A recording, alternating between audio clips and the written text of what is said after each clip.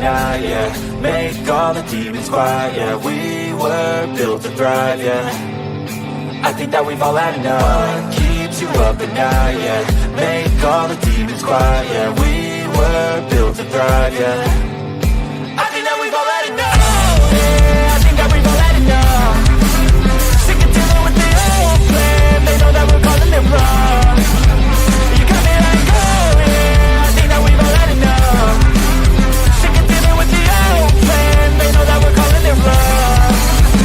Hey, it's too late to try to go contain it. A generation fueled by creation. We live lives on a small screen nation. We control the airwaves, no negotiation. I refuse to think we need saving. Something good will come from creation. And when we think that the world is too anxious, we'll adapt, evolve, survive, and save it. What keeps you up at night, yeah. Make all the demons quiet, yeah. We were built to thrive, yeah. I think that we've all had enough. What keeps you up at night, yeah. Make all the demons quiet, yeah. We were built to thrive, yeah. I think that we've all had enough. Oh, yeah, I think that we've all had enough. Sick of dealing with the old plan. They know that we're calling it wrong. You got me like, oh yeah, I think that we've all had enough. Sick of dealing with the old plan. They know that we're calling it wrong. Hey, oh yeah, I think that we've all had enough. Sick of dealing with the old plan. They know that we're calling it wrong. You got me like, oh yeah, I think that we've all had enough. Sick of dealing with the old plan. They know that we're calling it wrong.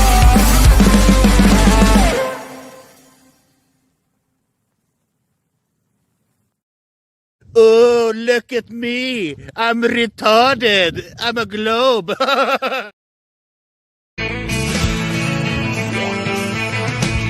No one told you life was gonna be this way. Your job's a joke, you broke. Your love life's the old way. It's like you're always stuck in second gear. When it hasn't been your day, week, your month, even your year. But I'll be there for you when the rain starts to pour. I'll be there for you like I've been there before. I'll be there for you 'cause I'm there for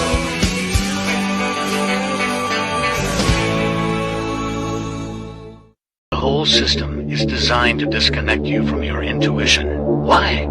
Disconnected people are easy to manipulate. Everything from sunscreen to politics to the food industry. It's all designed to disconnect and manipulate you. We are in the middle of a war right now, but it's not a traditional war. It's a war on consciousness. It's a war on freedom.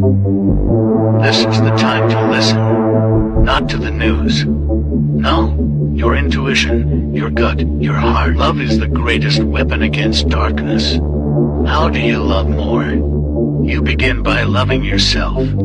How do you love yourself? You listen to the messages your body is telling you. Nobody is coming to save you. Get up. Be your own hero.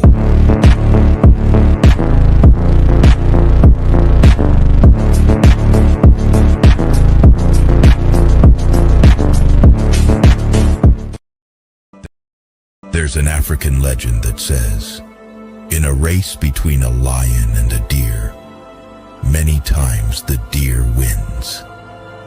Because the lion runs for food, but the deer runs for life.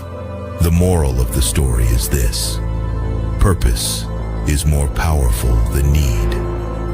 When your why is as strong as your need to breathe, nothing can outrun your will.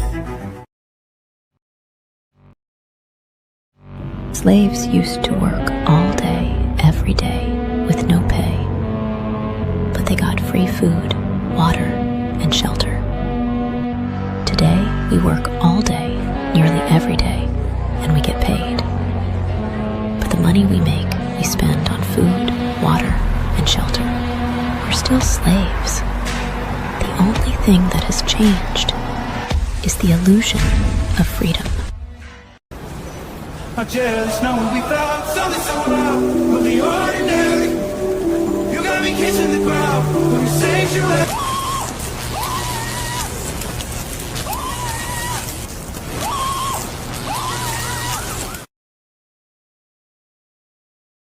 I'm scared, Dad. Do you trust me, son? Yes. Come on, son.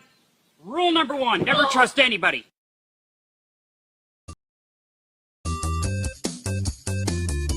Stop! Don't touch me there. This is my no-no square. Stop! Don't touch me there. This is my no-no square. I am struggling extremely with mental health issues, and I am trying to do that whilst being FTFE. And unfortunately, talking to flat earthers is quite painful. All right, thank you. Riverside, wait for me. I'll be coming home. Wait for me. Law. Nowhere in nature or in a controlled environment can we ever produce a volume outside of containment. What's that? Has gas been seen or what's that, brother?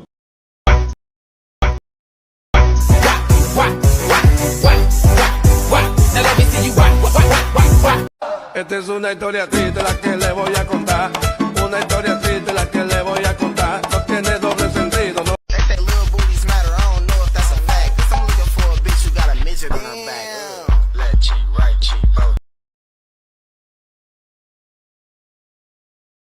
Chicken banana, chicken banana, chicken banana, banana, banana. I remember when I lost my mind.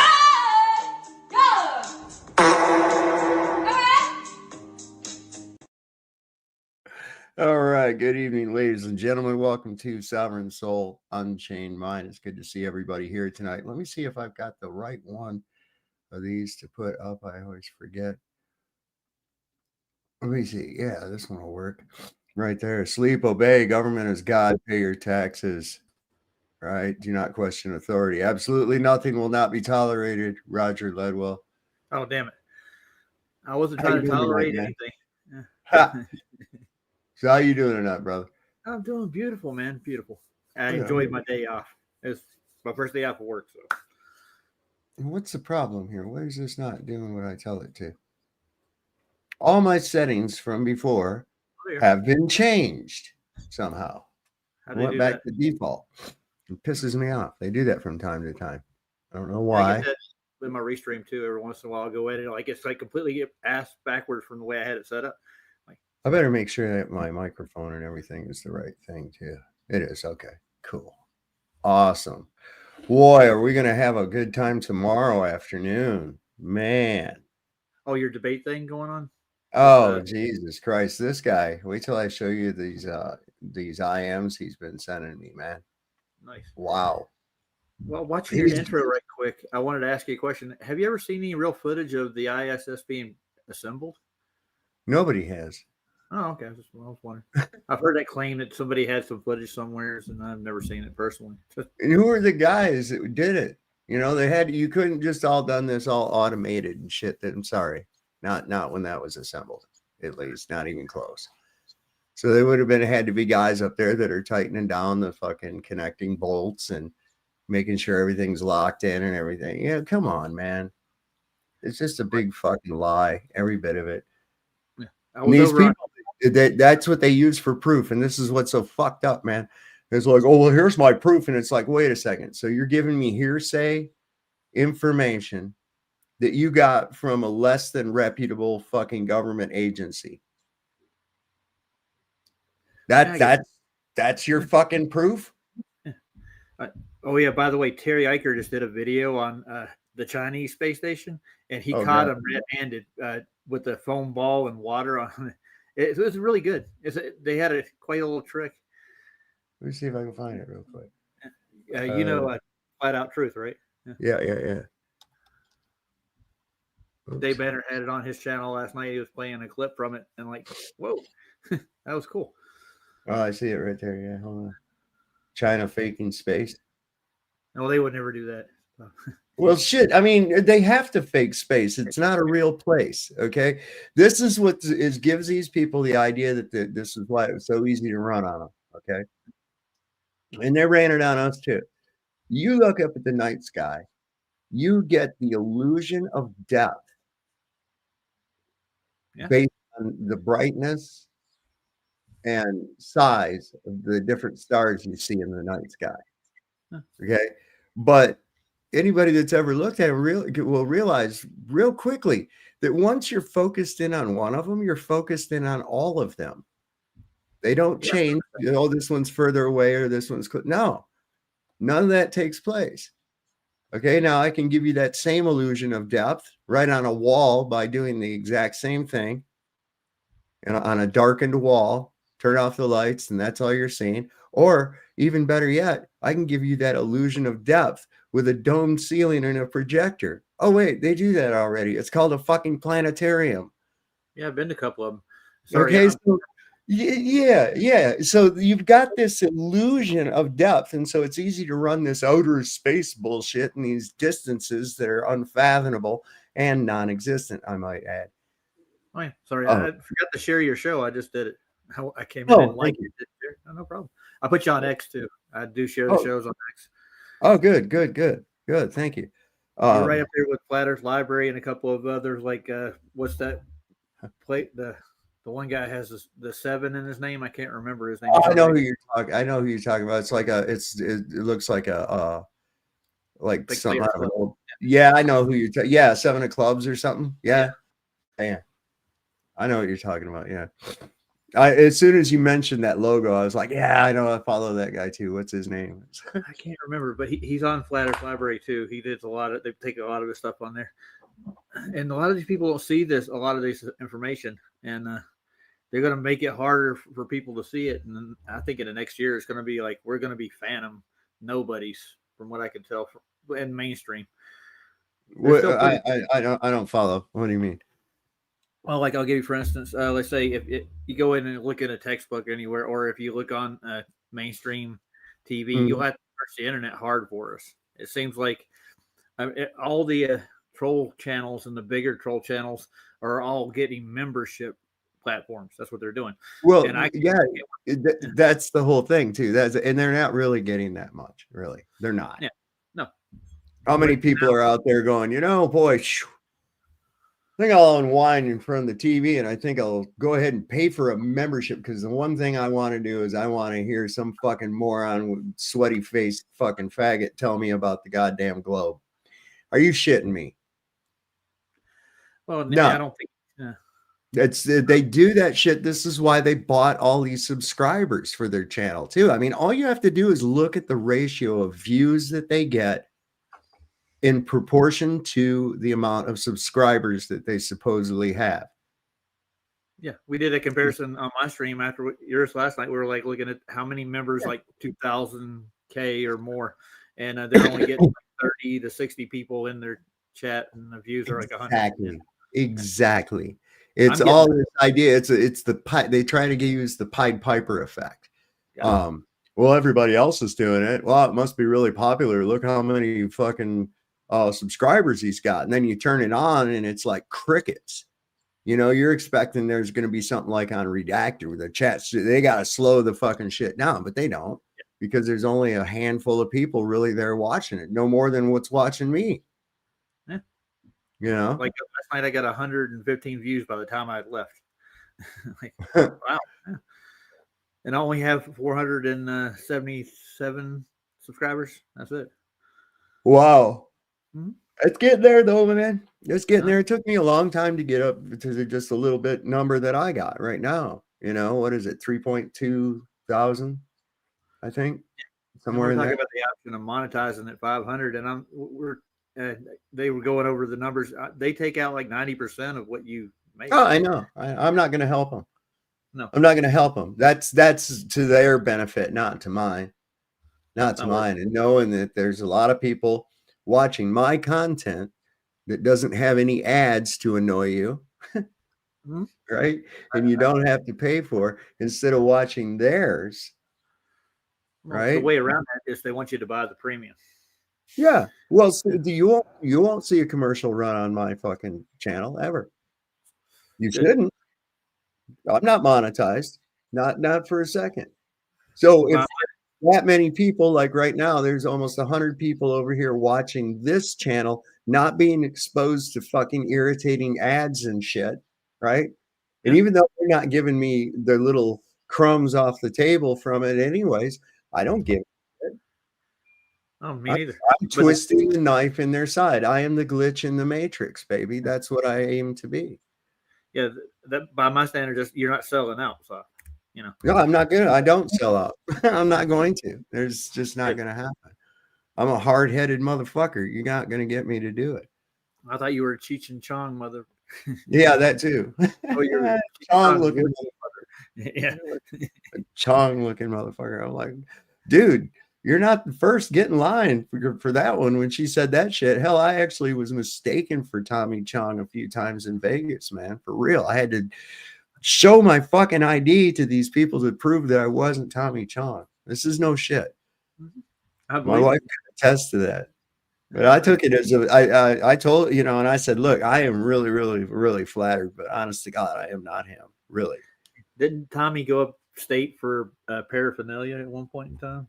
I think maybe he did. I think he didn't do much time or anything else like that for it. It was just really kind of, slap on the wrist, but it was more of a publicity thing on their part so that, you better not do that stuff, you dope smokers, you know? How many cops smoked dope, dude? Come on. I had fucking cops back when I was a teenager used to steal our fucking weed and say, don't let me catch you out here. And then you go, hey, Tommy, you got a joint? He says, yeah, man, I just bought this off my friend. He's a cop. And I'm like, you motherfucker, that's my weed. Yeah. You just bought my weed from the cop that took it from me, man. What's up? I just listened to a real good rendition of how to break down the reference frames that they use for the Einstein's special relativity. Oh, good Lord. Yeah, I know. More fantastic. That's all just fantastical mind candy with absolutely not one shred of reality involved with it at all. It's all just mathematical fucking nonsense, man. You got to have that fourth dimension to even draw this out. And at that fourth dimension, what is it? It's this graph they threw over it, and they say it's the fabric of space-time. Oh, so now there's a fabric there. Yeah. It's plastic. And the emptiness. The emptiness is a fabric. Now, so that qualifies it as a medium, right? It has to. I mean, what is it made out of? I asked that question. I never got an answer. You won't get one either. Just look at this blanket with a bowling ball in the middle of it. Oh, okay. I get it now. Space is a blanket with a fucking bowling ball in the middle of it. Got it. Right on. You remember that in school? They actually did it in my, I think it was like sixth grade class. The Miss Webb was her name, our teacher. She's like, well, this is what gravity is supposed to be. This is this tarp. And we were out behind the Catholic school, and she pulled it tight. We all gathered around it, and they demonstrated the whole thing. I think he had a volleyball. That's the only thing they had. The roll out,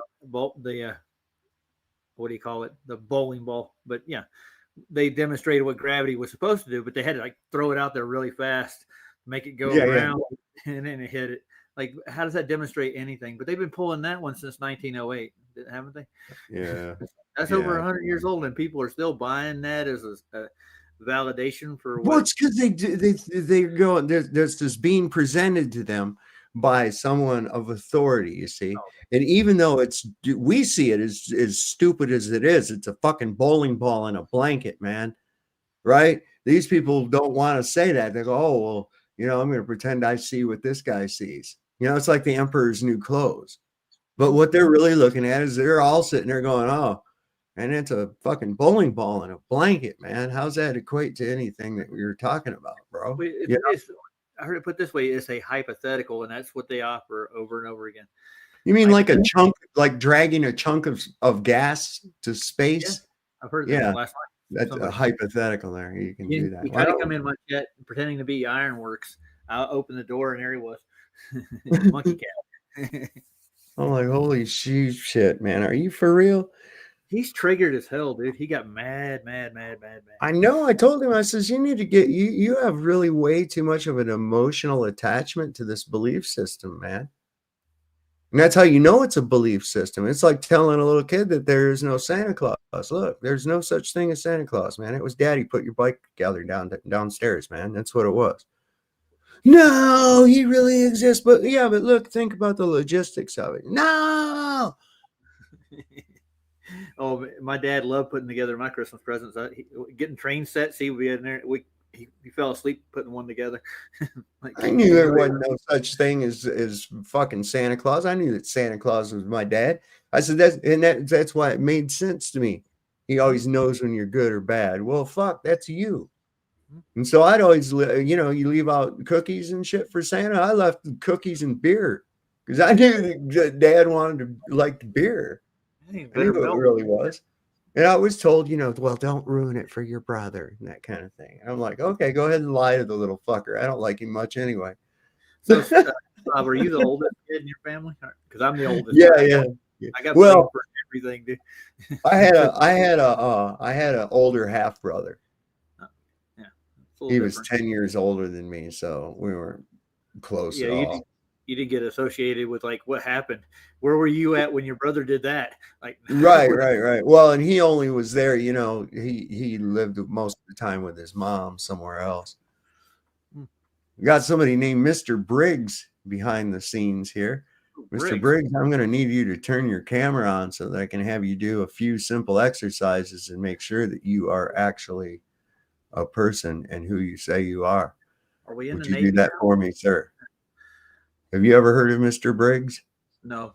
Okay, I have not either. And I don't recall seeing Mr. Briggs in the chat anywhere as well. So Mr. Briggs, if you can turn on your camera backstage right now, and I'll have you do a few simple exercises to make sure that you're a human being, and then we'll bring you right up on the panel. So whenever you get that straightened around and do it, then just let me know. Anyway, meanwhile, here's some cool fucking shit from Flat Out Truth Channel, and regarding the China space station. Now, see, they have their own space station up there, but we don't never see that one. No. And they don't never see ours either. Oh no, that's not right. There's Vara. Yo, Vara. Hey, I see Mr. Briggs. You got a really dark camera, so I'm gonna have you to put yourself on camera, my friend. Long time to see, Vara. How you been? I find it really, really sketchy, Mr. Briggs, that you're not wanting to comply with my simple request, which tells me that you probably are like Sean Hawkins or somebody trying to put a video of somebody putting a snake up their butt or some kind of other weird shit that you have stored on your system. So how's Deutschland, sir? Or where you were at? You're in Denmark, not Denmark. Where are you at? Where are you from, Roger? We've been through this so many times. I can't remember right now. I got too many people. I know it's been a long time, but no, it's still Finland, man. Finland, yeah. Yes. And the cross ain't on your wall. That's right. I remember now. Well, I moved. You see, my setup is a little different. Moved a little bit farther away from the cities. Hey, there you go. Hold on just a second, Mr. Briggs. Can I get you to put your right hand in the air and extend 2 fingers in a victory symbol, please? And sticking them up your butt. There you go. Okay. Hey, I have to do this because I got weirdos out there that come up here and they want to put weird shit up on my screen, And Dr. Bass was out here screaming he's good. So. Wow. There's a reason. What's that now? There's a reason. I had to put a shirt on. I have hot water heat. I have hot water heat, so I can run around with no shirt on.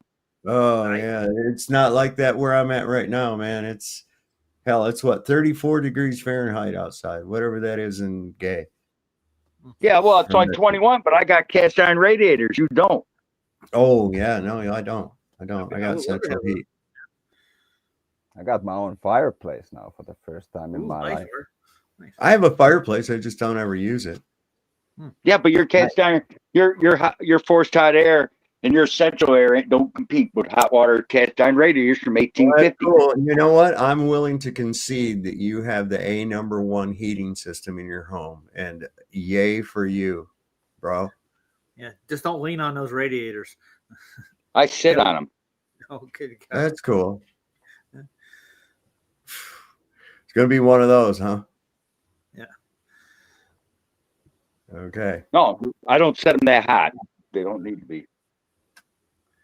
All right. So anyway, here's China. All right. 3 Chinese astronauts aboard the nation's space station are getting ready to teach their first science class from space. Hello there, you're watching The World Today, coming to you live from Beijing. I'm Xiao Yang.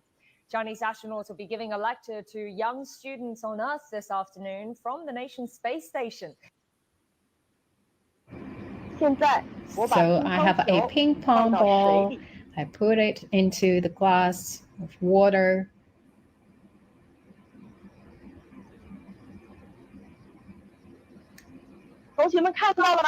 Can you see that?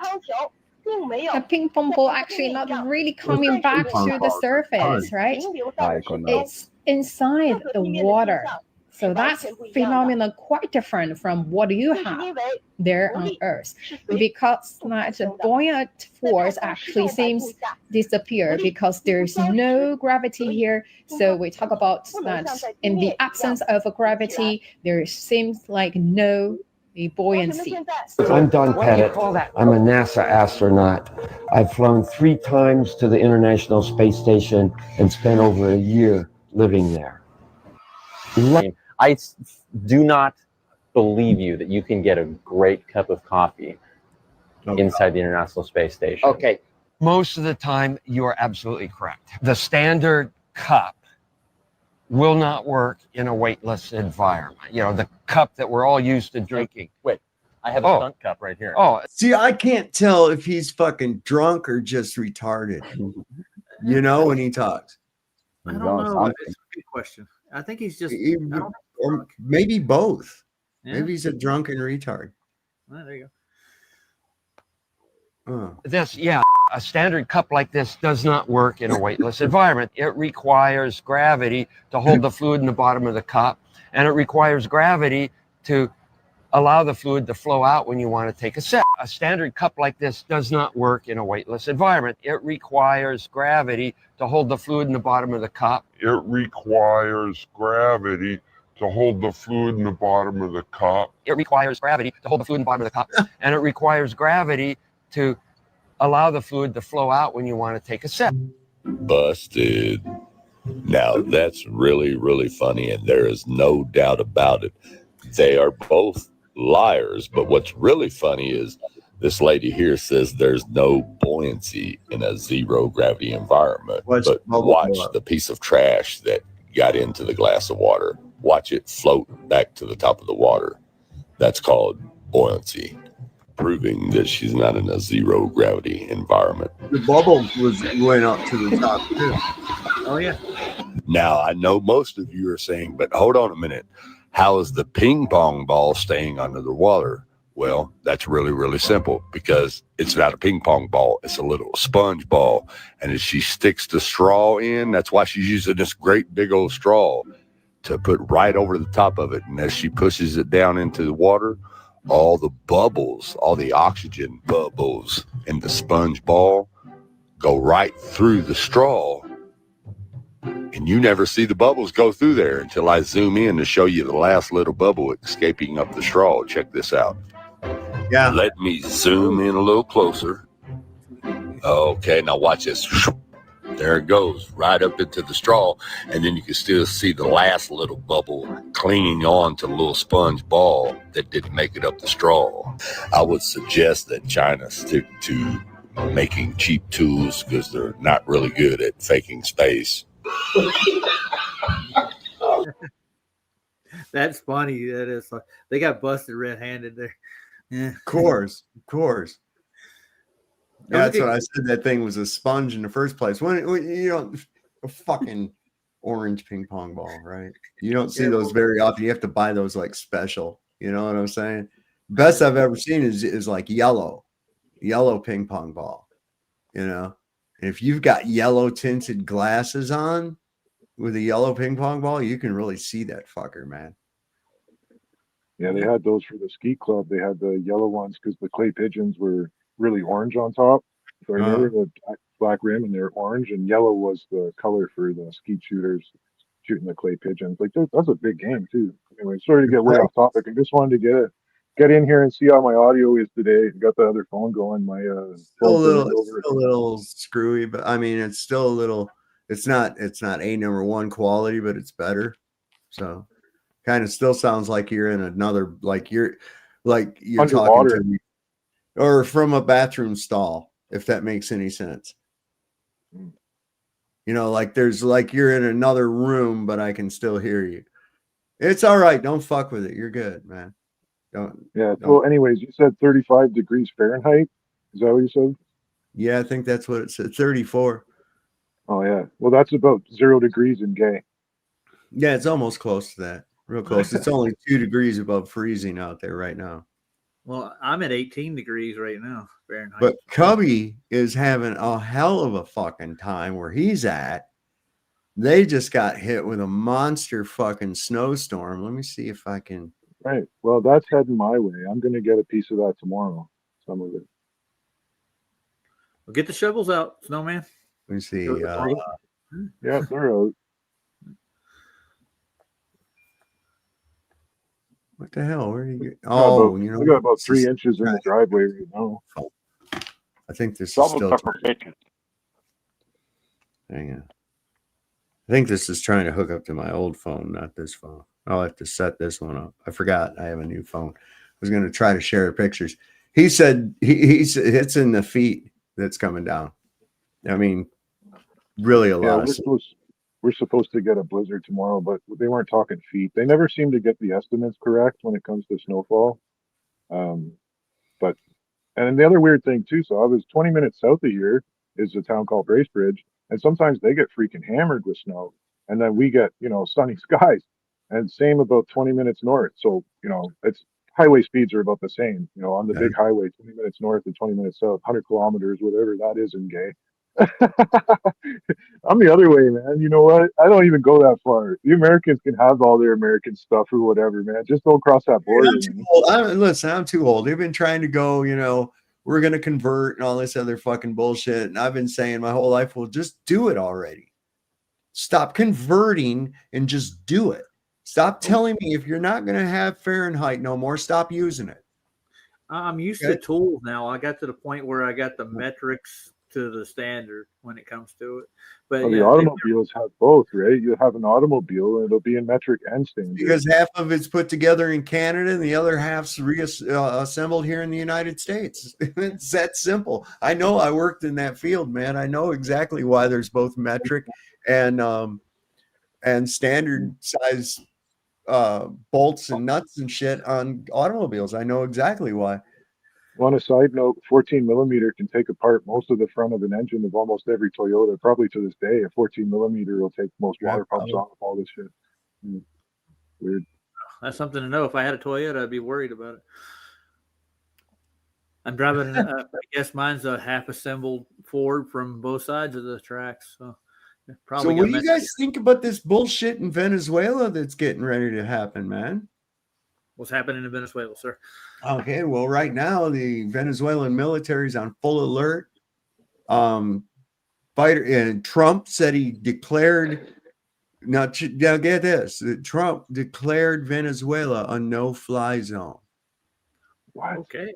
Hold the fucking phone here a minute.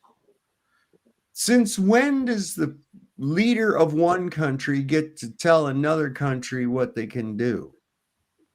They did that in Iraq. This is the first time I ever heard the fucking word no-fly zone was in 1991. Yeah, well, they had a no-fly zone over Ukraine, too. Yeah. But, I mean, I just mean, I guess, for American aircraft, but I don't know. Is there what kind of air traffic from America is actually going to Venezuela? Well, that's a war term, so like the first time I ever remember hearing that term was in 1991, and it meant nobody flies in the sky, right? Unless it's American approved. I don't know. But it sounds like we're getting who's president. Donald Trump would tell everybody to take a shit at high noon, and he would expect us to shit at high noon. He can suck my ball sack. It's what I can tell Trump or any other fucking authoritarian. Well, the sad thing is, that don't mean he wouldn't do it. There's a lot of Based people on what we're finding out, no. I mean, can you imagine that? One president, 2 blowjobs, 2 scandals. What? Yeah, there you go. He knows what about blowing, huh? So, dude. Hey, Dave, you like Saddam Trump on South Park? Oh yeah. Oh my God, yeah, that's hilarious, man. But you know, the thing is that I don't care Trump, fucking any of these people, man. I don't want nothing to do with any of them. I think they're all a bunch of perverted fucking weirdos, man. They're a bunch of child molesters and fucking rapists and thieves and criminals, and they've got good PR. That's it. Yeah, but you know what's funny? I got thrown out. But there's a local politician running for Congress here, and I got thrown out because he kept saying that all Republicans are pedophiles. I said, and Democrats aren't. So Right. that means I said they're all pedophiles. Yeah, that's right. If they're not able to have been compromised or blackmailed in some way, they're not going to be in that position. So that's why I tell you, you've got 535 of the most degenerate people that society could offer. Agreed. Running shit in Washington, D.C. right now. Far be it for me to defend any of these fucking guys, but what I was going to say is complacency. They might not be hands dirty, but if they're complacent and controllable, complacency in such a fucking matter is equal to committing the crime. And so he's blowing boats out of the water down off the coast of Venezuela. No, dude, and then having the pilots go back and kill all the survivors. Wow, I didn't know that. Yes. Jeez. Yes. It makes me ask the question: is Donald Trump taking orders from the UN? Is what it sounds like. No, I think that he's just a talking fucking head. He's not pen and paper, nothing. I mean, he's in my world anyways. There's a military industrial complex is kind of the way I see it.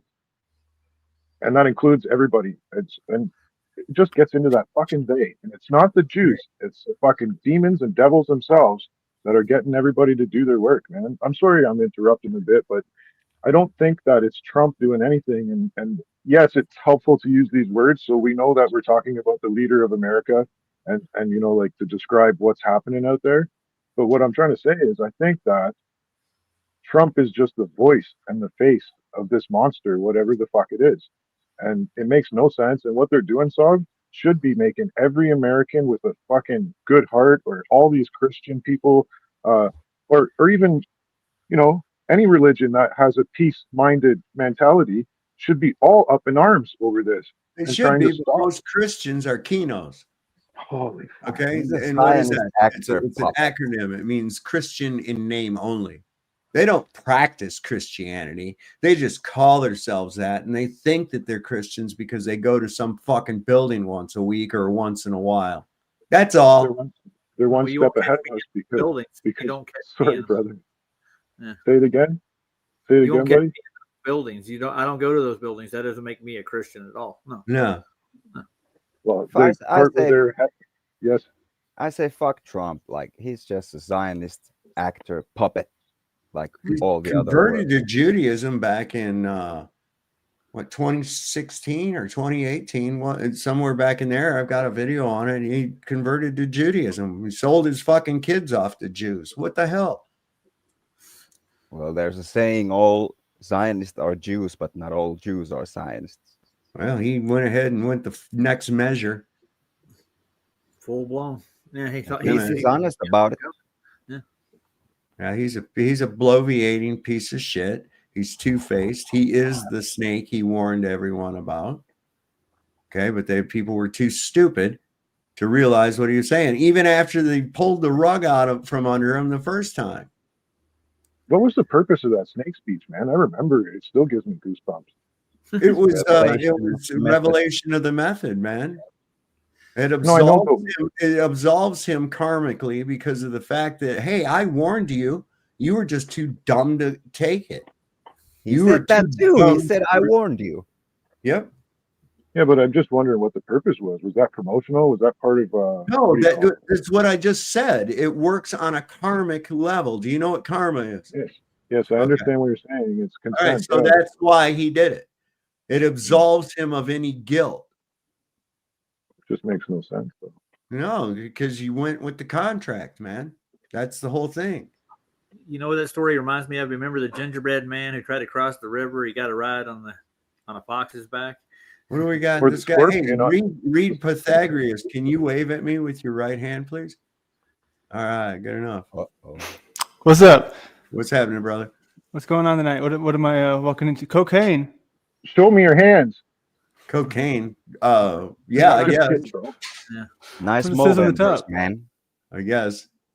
This is right now. It's talking about Trump's obsession with Maduro and where it comes from. Okay. All right. All right. Anyway, I was just you're right in time. I was just getting ready to start it. Fuck yeah. Here we go. This map helps prove that the Trump administration isn't quite telling the truth about why they're increasingly targeting Venezuela. So recently, we've seen the US strike alleged narco boats in the Caribbean, put a bounty on the president of Venezuela. We've doubled his reward to $50 million. And now we're seeing a huge naval buildup in the area. This is all part of a massively escalating campaign by the Trump administration against Venezuela over the past few months. The US has been framing all this as an anti-drug trafficking operation in the region. The President of the United States is going to wage war on narco-terrorist organizations. He is one of the largest narco traffickers in the world. But when you look into it, that doesn't actually add up. Firstly, it doesn't look like Venezuela is a major trafficking route to the US. Fentanyl, one of the big problems for the US, which Trump claimed the targeted boats have been backed up with bags of white powder. It's mostly fentanyl. is not made or smuggled through Venezuela. Instead, it's thought to be coming from Mexico, while cocaine seems to mainly come through the Pacific from places like Ecuador, Peru, and Colombia, rather than on small boats through the Caribbean, where the US has mostly been striking. The Trump administration has also accused President Nicolas Maduro of running a drug trafficking network called the Cartel of the Suns, which it this week designated a terrorist organization. But there are widespread doubts that this organization even exists. Venezuela's government has called the designation ridiculous hogwash. Experts I've spoken to actually say that the term Cartel of the Suns is simply shorthand for the way Maduro has allowed criminal networks to operate in order to stay in power. So what is this actually about? Well, that is a much more difficult question. Trump has been ambiguous about his intentions, but many suspect this whole campaign is just a pretext to overthrow Maduro. Would you like to see regime change in Venezuela? Well, we're not talking about that, but we are talking about the fact that you had an election which was a very strange election. Who Trump tried but failed to topple during his first term. Trump has also recently appeared to endorse the discredited conspiracy theory that Venezuela's leadership controls electronic voting systems worldwide and caused his 2020 election defeat to Joe Biden.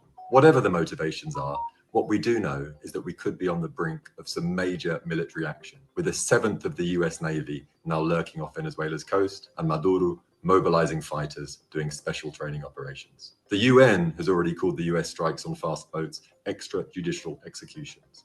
And left-wing politicians in Europe have warned that South America faces being plunged into a torrent of bloodshed if war actually happens. What is this guy talking about? Amputated of a head. What the fuck are you talking about? Oh yeah, I don't know what he's talking about neither. I don't I have either. no idea. What a fucking weird. It's actually a new procedure in Canada. It's through the MAID program, and you just go and you sign up, and they put you in a guillotine, and then all your problems go away. Yeah, that'll work. Yeah, That'll work.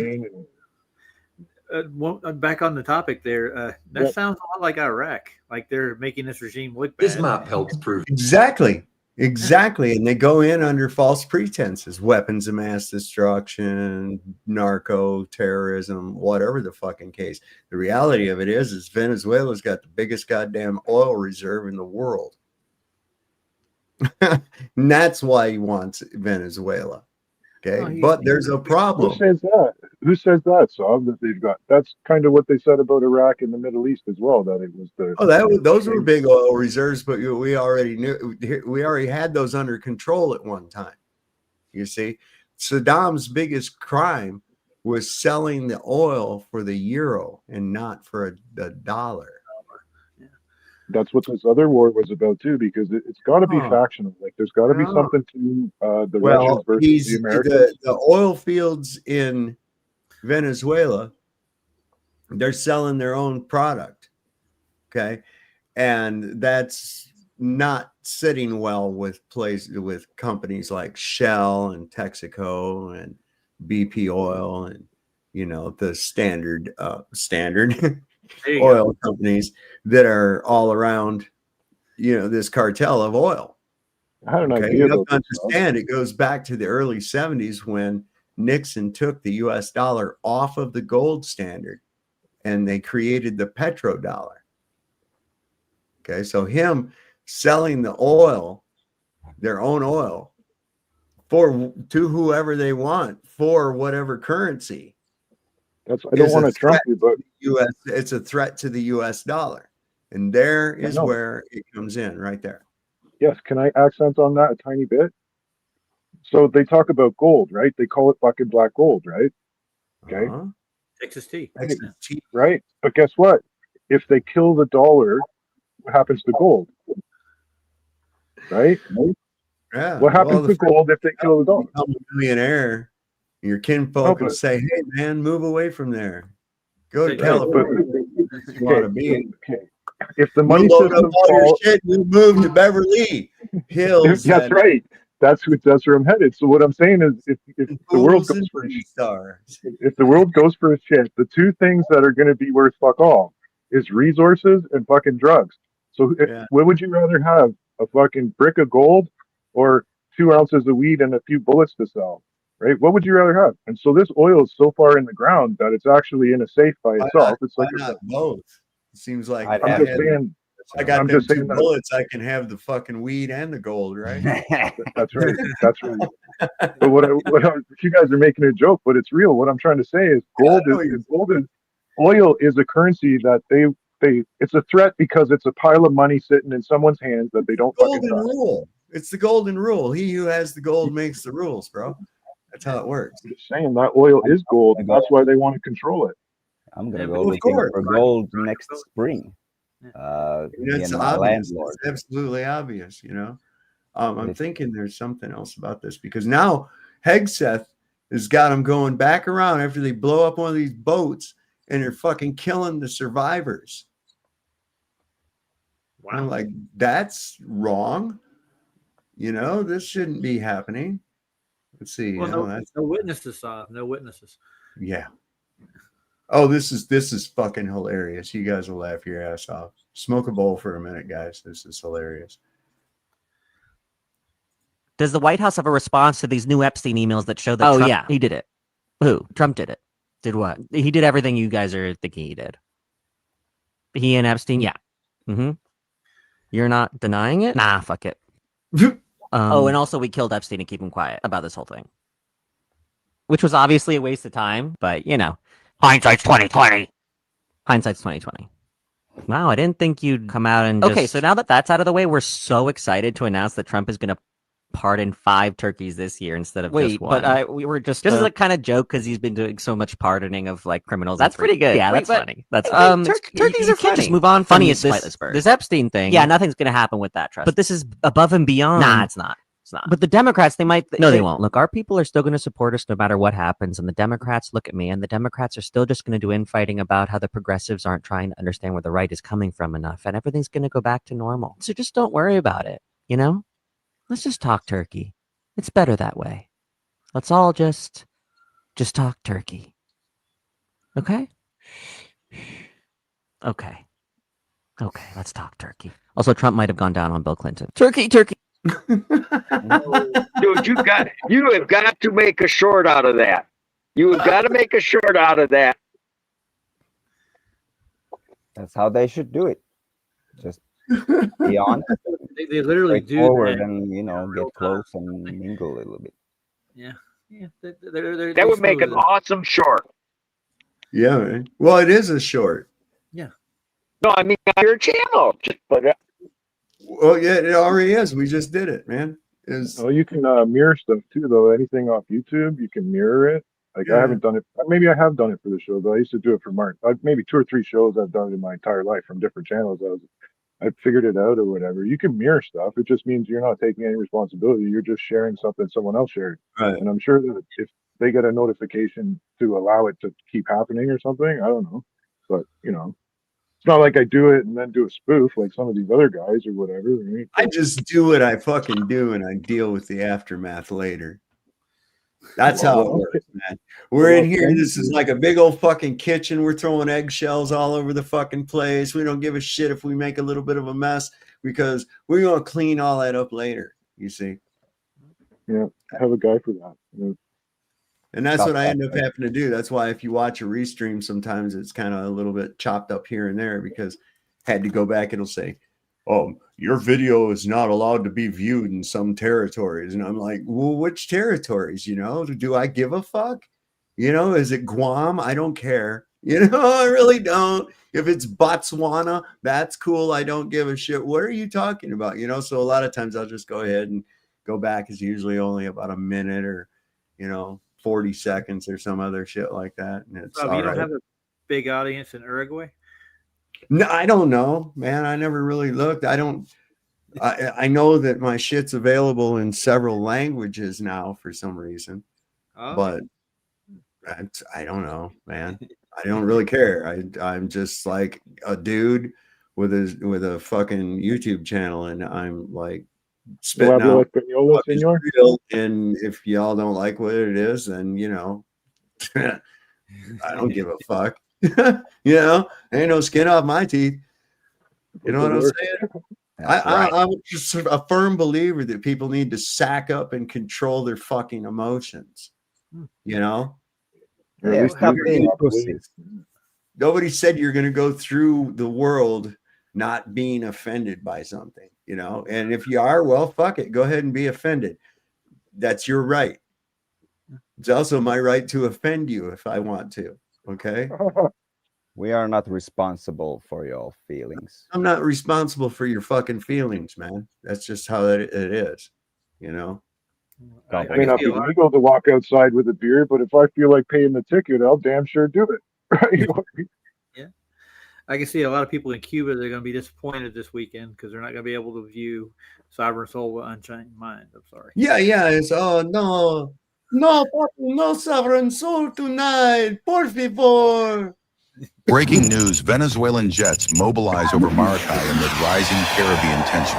Venezuela's military aviation deploys its F-16 fighters and Sukhoi jets over Maracay as the country responds to heightened U.S. military activity across the Caribbean region. Russia and China have reportedly agreed to defend Venezuela if the country is attacked by the United States. The announcement marks a major political shift, highlighting a strong alliance and raising tensions in the region as global powers align themselves with Venezuela. Russia is no longer fighting the West only in Ukraine. Now he is fortifying Venezuela right in America's backyard. In the last 48 hours, Russia has quietly expanded its military footprint in Venezuela. Not symbolic, strategic, not temporary, long-term. Russian military advisors, strong specialists, and air defense experts have gone in, setting up joint training sites with Venezuela's armed forces. This isn't friendly cooperation. This is a defensive wall aimed straight at Washington. Russia is also helping Caracas reboot its collapsed oil infrastructure. As usual, leave me a follow for more global news like this.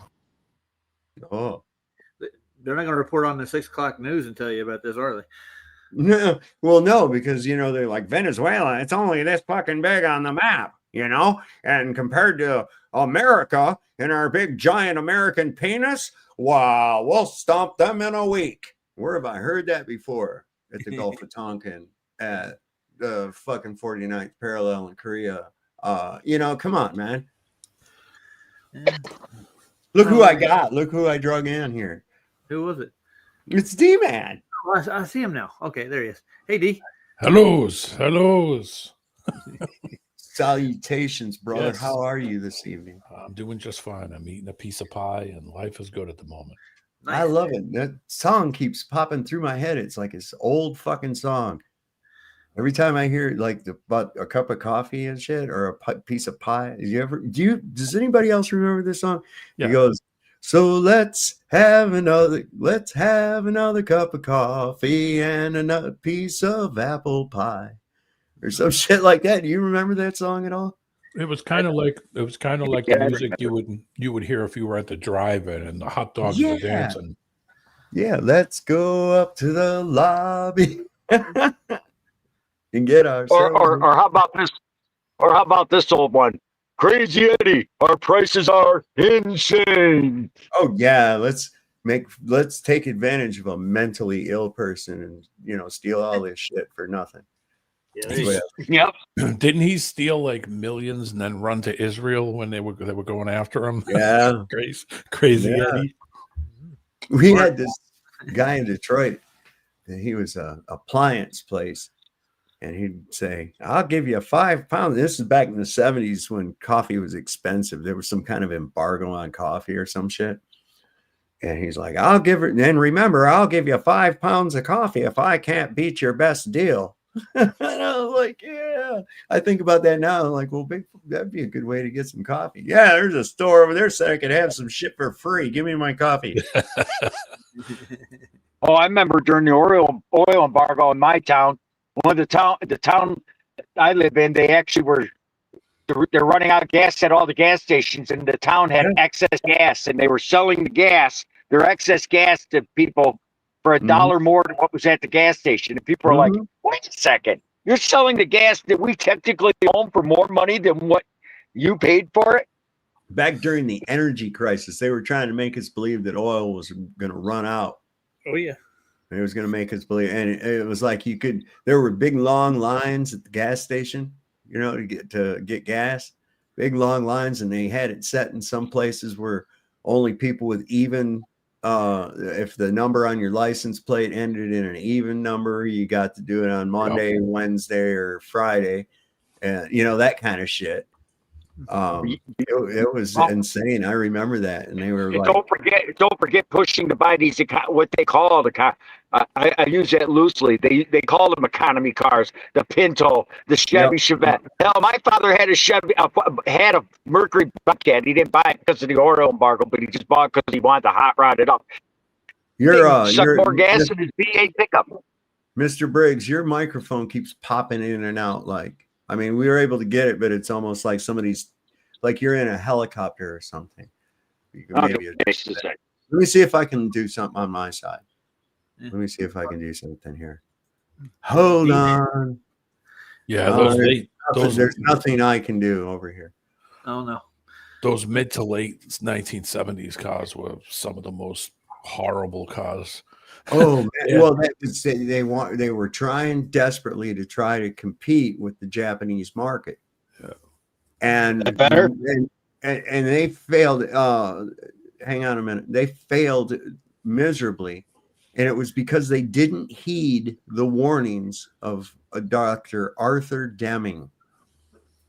And Dr. Arthur Deming, he was a statistician. He came out after World War II. And now, right after World War II, Europe was pretty much at about 17% manufacturing capability by the end of the war in 1945. Britain was knocked down to about 48% manufacturing capability. Japan was at 0. So what did we do?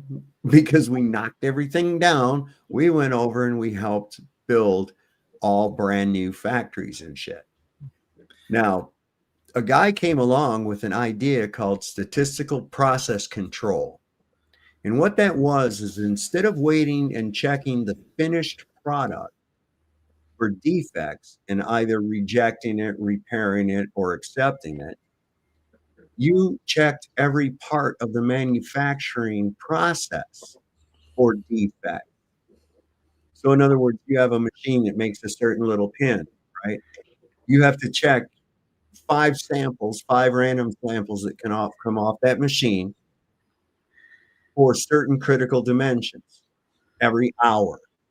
And if there is some deviation from that, it can be repaired there. Whereas before it wouldn't. It would just go into the fucking product and eventually become a defect. And then you've got hundreds of them out there before anybody realizes that you have a defect. He came to the American manufacturers and he said, look, he says, I know you're the only game in town right now, because we were at 100% manufacturing capabilities. We had never been bombed. Our infrastructure was never bombed, unlike Europe, Japan, and England. And pretty much the auto industries here said, take a fucking hike.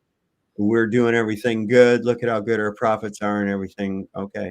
So what he did was he went over to Japan, where they were getting brand new factories. And he ran this idea of statistical process control by these manufacturers. And they said, hey, this is a fantastic idea.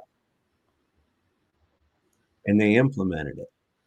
Consequently, by the time their car market came online, they were producing a much better version, a much better product with superior quality for a better price. The American auto industry, rather than figure out what they'd done to have such success, engaged in a process of boycotting or attempting to boycott foreign products. You might remember when they were saying, oh, buy American, buy American. No, you don't ever buy based on where something is made. You buy based on the quality and the value for your money. That's what you buy on. But they were really attempting this kind of thing.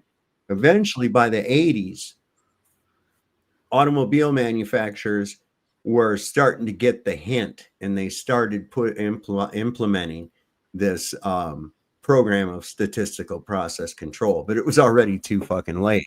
By this time, the Japanese were already coming over here and buying up the auto companies or merging with them, and they had to do it anyway. So they actually killed themselves through their own hubris. I hope you enjoyed that little story about statistical process control and how the Japanese kicked the American auto industry. My friend's first car was a Datsun 210B.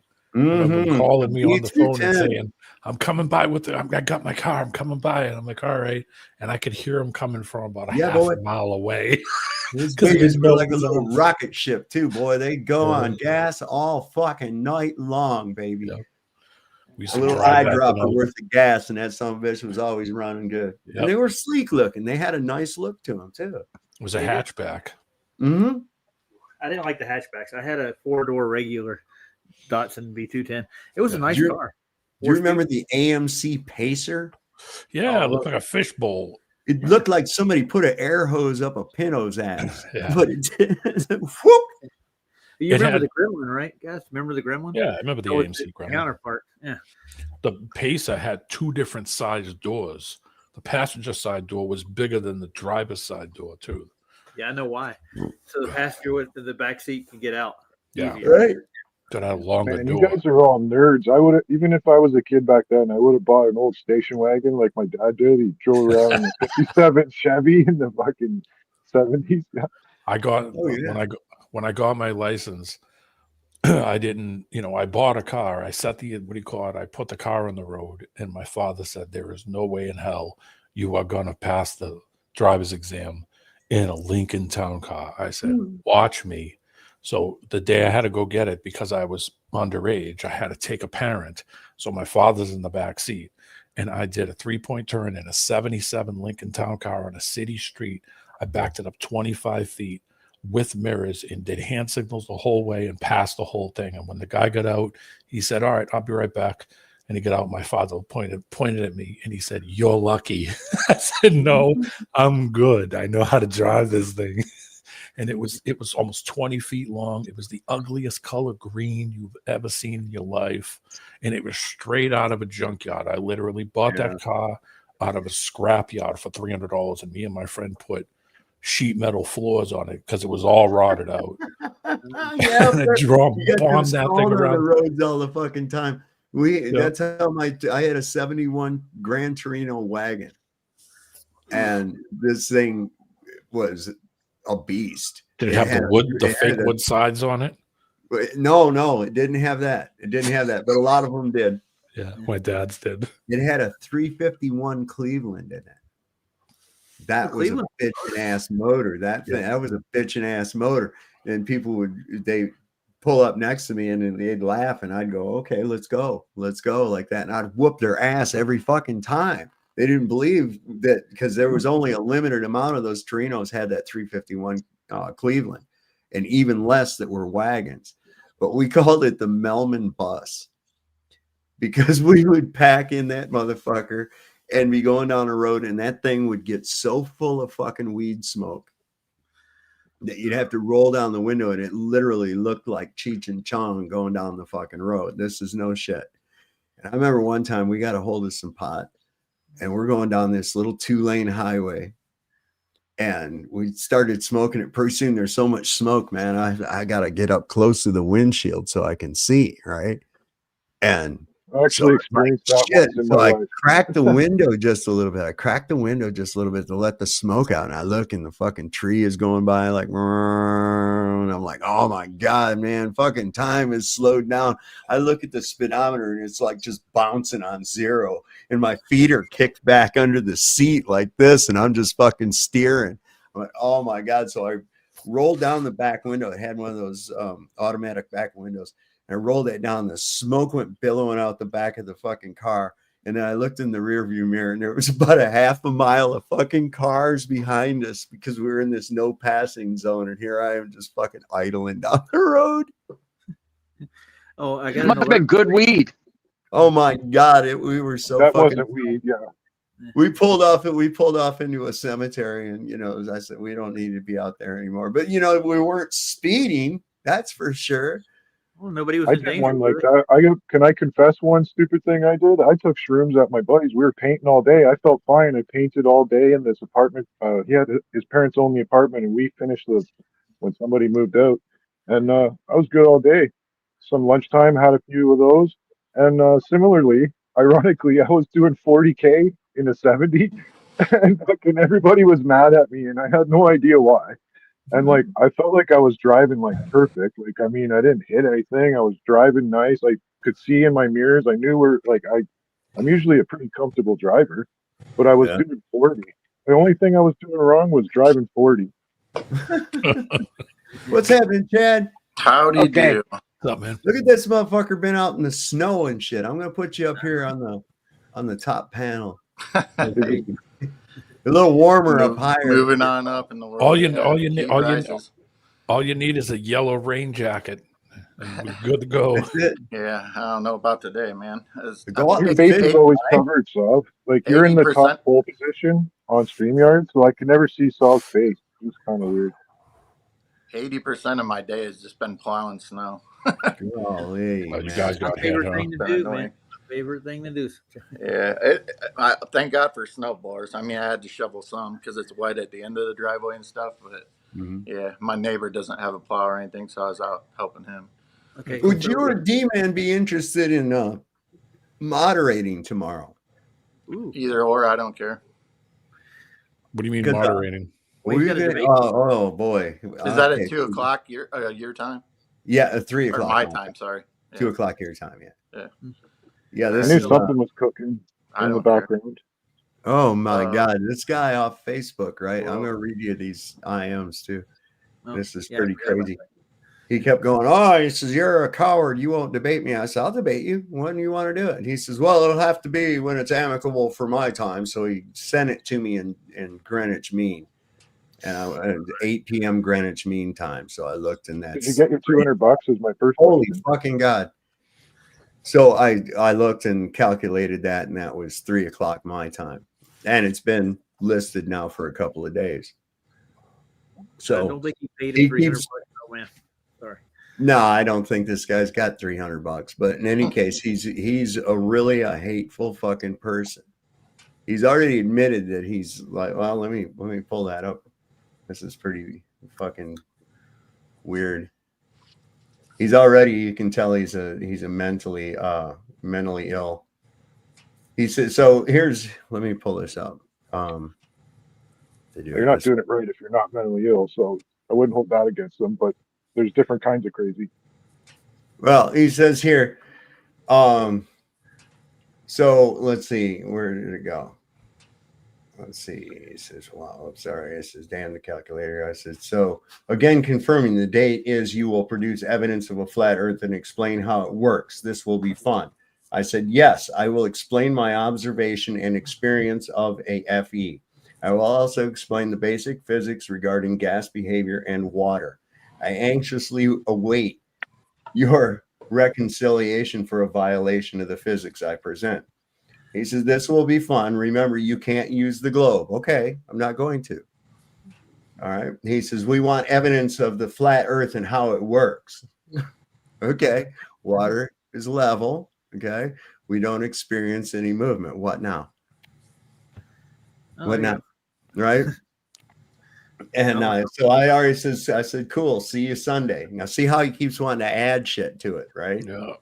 And here's his thing. Right. And he says, I'm looking forward to this. I will be decent. The basic questions. Elevation of the sun. Well, that hasn't got anything to do with the earth, the movement of the sun. Nothing does. How tides work. There again, nothing to do with the shape of the earth at all. Flight well, path. It's worth asking you to explain. Right? So he's like, all this shit. I just ignored it. I just fucking ignored it because at that point in time, you can tell by these timestamps. This one here was at 3:42. Was when I sent this. I said, cool. I'll see you Sunday. I'll see you Sunday. And I sent that at 3:42. Right after that, he sends all this other conditions. And I just ignored it. I said, here's the StreamYard link. He said, I'm looking forward to you producing evidence of flat earth. Okay.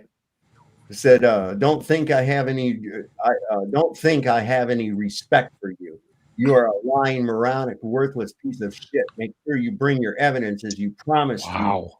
I know you will just abuse me and make shit up while muting. That's why I'm doing it, to highlight what you are. And I said, well, good luck. So you don't plan on being amicable? That's fine. I will be amicable and you can just show your ass. Oh, I want to be moderator, man. Like, I want to moderate. I don't think that's a job for you. No, man. Nah. What? So he says, I can moderate. He says, he says, I don't need any luck. I don't have to lie. I will hold you to a task and say what I think of you. I said, if you're triggered by that, that's a you problem. But you have to produce evidence, and you are incapable of that, as we all know. So you need luck, not me. Dick. But I'm not triggered at all. On the other hand, you do seem triggered. Why is that? He says, I'm just coming at you after your threat earlier. So make sure you do your worst tomorrow. I said, what threat? And he sent this thing where I had said, what the fuck are you talking about? If you're going into this hostile, it won't go well for you.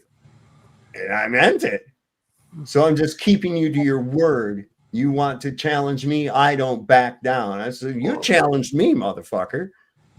I said, I meant that too. You will look like a total ass by being a hostile shit. That's all your decision. I won't be hostile. I'll just let you look like a childish ass. Then I will explain why this happens.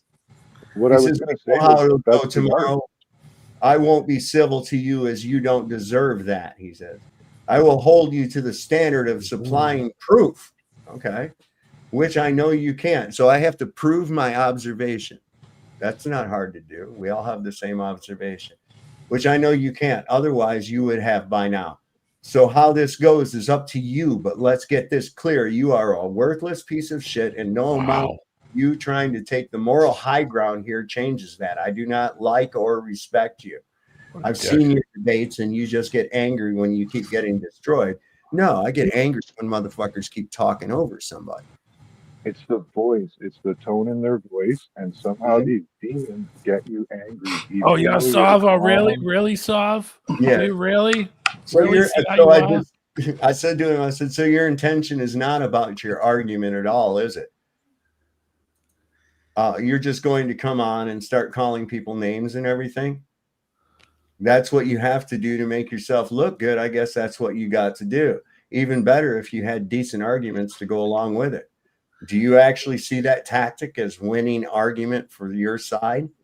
I have destroyed your arguments. You just ignore them. No, I ask you for proof of your hypothesis, which you can never fucking give. You could never personally sit here in your chair. He's just a prick. 1 second. You could never sit here and do your daily life, go to work, build a level building, and fucking all these other things, and everything from snipers to fucking aircraft, right? Yep.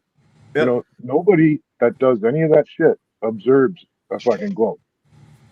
Like, so he says, your opinion, I told him, I says, your opinion of me is of no consequence or interest. You have already displayed yourself as a very hostile individual who has very little control over their emotions, most likely mentally disturbed. You will make a great display from my previous discussions on cognitive dissonance and the psychology involved with the globe earth belief. Thank you in advance. As long as you keep your cool, because any of us can get kept on. He's just somebody that wants to argue. Yeah. I'm going to keep him to the point, and the moderator's job is also to keep them to the point. Yeah. To the topic of discussion. You know, there's not any of this your mom eats poop or any of that other dumb shit. You know, I mean, of course, I could say that easily. Another little surprise for him too is he's not going to be able to bring a bunch of trolls over to be fucking sniping in the chat either. Don't tell him the plan. Give it away. This is happening. Oh, it's already too late. It's already too late. It's too late. If they didn't subscribe to my channel, like right after I put that video announcement up, they're not going to be able to be in the chat. Yeah. So what was your limit on it?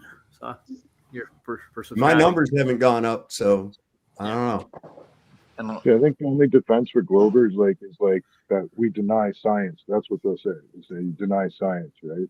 It's like, no, I deny observations made by other men that are regurgitated through books and stuff. Like, I'm not good at math, but I was always good at arithmetic. I was really good up through elementary school and all that shit. And, you know, I mean, math is kind of important, right? But at the point where you're using variables and shit, and it's all, you know, like these calculations, like I agree with you, Sav, that the sky doesn't tell us shit about where we are, but I think it's an important window to observe.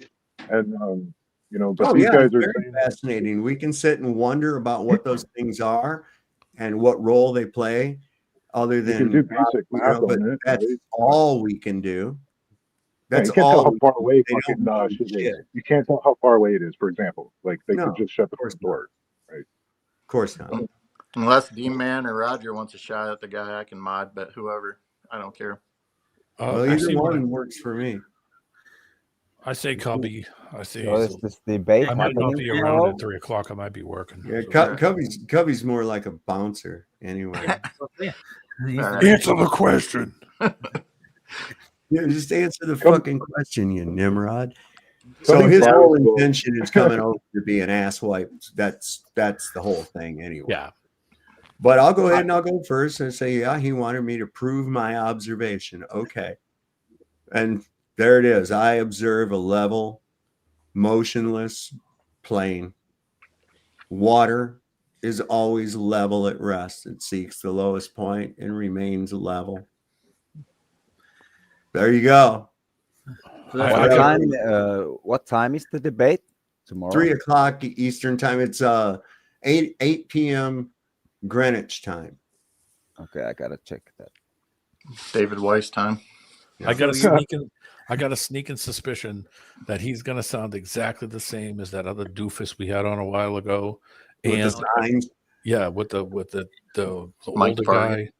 Yeah, that guy. And I got a sneaking suspicion he's gonna sound exactly like Wesley and exactly like every other person you ever heard, with the same tactics, with the same bullshit, with the same crap. I like the guys that try and talk about the globe and they sound disappointed a bit. Like they don't get triggered. I've seen these guys and they're like, it's almost like the superior thing. And they're like, right. And they say, you know, like, you don't believe everyone else. And they're like disappointed. It's like, you know, this one, I don't know. That's just an emotion I've got for some of these guys. The fool goes with the crowd.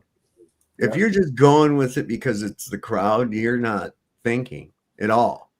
You're going with it because it makes sense. That's a whole nother story. But you mean to tell me that whole fucking bullshit that they fed you makes sense to you? Then you are truly crazy. The one thing I hate the most is like when they don't have an answer, they give you a question for an answer. Yeah, deflection. Yeah. That's all Wesley did the entire time. He deflected. Got to kind of break it down into topics a little bit. Like you have to have, like, you know, let's talk about the water for a little while, right? And just stick to the fucking water.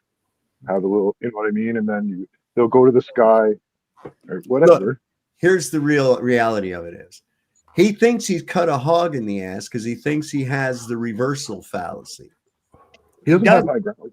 He doesn't. You don't. The reversal fallacy still doesn't work because the observation remains the default position until proven otherwise. Now, you notice in that whole thing that I said, I never once mentioned a globe, did I? So I fell within his parameters right there. And that's all I have to do. That's it. That's it. You want to ask me about shit in the sky? What the fuck do things in the sky have to do with the earth? Nothing. It sounds like he sounds like a McToon stooge. Sorry, D-Man. That's what he's asking for, though, because I can tell I'll give you a little heads up. What he's after is, oh, well, where's your flat Earth map? Right? That's kind of what I heard. I'm not a cartographer. I'm not a cartographer. I'm relegated to the same fucking maps that are provided to you. Okay, and neither one of us drew them. So take your map and shove it up your ass. I don't give a fuck about it. It's not going to make water convex. It's not going to allow you to have air without containment. It hurts my head to think of the next question is Jesus Christ. When the sun goes across the how does the sun go across the sky then if we're not a globe? I don't fucking know. What does the sun have to do with the earth? Why do hummingbirds fuck if we're on a globe? Yeah. Because I mean that's just as related of a question, right? Why if I'm if I'm on a globe, how come I stub my toe? Yeah.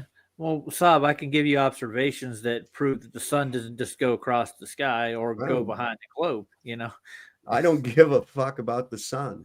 No, we're talking about the earth. Yeah, I know. Well, the earth is right here, down. That's what we're standing on. Okay. These birds keep wanting to fucking look up at the sky.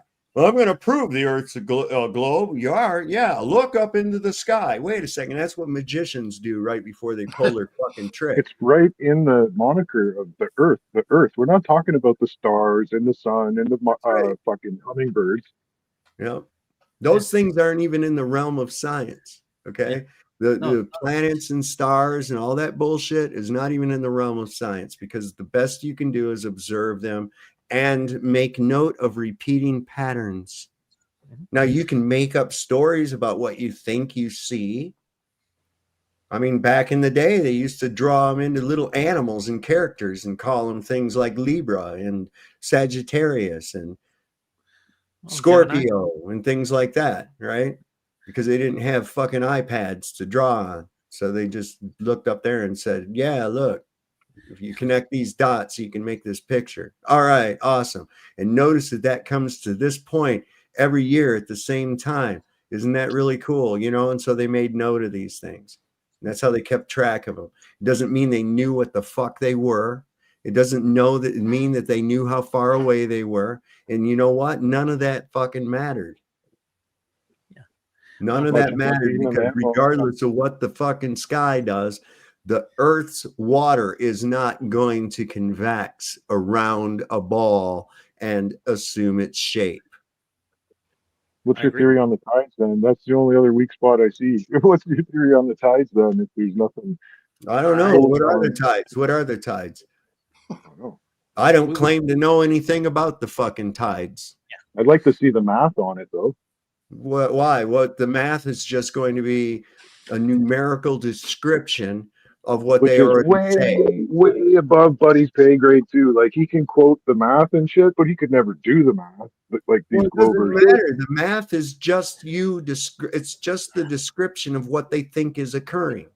That's all it is. A lot of it's based on like last night. I was re-listening to that. Like last night, it's based on hypotheticals, right? It's like we can make up hypotheticals all day long. Right. Monkey Cat is like, you guys don't know what hypotheticals is? It's like, we know what hypotheticals are.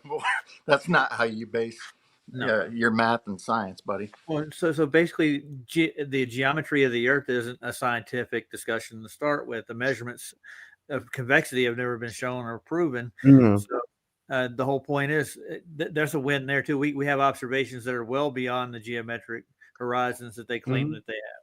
So well, and you Yeah. still have that pesky fucking problem of water behavior and gas behavior.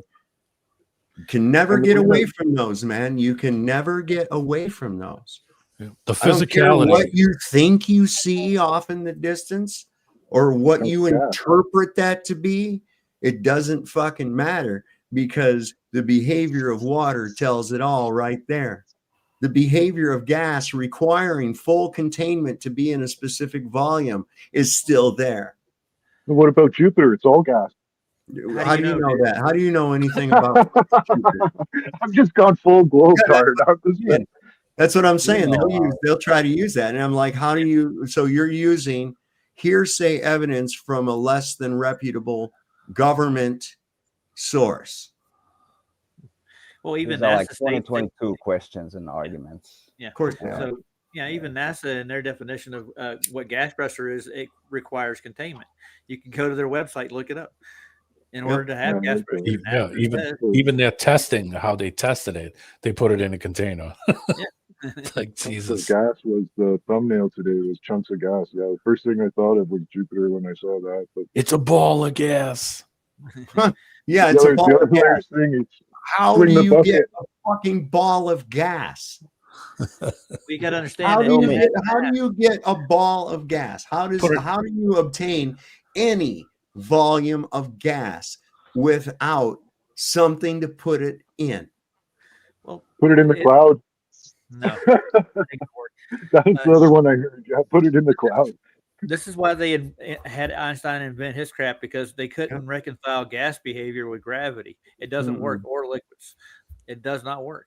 Well, it still doesn't work because you don't have any demonstrable, repeatable evidence of it. It's just some kind of a mathematical construct based on some flimsy shit that came out of your mind. Oh, don't forget about that fabric they got. Yeah. Oh, yeah. The big blanket. Yeah. Space is a blanket with a bowling ball in the middle of it. Yeah, that's it. It's space and time. Learn something new. Time dilation solve. I know. Really started to bother me though is like whatever it is, like if it is contained, so be it. But have you ever taken a drop of food coloring and put it into a very large something of water? Yeah. Okay, no, so I've never made Easter eggs before. No, I mean, okay, so what happens even on a small scale?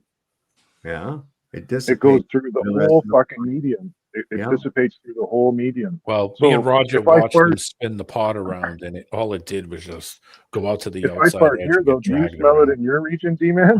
Right? If I fart here, does the particle somehow make it there, or not enough particles? Jesus, no, man. You cut the gas. That's what I'm saying, though. These factories and shit, it's not good for the environment. I fucking know that. I've seen lakes die off because the rain got bad. What are you trying to get a fucking climate change sticker put on my video now? Fuck. I'm not even talking about the climate. I'm talking about fucking physics. Yeah. Oh, we came up with a good one last night. We were going to have a balance tax. Remember this, Demon?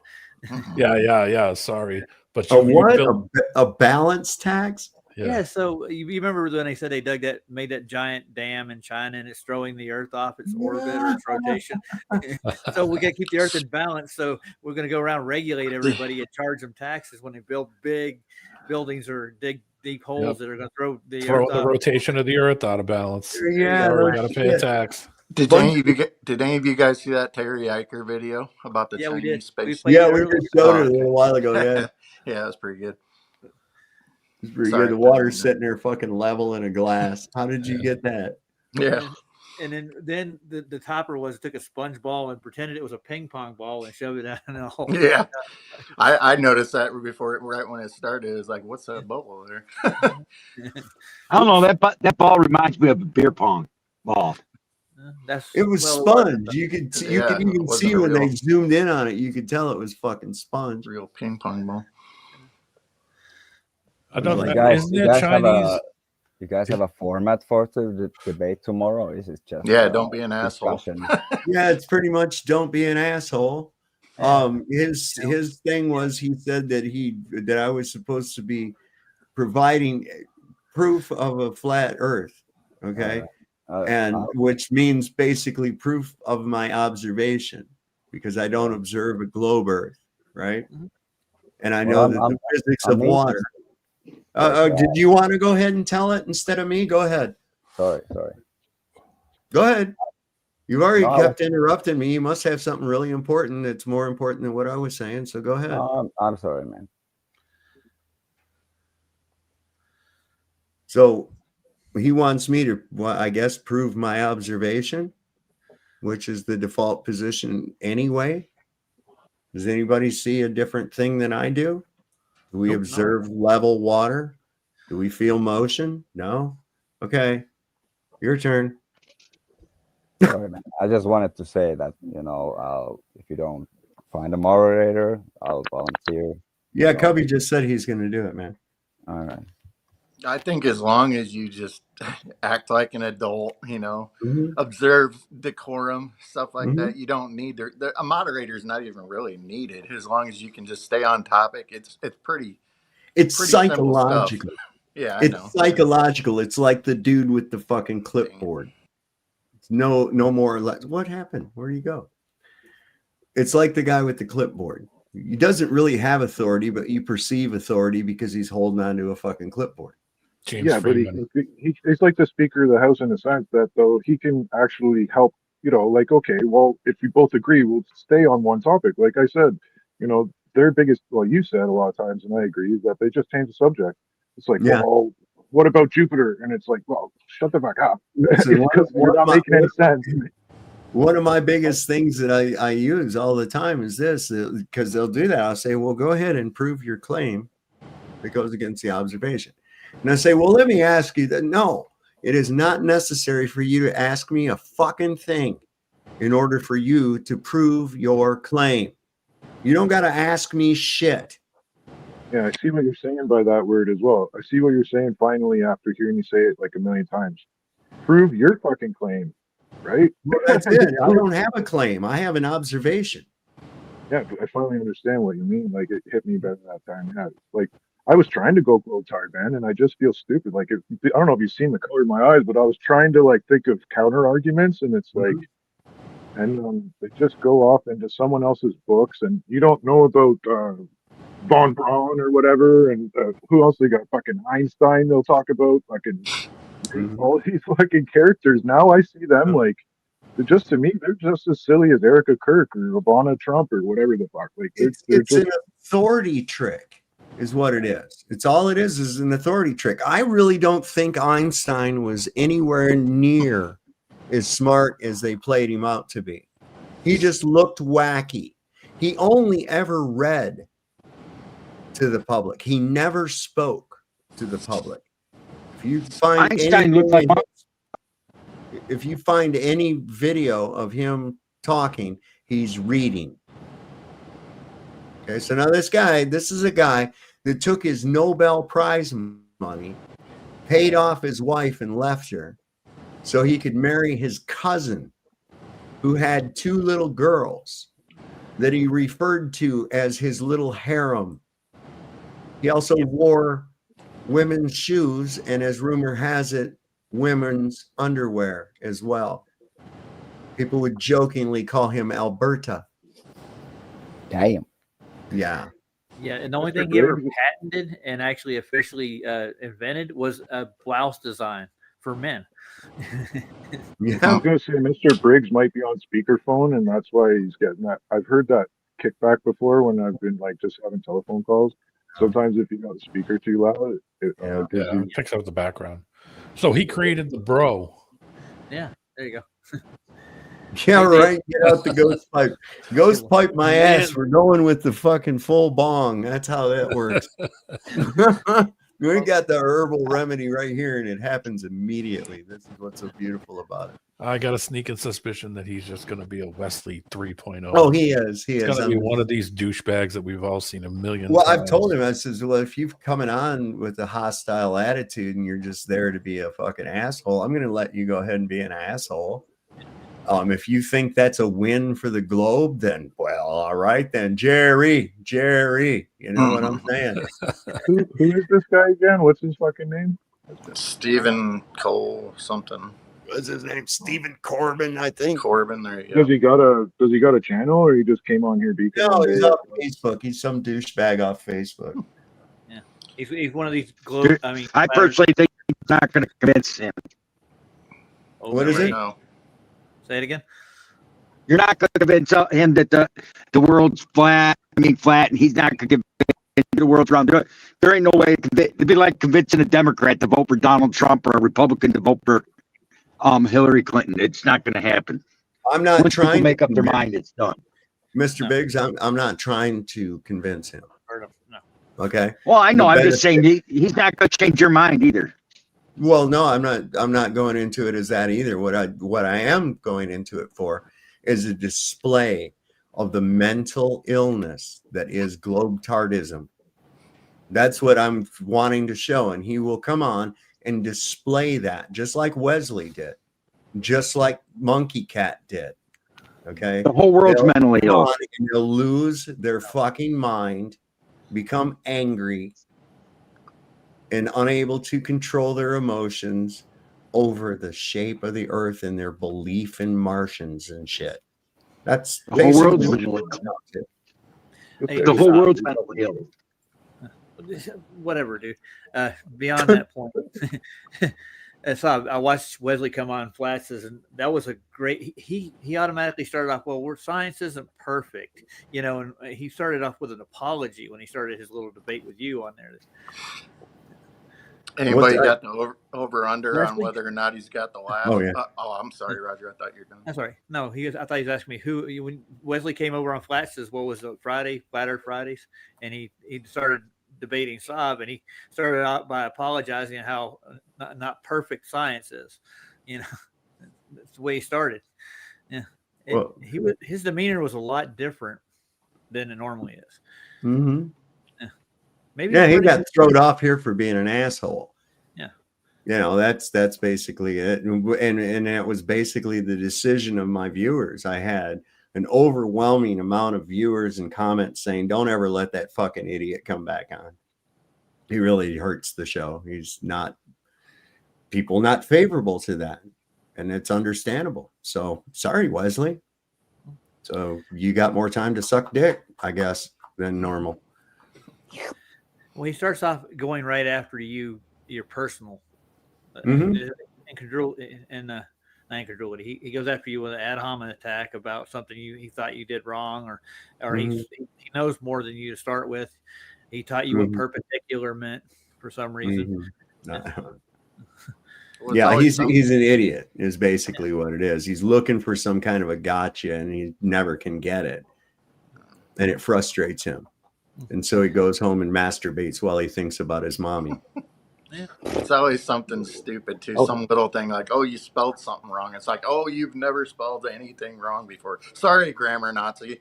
Yeah, right. Oh, geez, that means the world's a globe now. Yeah, Fuck. Yeah, well, I forgot to put an E on the end of your. Jesus Christ, what was I thinking? Of course, the Earth's a globe. Jeez.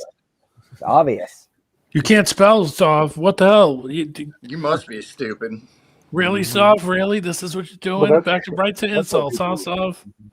There's different clans, and some of them are narcissistic, and everybody likes it. Like, it's like for certain people, it's like watching a train wreck. Like for me, the only reason I watch a debate or some of this arguing shit is just to see psychologically how spun people are. Yeah. You know, how much are you behind your position? Do you stand behind your beliefs? Are you slightly passionate about where you think you fucking stand? Right? There's that. Yeah, but it's one thing to be passionate about something and just have a general discussion. Their shit is not passionate. It goes into this fanatical, fucking emotional cognitive dissonance. It comes back to the Agent Smith trying to fucking keep them in line or something. I don't know. Peter W in the chat said they bring bad energy 100%. Yeah, let him bring what he's got, man. I don't give a fuck. You know, that's all on him. That's however he wants to look. Yeah. You know, I'll go ahead. You want to sit here and insult me or whatever? I guess if does that prove your globe or anything? No, it sure doesn't. So, you know, whatever you think is a lot of guessing. Whatever you think your idea of winning an argument is like what? Who shouts the loudest? The best? How about we have a challenge of ideas? Why don't we do that for a change? that they can't do that. They can't engage in that kind of a discussion at all. Because as soon as you find the very basic things that destroy their argument, they become emotional. Yeah. The physicality kills everything that they say 99% of the time. Absolutely. When it comes to the physicality of the shit they talk, it doesn't work. None of that shit they talk about works. That's why they always have to say, look at the moon, look at Mars, look at this, look at the stars, look at that. Because it's all fucking in fantasy land shit, not where your feet are, not saying, okay, physically show me how we go from here to here. What would happen to your body? How would you do this? You can figure out the physical things. It's the simplest, easiest thing to work out. But they can't seem to do it because the minute that they got to try to get to the physical part, oh, well, how about this? Well, how about that? They deflect. Yeah, every time. Even though we disagreed with him, the only one who's even tried to do something like that was that Zoomeray guy that came up a couple nights ago.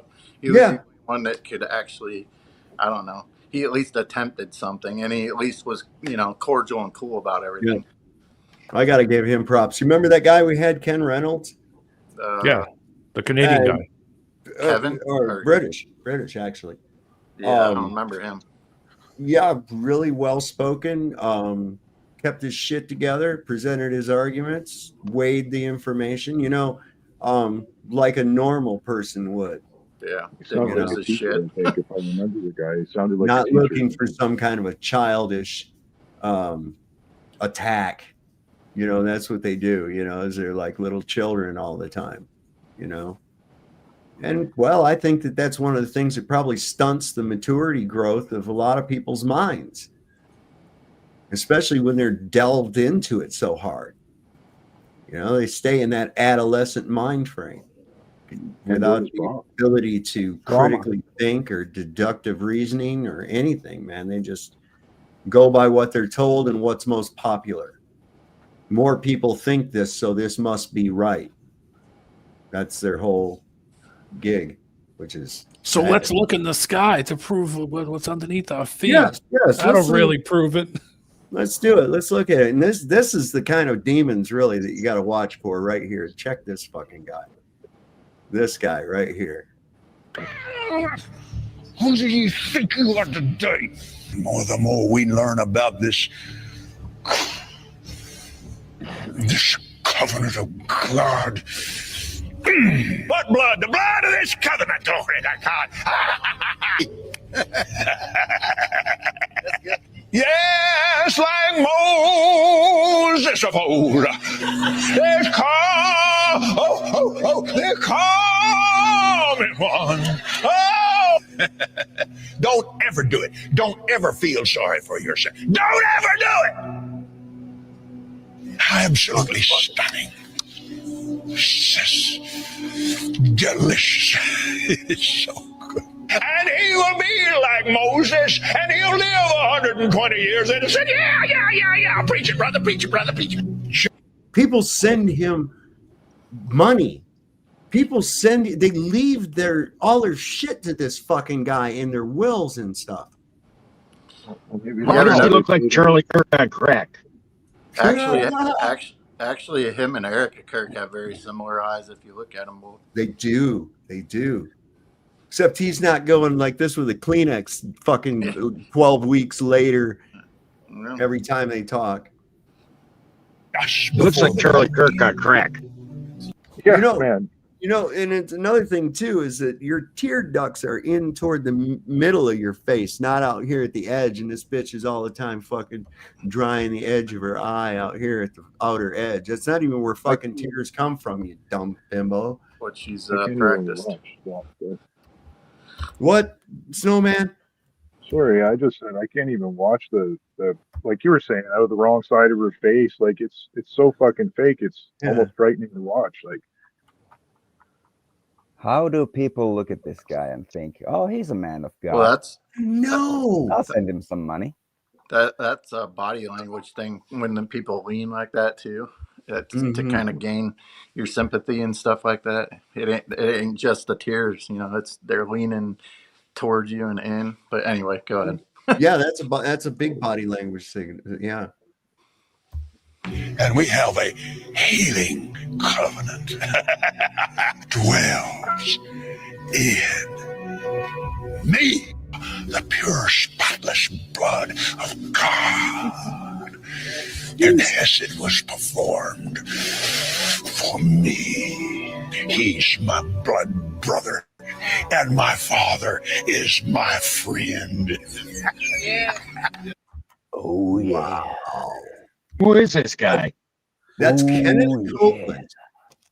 Kenneth Copeland. He's a big, huge TV evangelist. He's got a couple of jets of his own. He's got a few mansions. He goes and preaches at these huge fucking mega churches that are like the size of a stadium and shit. Yeah, man. I think these guys are paying for their sins, and they actually think that they can buy their way into God's good grace. And I think I guess I think that's what going religion is, man. Well, those guys, different religious convictions. I'll show you another one here in a minute. What was that, D-Man? I was just going to say, all those guys are they're all gazillionaires. Who's the other guy? Joel Osteen. Osteen. Benny Hinn is the other guy that touches their face. face and they fall backwards shaking. Wasn't no different than with Jimmy Swaggart. Yeah, remember? And Pat Robinson. Yeah, he's Robinson. the big one in Virginia, right? He's Pat got Robinson. a big school out there. Yeah. There's another one I'm trying to think of too. He's a big one too. Who was the guy, his wife with all the makeup and shit? Oh, Tammy Faye. Yeah, Tammy Faye Baker and James Baker. He was one big one. James Baker's still alive. Listen, they set him up for that shit because he was coming up. They didn't need the competition. They got rid of his ass. Oh yeah. Yeah. So I know two of them personally.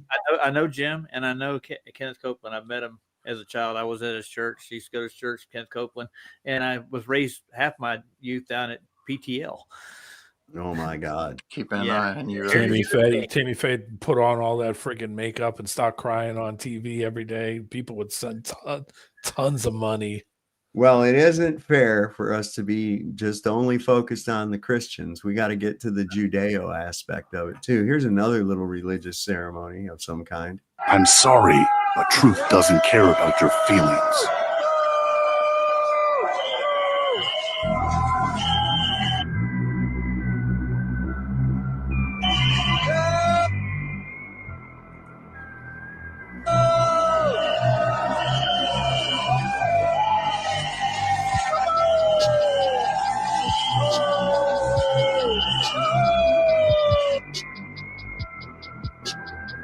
As if hanging and shooting wasn't enough. Got to beat on them too.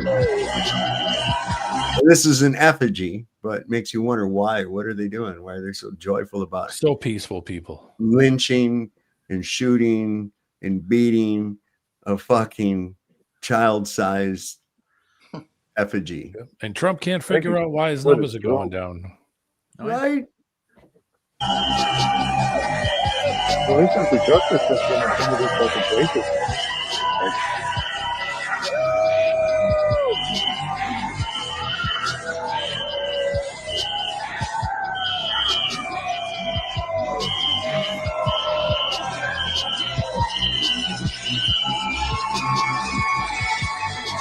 I'm sorry. Why do they always add this shitty music to this? Oh, they just to get. I know. I don't know. I wish I had some control. Ooh, let's make it creepy. Mr. Biggs, you're coming in all robotic. Your microphone is not allowing. Yeah, I don't think you're getting good signal wherever you are too. On top of that, it's making it Look worse. at that. Hey, it's Mr. Burns. It is Mr. Burns. That's They Jake saying Rock. boo Burns or boo Earns? Oh, boo Earns. I love that. That was youth right there. That was a young Burns. Yeah, that was it's Jacob Rothschild. It says he's way creepier in real life than he actually looks. One of the sons I believe him. disappeared. One of the sons disappeared on an island of cannibals in the middle of the Pacific. The son was going there to, he was doing some kind of, what do you call it, thing, like, National Geographic kind of thing. Yeah, and he ended up disappearing, like 1960.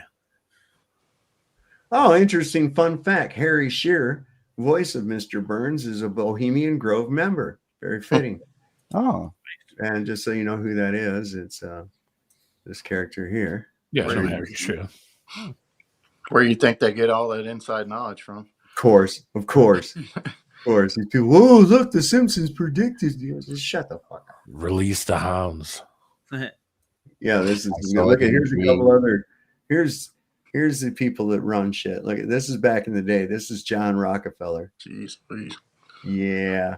And this guy here, that's JP Morgan. Look at that fucking alcoholic nose. Look at that shit. He's had to out of him a few times, bro. Sucking up all the rest of our air. You could smoke a cigarette in the rain and that thing won't get wet. Oh, I gotta show you this. This is like the most Jewish thing I've ever seen in my entire fucking life. I swear to God, this is so crazy. Competition. Better not be financially related. Oh no, I've got to show this. Where is that? Where is that? It always is. I'm just gonna say it's a Jewish fishing trip. That's all. Okay, here you go. Dig this shit. Dig it. Dig.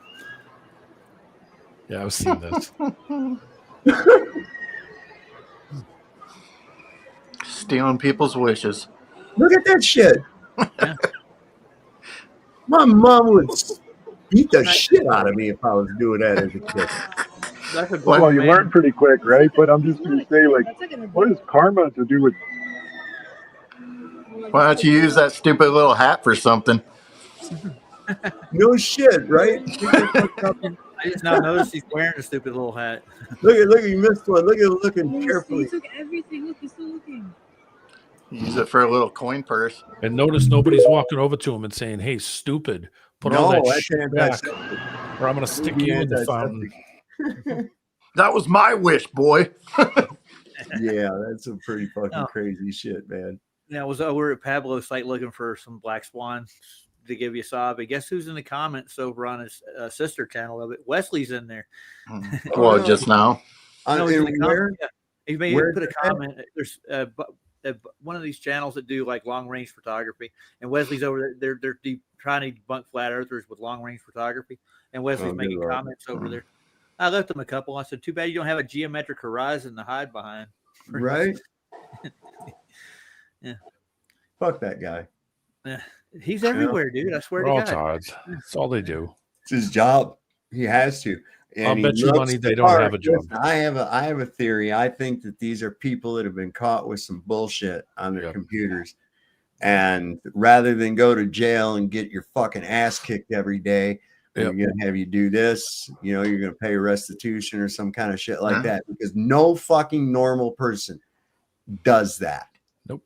Now, I may, on certain days, I may hit a couple different streams and show up and shit and that. I don't spend my waking hours on it. Yeah, no.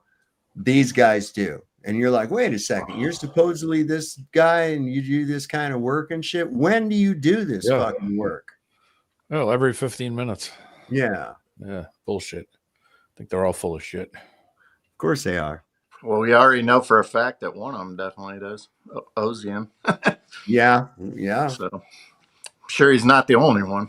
I bet that ain't his first strike neither. No, probably not. Nope. That's how you get caught. Yep. He was already doing the shit. He was already doing the plea. Right. He was already doing the plea and he got caught fucking up again. See? You're off the playing board now. See?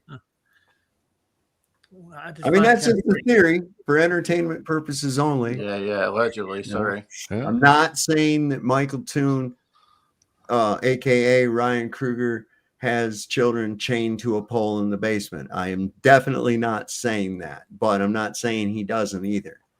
So, yeah, I get you. We don't know. It's kind of weird. Allegedly. I use Pablo. Could. Is it possible that he has children chained up in the basement? Absolutely. Absolutely. But we don't, I can't say for certain. He looks like the type that would to me. I mean, that's just. Well, I'm sure what I was trying to say, so right quick, it's really strange. I use Pablo's dog's observations to like prove no curvature when I actually get people in my streams and stuff.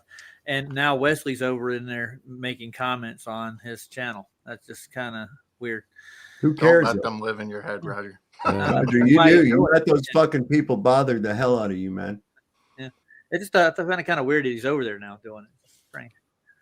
They know that it bothers the shit out of you too, and that's why they do it. Yeah, I get you.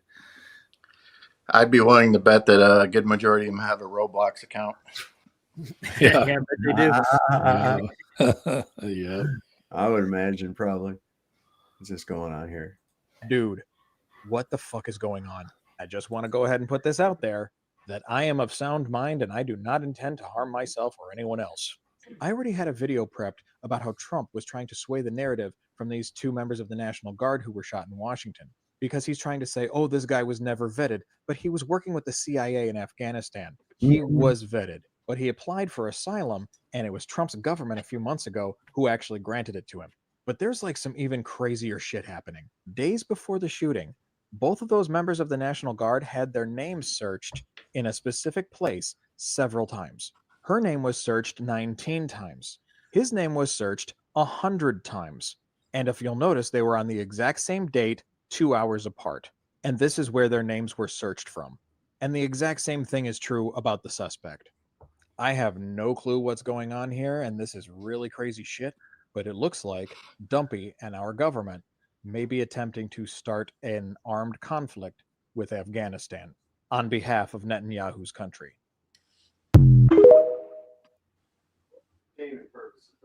Oh, yeah, I didn't quite understand that one. Well, meaning that they're using it to scale, you know, they're Right. they're I having them run it. understood, but I didn't understand. I don't know the connection there. He's kind of smart. He made the right disclaimer at the beginning. I'm not gonna hurt myself. I will just. Roger, I mean, excuse me, Sov. Did you see the thing about Grok? About people asking people doing searches on certain U.S. government websites? No. Somebody did a search on Grok and found out that the actual, I think it was Department of some one of their departments. I should go and try to find it. Coming from Israel. Was coming from Israel. Oh yeah, and then they shut Grok down. Yeah.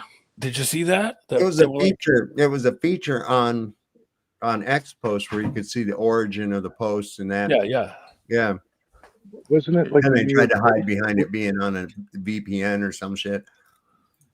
No. I think what T-Man is talking about was like a big media company. I think it was fucking New York Post, but I could be way off. But Coming I out of remember Tel Aviv, man. Yeah, the bank account for the fucking thing was in Tel Aviv, but I thought it was a media outlet. It's a lot. It's a lot of different things, but they're finding out the origin behind. A lot of them are bots or paid or whatever, but they're coming from Israel and Canada and all kinds of places, DHS. other than where they claim to be from. Yep, DHS was coming out of there. Yeah. They can fuck up a lot of rich people with just pushing a button. That's why there's this talk about Switzerland was always neutral, so everybody kept their fucking drug money there and shit, right? So now if all this money's moving around, laundering around, I just heard secure places and the banks are under their control. I want to say one of them was like the Department of Homeland Security or something like that. Yeah, it was one of the big ones. DHS. And, somebody went right on there and ran it to see where the posts were coming from, and it was coming directly from Israel. Mm-hmm. And they said all of a sudden, within 2 hours, they shut that whole thing off. They shut that whole feature completely down. Yep. And I was like, yep, could have known that. Carry on for a minute, guys. I think my dog's out of water. Well, Willie, I'm gonna come on over here. I got plenty of snow. Yeah, that's right. Me too, a little bit. We're gonna get some more, man. I was just gonna let you guys talk about AI. Like, I wanted to say one thing about AI, and it's like AI can live in a box as long as it's like blocked out, not connected to Wi-Fi, right? Like my Star Wars video game or whatever the case. As long as I don't have a Wi-Fi capable or internet capable unit, it's called airlocked or whatever. So I could have an airlocked Grok, right? Okay. But what I'm not understanding, because I'm not a technical guy, is what happens if Grok decides to go live in the quote unquote cloud, which I still don't understand, right? So, like, where would Grok go? Is what, you know what I mean? Like, if theoretically he would just go, oh, I'm sending it over to Cubby's computer, right? I'm going over here, right? So, if it ever did get that type of, but that's not what people talk about. People talk about Grok because it's designed to do a purpose. I don't know that it's actually making choices. Like, You mean Like, go sentient or whatever? yeah, because like you were saying, like it's a computer until it's not a computer, okay? And what I'm thinking is that every response is programmed. For instance, even that leaked thing, it was programmed to respond that way. Like somehow it was given directives right down to the T as to what it's allowed to reveal. Like it's not going to say how to make a nuclear bomb. Be like, oh no, well that's not in my programming or whatever, right? I have a So hard time believing that any one of them are different from the next because there's so many. You can't turn a different direction without seeing a new AI platform come out. But they're all the same to me. Like they all give the same. same vibe. They just capitulate to people's biases, in my opinion. Whatever you're thinking, it's gonna come up with that. Whatever you're on one side of or the other, it's gonna agree with you. But I don't mess with it. I mean, other than the obvious, like if you do a regular Google search, it's going to be AI. If you do a search in YouTube, you can't get away from it. But I don't like actively seek out like Grok or Chat GPT or any of those things. I don't use it. It's all. I think it's actually more than anything, it's a psyop in the sense that it's not just a shit disturber, but it's also something kind of fearful, right? So it's like the perfect weapon for a psyop. And what it is they're gonna like slowly make things complicated, right? So you have no choice but to deal with fucking AI. Like it's the same as the computer. When you call on the phone, you have to talk to the computer on the phone. Press 1 when you're happy. And so, but what it's doing too is it's taking fucking jobs. They're trying to automate McDonald's. Like they already have pizzas, vending machines. Anything. We're already there, man. It's messing up everything. Here you go, my love.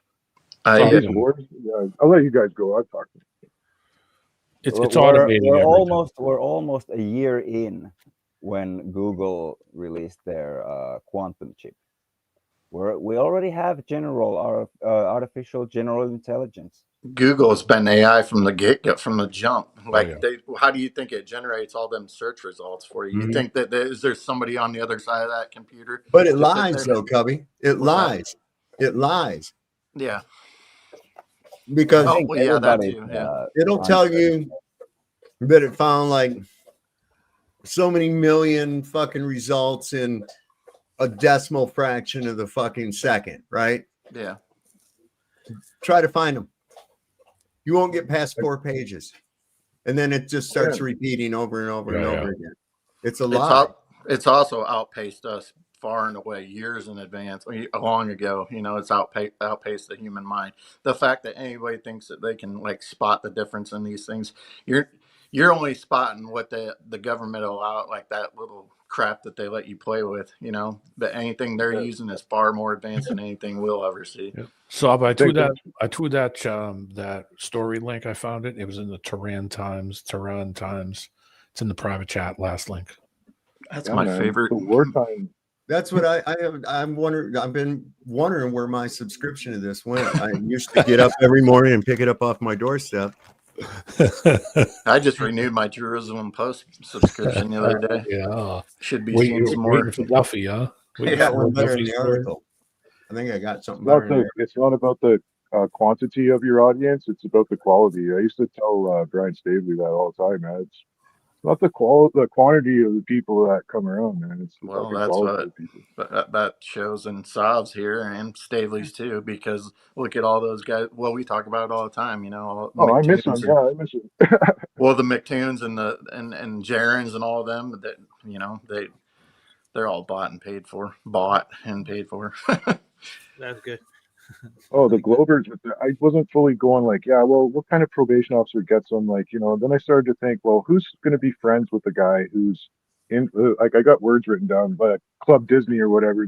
If he's in Club Disney, then this Club Disney exec is going to look after him and just out of some type of evil karma will protect him. Then I thought, well, it's got to go through these fucking, deep throat CIA lawyer types, but it's not even that deep. It would just be the dirty lawyers. Like, that's where it would start, right? Because the lawyers make the fucking deal, so they're the ones like that movie, fucking Devil's Advocate. They're just helping it. The fucking voices change. That's why. Wow, that was impressive. Sorry. Yeah, look at that.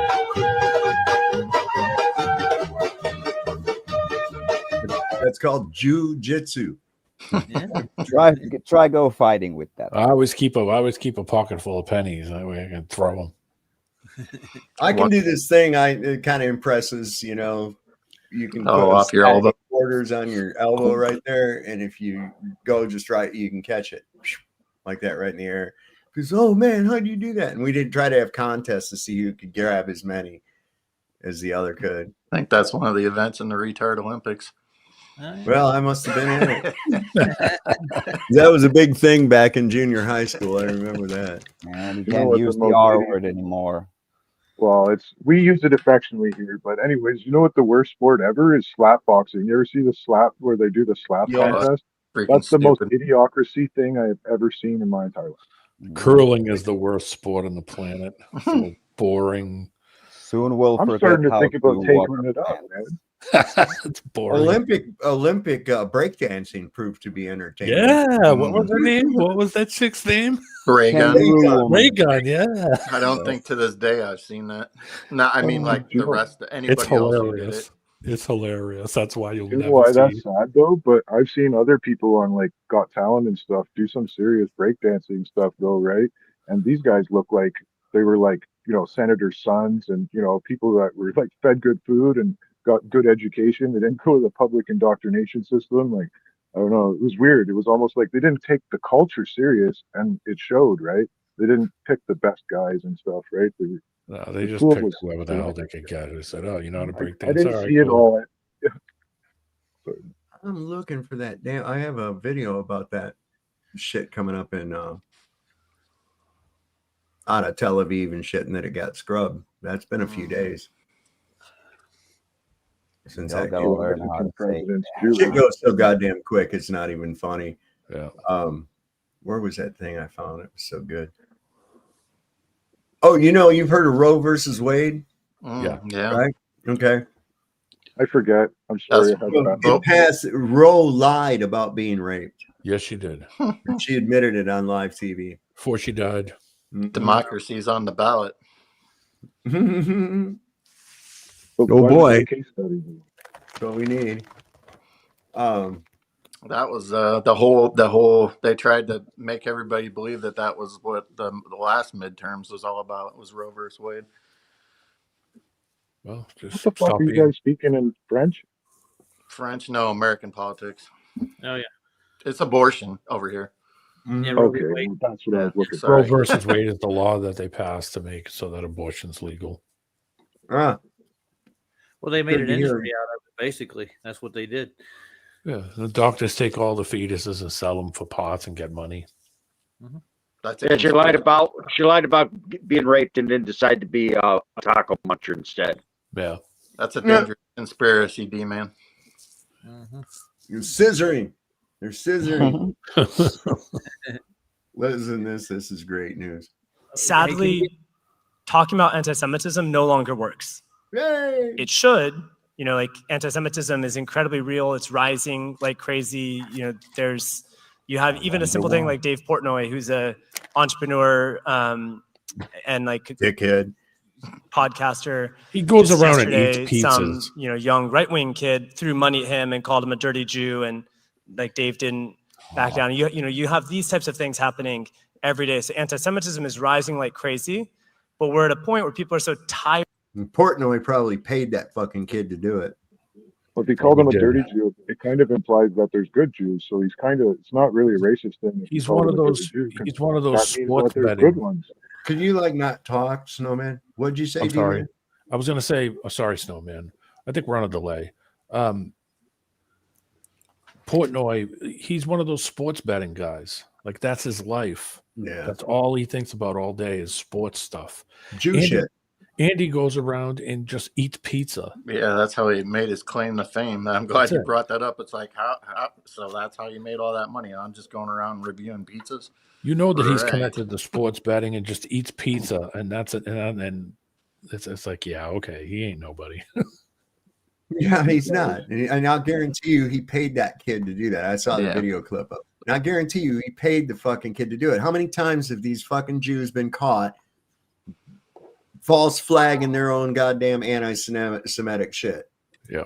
You know, all the time. They just caught somebody here just recently painting swastikas on her own house and shit, and then saying, "Oh look, it's anti-Semitism." You make me sick. Guys, miserable. Of anti-Semitism, and young people feel like they just don't have the opportunities that they want or promised. And when you talk about anti-Semitism, their eyes glaze over and they're like, "You don't get it. I want to talk about me." And so there's just like, we need new tactics, and we need to understand kind of the. So it's a tactic. I think to protect Israel and to protect the Israeli economy, you actually have to understand what's happening in America, and you have to try to deal with the issues here. I have a question, Sov. What's their economy? What do they produce? Nothing. What do they make? Nothing. What car does Israel create? What missiles do they create? What trucks do they make? I've never heard a fucking product in Israel besides fucking matzah crackers. That's it. I've never ever seen another fucking product from that country honey ever. pots. Well, they provide a safe. They provide a safe haven for pedophiles. We know that. Right. The few cards that you do know tell a big story, though. You know, like talk about a smoking gun. Well, you're not going to get me with everything, but when you got me with 1,000 different things pointing the same way, what do I need a smoking gun for? First off, right.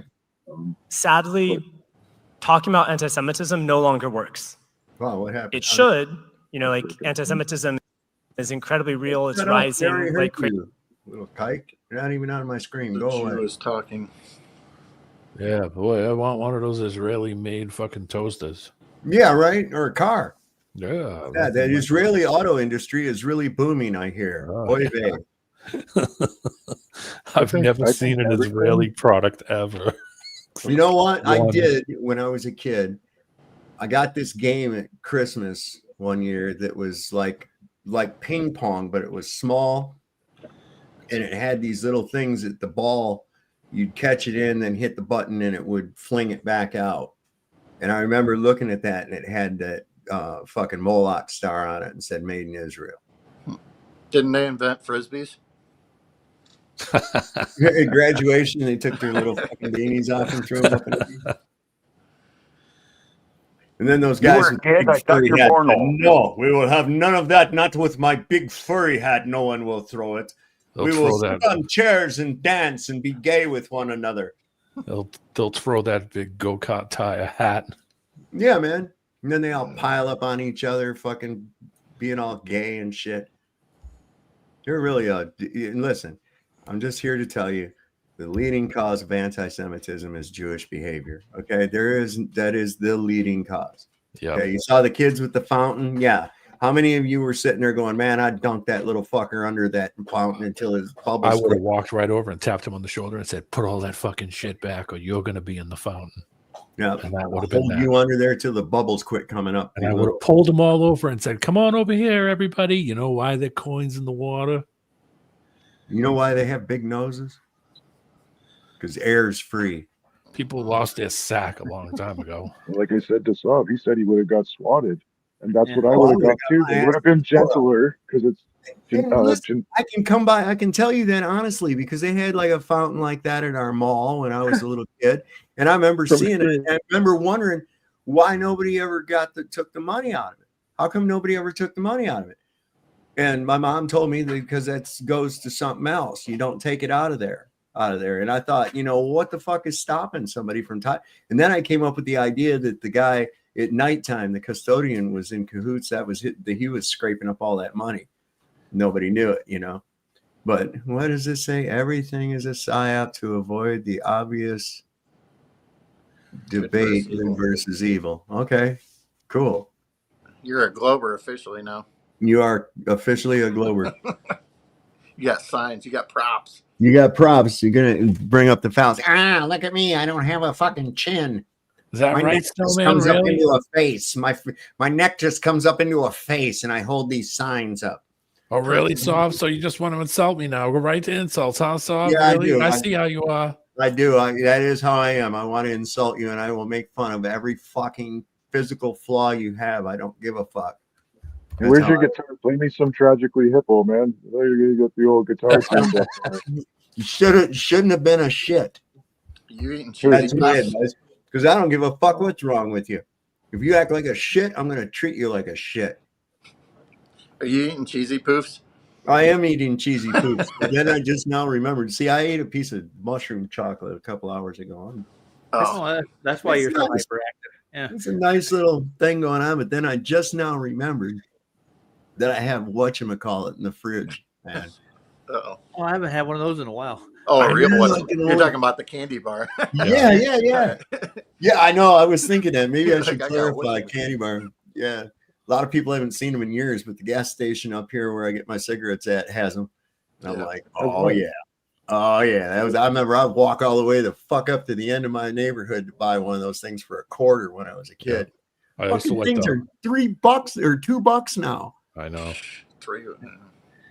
I just watched a strange little black swan kind of video, but it's on the globe side, and he ramps the horizon up to eye level and compares an observation to it. It's insane. Mm-hmm. Like it's like when you're looking out on the horizon, everything's supposed to ramp up like a ladder to this imaginary eye level on a flat earth, and compared to what you actually see. I'm looking at eye level, and the ship is remaining at eye level the whole way out, 15 miles out. Right. I'm trying to see if I can find that video. What was that on? Oh, it's one of these. It's one of the guys that's been challenging Pablo's dog. He's out there showing you supposedly angular size change over like 15 to 30 miles. Yeah, perception's a difficult one because it's like it is because there's like the higher up you're looking, there's going to be distortion too, just as much as it is lower. But I mean, the horizon remained at the same level the whole way out. If the boat didn't go over it after 15 miles, it was still above the horizon. So, Have any of you guys seen that new Frankenstein movie that's just came out? No. No, I almost watched it the other night. I think it looks like it more closely follows the Mary Shelley novel. Yeah, I do find it interesting. There's a part in there they say, we reached the end of the earth and the horizon disappeared. Mm-hmm. They were, where were they? Where were they? Antarctica. Yeah.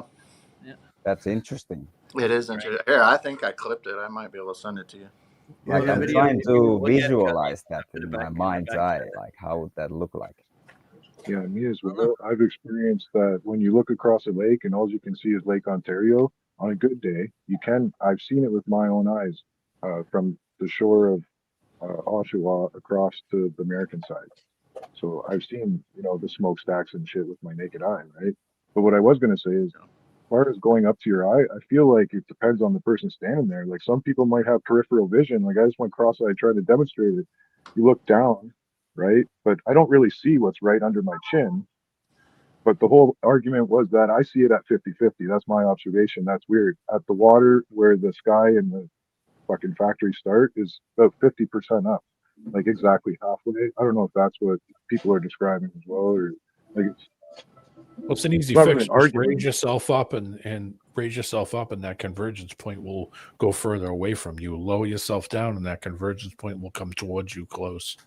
So if you're real close to the water, that convergence point's real short. But then if you raise yourself up, that convergence point pulls out because you've angled yourself up. So I've had a great video of him standing in front of a building, and it looks like you're just looking down something, and then it pulls away, and you don't realize that you're looking up the side of a building, and it gives you the same perspective that you would get if he just took the video and flipped it horizontal. You would think that he was standing on the ground. This is really interesting. You'll like this. Did you get that clip I just sent you? Is it on my phone? Yeah, I sent. Don't worry. Whenever. Okay, I don't know how to get it over from my phone to the computer now. I don't have this hooked up to it. Let me try and do it. Let me try and do it a different way. Okay. You want to look at that video I was talking about? I put it in the back chat. Hang on. It's okay. Wait, it's on X, right? No, no, wait, this is something somebody else. Hold on, wait a second. I got it. Here, I'll do it. Oh, okay. You just sent it to me. A clip on the video. I see. 40 seconds. No, I see. I don't have this. Every time I go to that thing for my phone, it's trying to connect up to my old phone. I have to set it up for this thing. All right. I haven't got it yet. Meanwhile, I will show you this. Meanwhile, I will show you this. This is pretty cool.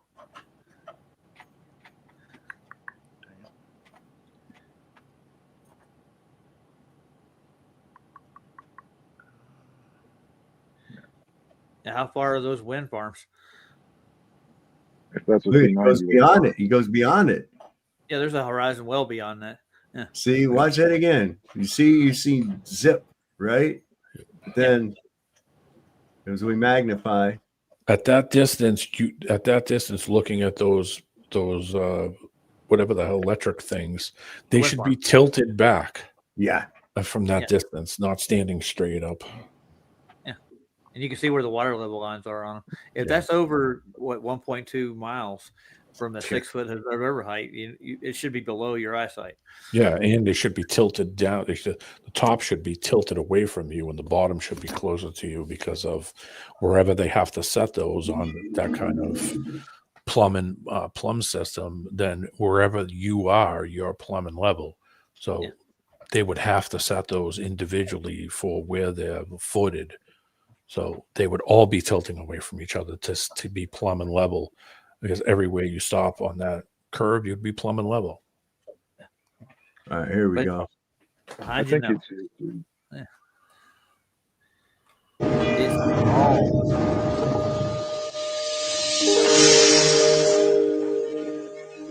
wow. It's a bigger ball. You hear that okay? Kind of loud, actually.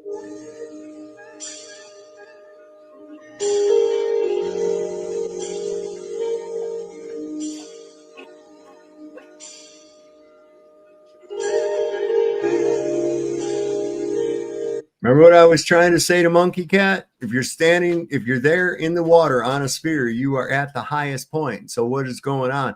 The horizon is not going to be straight ahead of you. You have to look down to see it. Yep. So that the Wesley too. Yeah.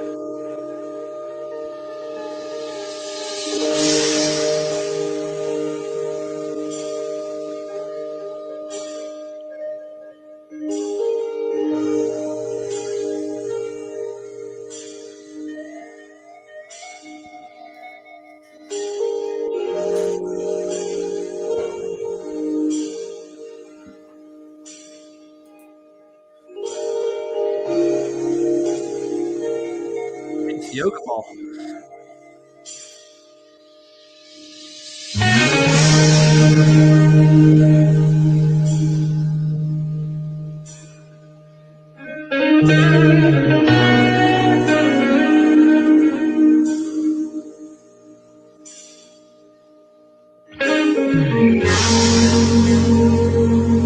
Bitchin' song to this thing too.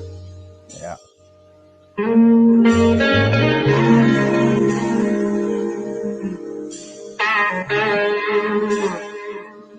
You can play beat.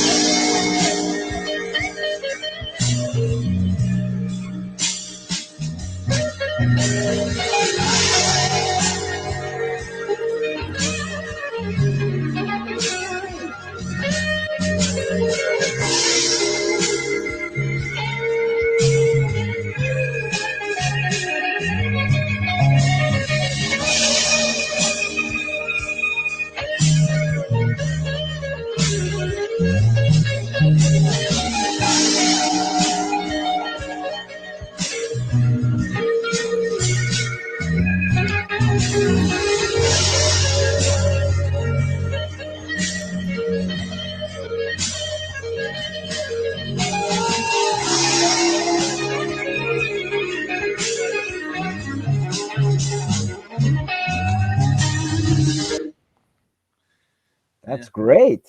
Like very simple, straightforward. And Yeah, I man. was gonna say too, like that music. Sob, you would also every day the sun would come up and go down. You would see the shadow of the earth coming up over the sky, and you never see that either. From the ball. No, you don't.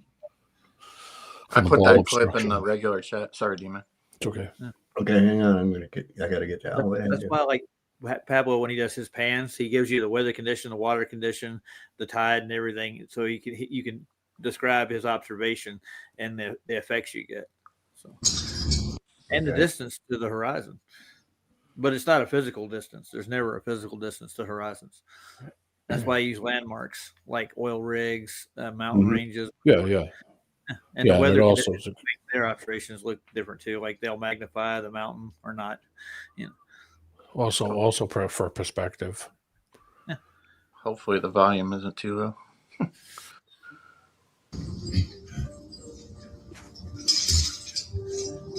Everything was new to him. Warmth, cold, light, darkness. This is the new Frankenstein movie. Yeah. Just watched it. Yeah. I never considered what would come after creation. And having reached the edge of the earth, there was no horizon left. The achievement felt unnatural. Void of meaning. Did y'all hear what he said there? Yeah, PJ just watched that movie last week. We watched the whole thing. It's a pretty good movie, actually. Did you? I'm gonna have to watch it. It's been coming up, haunting me. Having reached the edge of the earth, there was no horizon left. There was no horizon left. I like that. And do you ever see that picture where somebody's peeking out beyond the firmament? Mm-hmm. Everything's like completely fucking different. That was drawn how many 100 years ago? Yeah, the Hermetic Society uses that in their logo, and the Zetetic Society. Yeah, that's it. Yeah, they do. Oh, there's a thing from. You ever saw Quigley Down Under? Yeah, it's been a while, but yeah, that was great. He told that dude, he says, "Take that bucket out there," and then he kept telling him, "Go on, go on." And he sets it out there, and they're all like, "Yeah, he ain't gonna hit that fucker." He looks at it, puts a little spit on the end of his fucking thing, and he pulls it up there and goes, "Pow!" Yeah, I haven't seen Tom. About a second later, you see the bucket go poof. It took it that long to get downrange. Whatever happened to Magnum PI? He's still kicking. I bet you he's having a comfortable ass retirement. Oh, I hope he is. I think he's one of those that I can say is probably not one of the weirdos, but I can't 100% say. I've just never heard any fucking scandalous shit about the dude. Or he posed in Playgirl magazine when he was younger. He got into that big tiff with on The View. What was it, Rosie O'Donnell or one of those people about the guns? Yeah. I wonder if we can find that. Bet his upper lip's warm, at least. Oh yeah, all the time. You know, that porn stash. It's a permanent porn stash. It's kind of like a tattoo. It doesn't ever come out. If you ever want a reverse mortgage. Is that what he's doing now? Selling reverse mortgages? Isn't that who it was that Risol does? Wasn't that? No, that was Tom Selleck. Or that wasn't Tom Selleck. Was it Tom Selleck? Was it Don Johnson? No, it's Tom Selleck. I'm pretty sure. Right? You said Magnum PI, right? Yeah, Magnum PI. Yeah. Pretty sure it was him. Well, he's doing a series on ABC, I think, where he's a cop now. He's a Blue Bloods. Yeah. Yeah, I think he's been doing that for a while. Well, check this out. This is something I've been saying for a little bit. It's good to hear confirmation. The world's terrorists are the United States. Look what we did to Iraq. Look what we did to Libya. Libya, the most successful country in all of Africa. The guy created the eighth wonder of the world with the way how he delivered water and turned deserts into farmland. And everybody had a house and everybody had education and healthcare. And we turned it into a failed state run by terrorists with open slave markets. Who did that? Barack Obama and Hillary Clinton did that. And they'll never have to pay a price for that. Barack Obama, the most they'll do is go, "Yep, that was a mistake."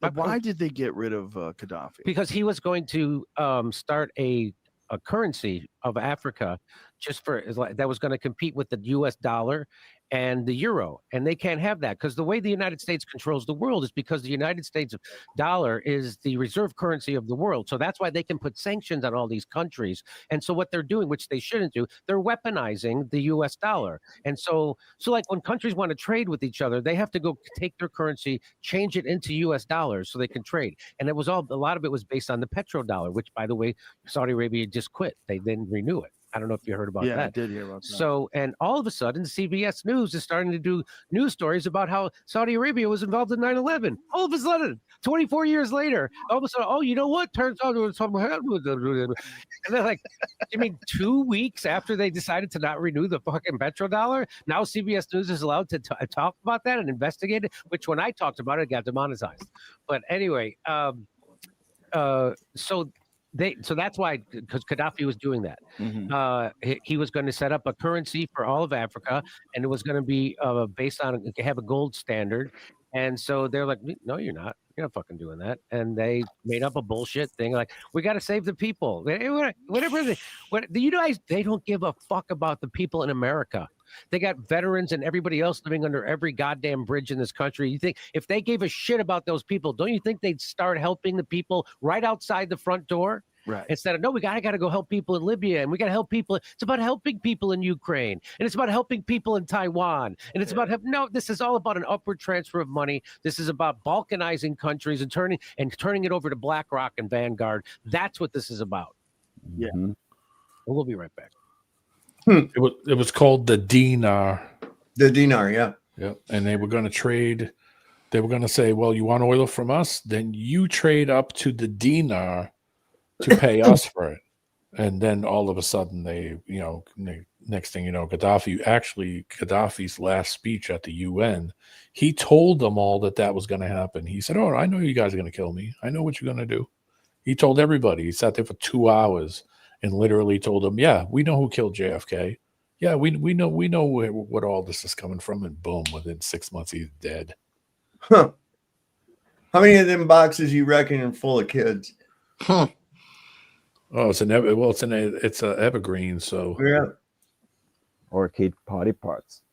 Didn't they purposely steer one into the canal that runs through the Middle East? Yeah, it seemed like it. And went in there and found all kinds of dead kids and stuff. That's what I heard. Look, supposedly. Look. What you call it? I used to eat those when I was young. That's the shit right there, baby. I'd say probably all the inner ones. The outer ones are just a decoy. Well, they gotta have his munchies. They ship. I mean, I'm sure they probably ship all kinds of shit on those things, but they have to put legit shit on there too. Yeah, so that way they have something to point to. I mean, it's just how it is, man. Back in the day, put all the organs and children in the middle part, so because that's harder to get to. There's another thing that disappeared. What about the old bridge where was it in Maryland? That nobody ever talks about that anymore. When we built the that Francis back up. Scott Key Bridge. Yeah. Francis Scott Key. Oh, what, the bridge to nowhere? Yeah. Francis Scott Key Bridge. Hey, good evening, gentlemen. What's up, Andrew? I was popping in because I've been listening the entire time, just in the background, not really doing much. But when it came to the top that you just brought up in regards to Gaddafi, yeah, that man was a fucking hero, and I hear you take that position. Well, I heard kind of stuff that he did some crazy shit too. I mean, I think he was just another puppet they threw in there that went rogue. All right, well, I'm going to share my screen. I have something to show you. Okay. He used to get all kinds of funky facial shit, like facelifts and shit. He looked all weird. All right, well, who's this we're talking about? Gaddafi. Oh, yeah. He was getting all those weird facelifts and stuff like those, like all these broads do when they get older, and then they look real funky, like Mickey Rourke. They start getting weird. Yeah. When I hear about this kind of stuff, I take it with a grain of salt until I look into it more. And so far, yeah, what you were just saying is yeah, they were going to be trying to replace the. He was going to try to replace the petrodollar. Mm-hmm. He's getting off of the trying to go back to the silver standard. Oops. So there you go. This is I think it's German, the music or the lyrics, but either way, good. Here you go. Gonna speak German. Eine Mutter greift nach ihrem Kind und ist total entsetzt. Sie kann es nicht begreifen, denn sein Körper ist zerfetzt. Es war einer dieser Tage, an dem alles friedlich war. Da stand auf einmal dieser Panzer von den Feinden, die in ihre Heimat kamen.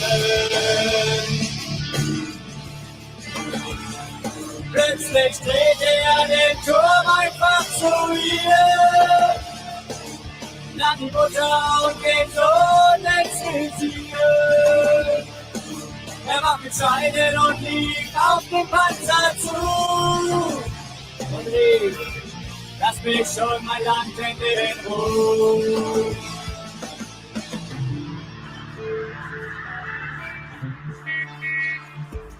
Sie sagte doch, sie kommen friedlich, um ihr Land zu befreien. Vom Diktator Saddam Hussein und seiner Tyrannei. Und in all diesen Jahren sind sie das wahre Gesicht. Und den Soldaten aus der Fremde und Freiheit gibt es nicht.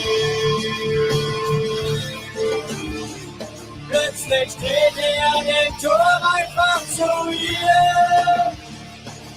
Nahm die Mutter und den Sohn exilisiert. Er war mit Scheinen und lief auf den Panzer zu. Primary water. Lass mich schon mein Land endlich in Ruhe.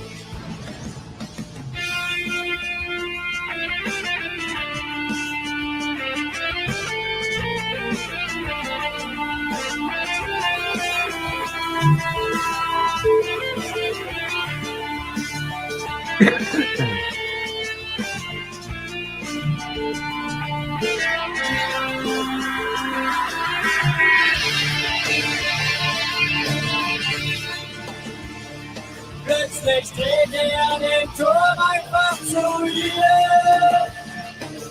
Nahm die Mutter und den Sohn exilisiert. Er war mit Scheinen und lief auf den Panzer zu. Und rief, lass mich schon mein Land endlich in Ruhe.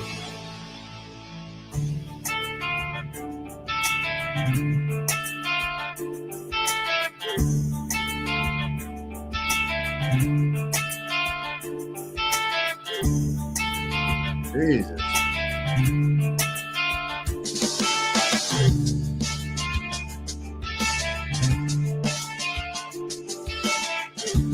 What an evil guy, man.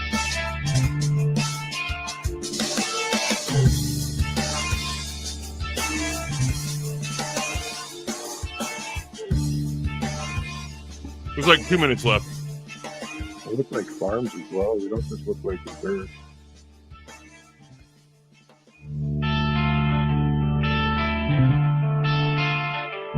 Eine Mutter greift nach ihrem Kind und ist total entsetzt. Sie kann es nicht begreifen, denn sein Körper ist zerfetzt. Es war einer dieser Tage, an dem alles friedlich war. Da stand auf einmal dieser Panzer von den Feinden, die in ihre Heimat kamen.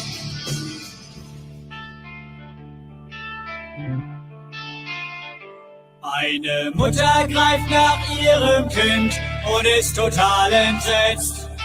Sie kann es nicht begreifen, denn sein Körper ist zerfetzt. Es war einer dieser Tage, an dem alles Go to hell, Obama. We're not afraid from you.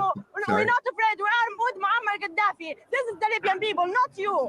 This is the Libyan people. All the Libyan people with Muammar Gaddafi. Muammar Gaddafi, our leader. We will not let him go, and he will not go. There's no revolution after Muammar Gaddafi revolution. There's no revolution. The only revolution that's in the Muammar Gaddafi revolution. Go to hell, Sarkozy and Obama. Keep bombing, keep losing your money. We're not afraid. We are with Muammar Gaddafi. We are with Muammar Gaddafi. You should understand these words. We are with Muammar Gaddafi. All the Libyan people with Muammar Gaddafi. You are nothing, Obama. You are nothing. And the NATO, where is the safety that the NATO talk about? Where's the democracy of your country? Leave us, leave alone. Leave us, leave us. Let us live in peace. Let us live in peace. We won't live in peace. I'm peace with Muammar Gaddafi. Muammar Gaddafi give us the safety. Give me the freedom. Give me the freedom. Give the Libyan people the freedom.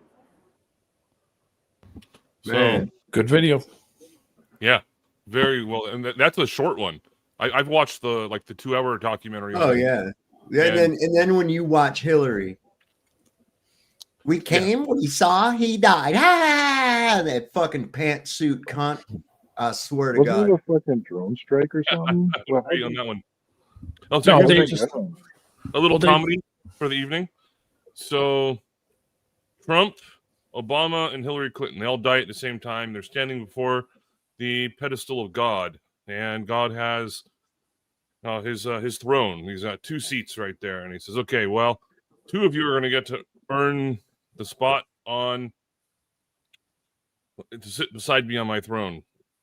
He says, "Okay, Obama, why do you think? So why I did blah blah blah blah blah? I enriched the lives of black people and bullshit, right?" They go, "Okay, you may take a seat next to me." And it says, "Hillary Clinton, okay, so why do you think? Oh, because I have women's rights and I helped the economy or some bullshit." And I say, "Oh, you meant to take the other seat." He says, "Trump, why do you think that you should be allowed to sit here?" He's like, "Well, you're my fucking seat." That's about right. That's about right. Yeah. I'm about sick of his fat, bloviating war hawk ass. I'll tell you that right now. Yeah. And a lot of people are. They made Gaddafi just another Hitler. Oh, I'm sorry. And another joke. What happens to a Jewish guy with an erection that walks into a wall? I don't know what. He breaks his nose. Oh.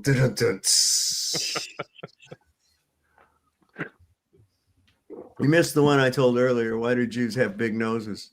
Oh yeah, because air is free. Yeah. Yeah, there you go. He knows. Oh yeah. That's classic. I know all this.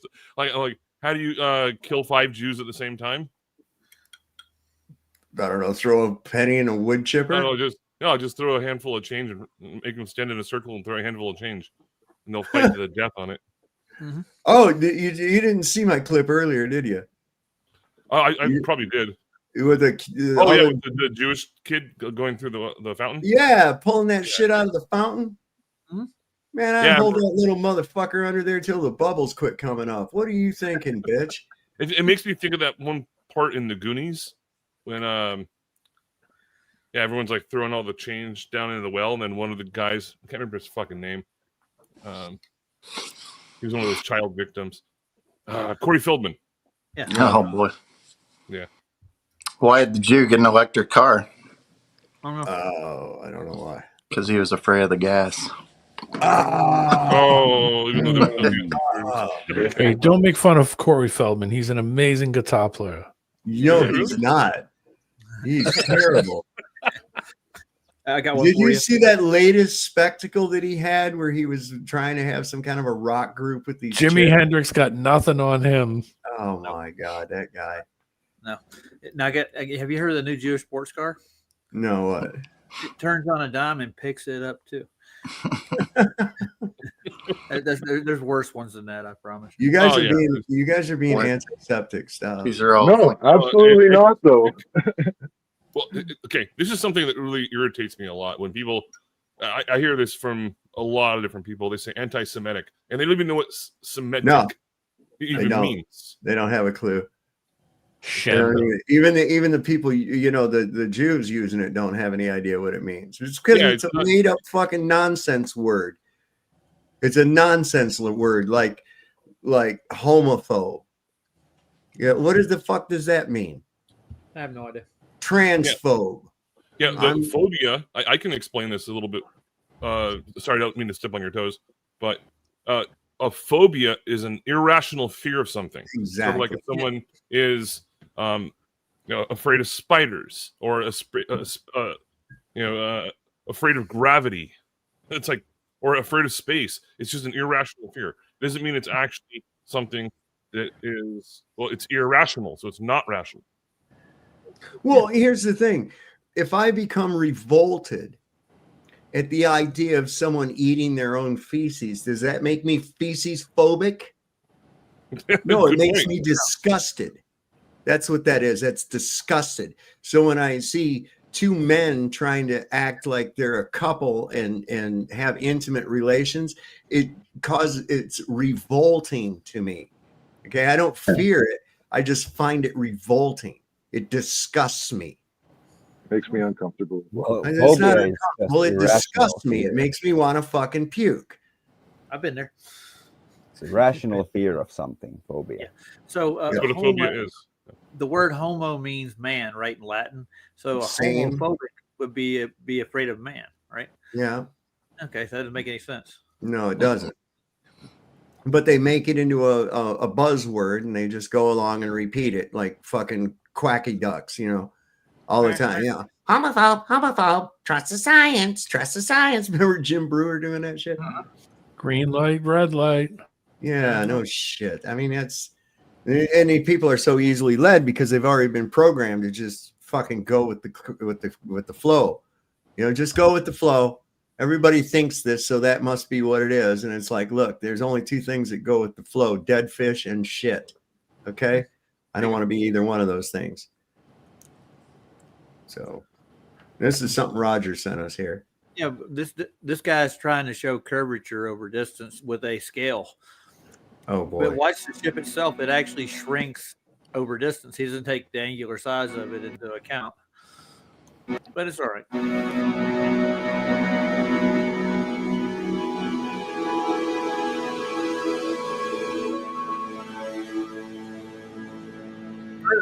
It's right up in front of that boat. In fact, once he reaches the horizon, it's all downhill from there. Yeah.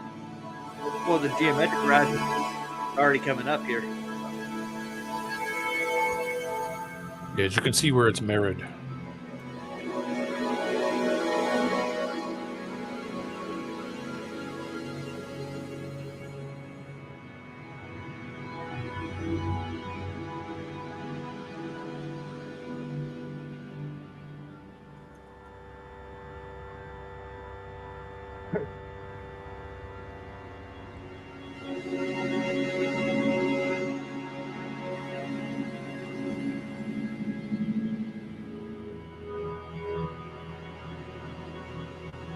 It's already shrinking.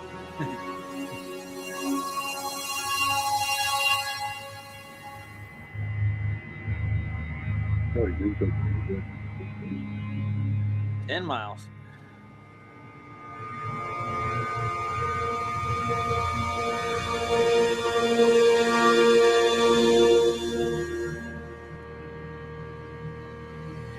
It's getting really small now.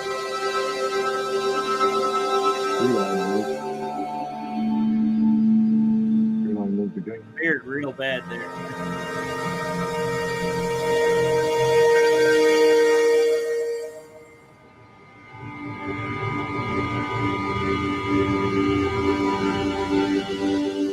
No curve there. So this pink line up here, what is that supposed to be? Eye level? Why do we have this? Why are we doing this with a landmass in front of here to obstruct the true horizon? Why are we doing that?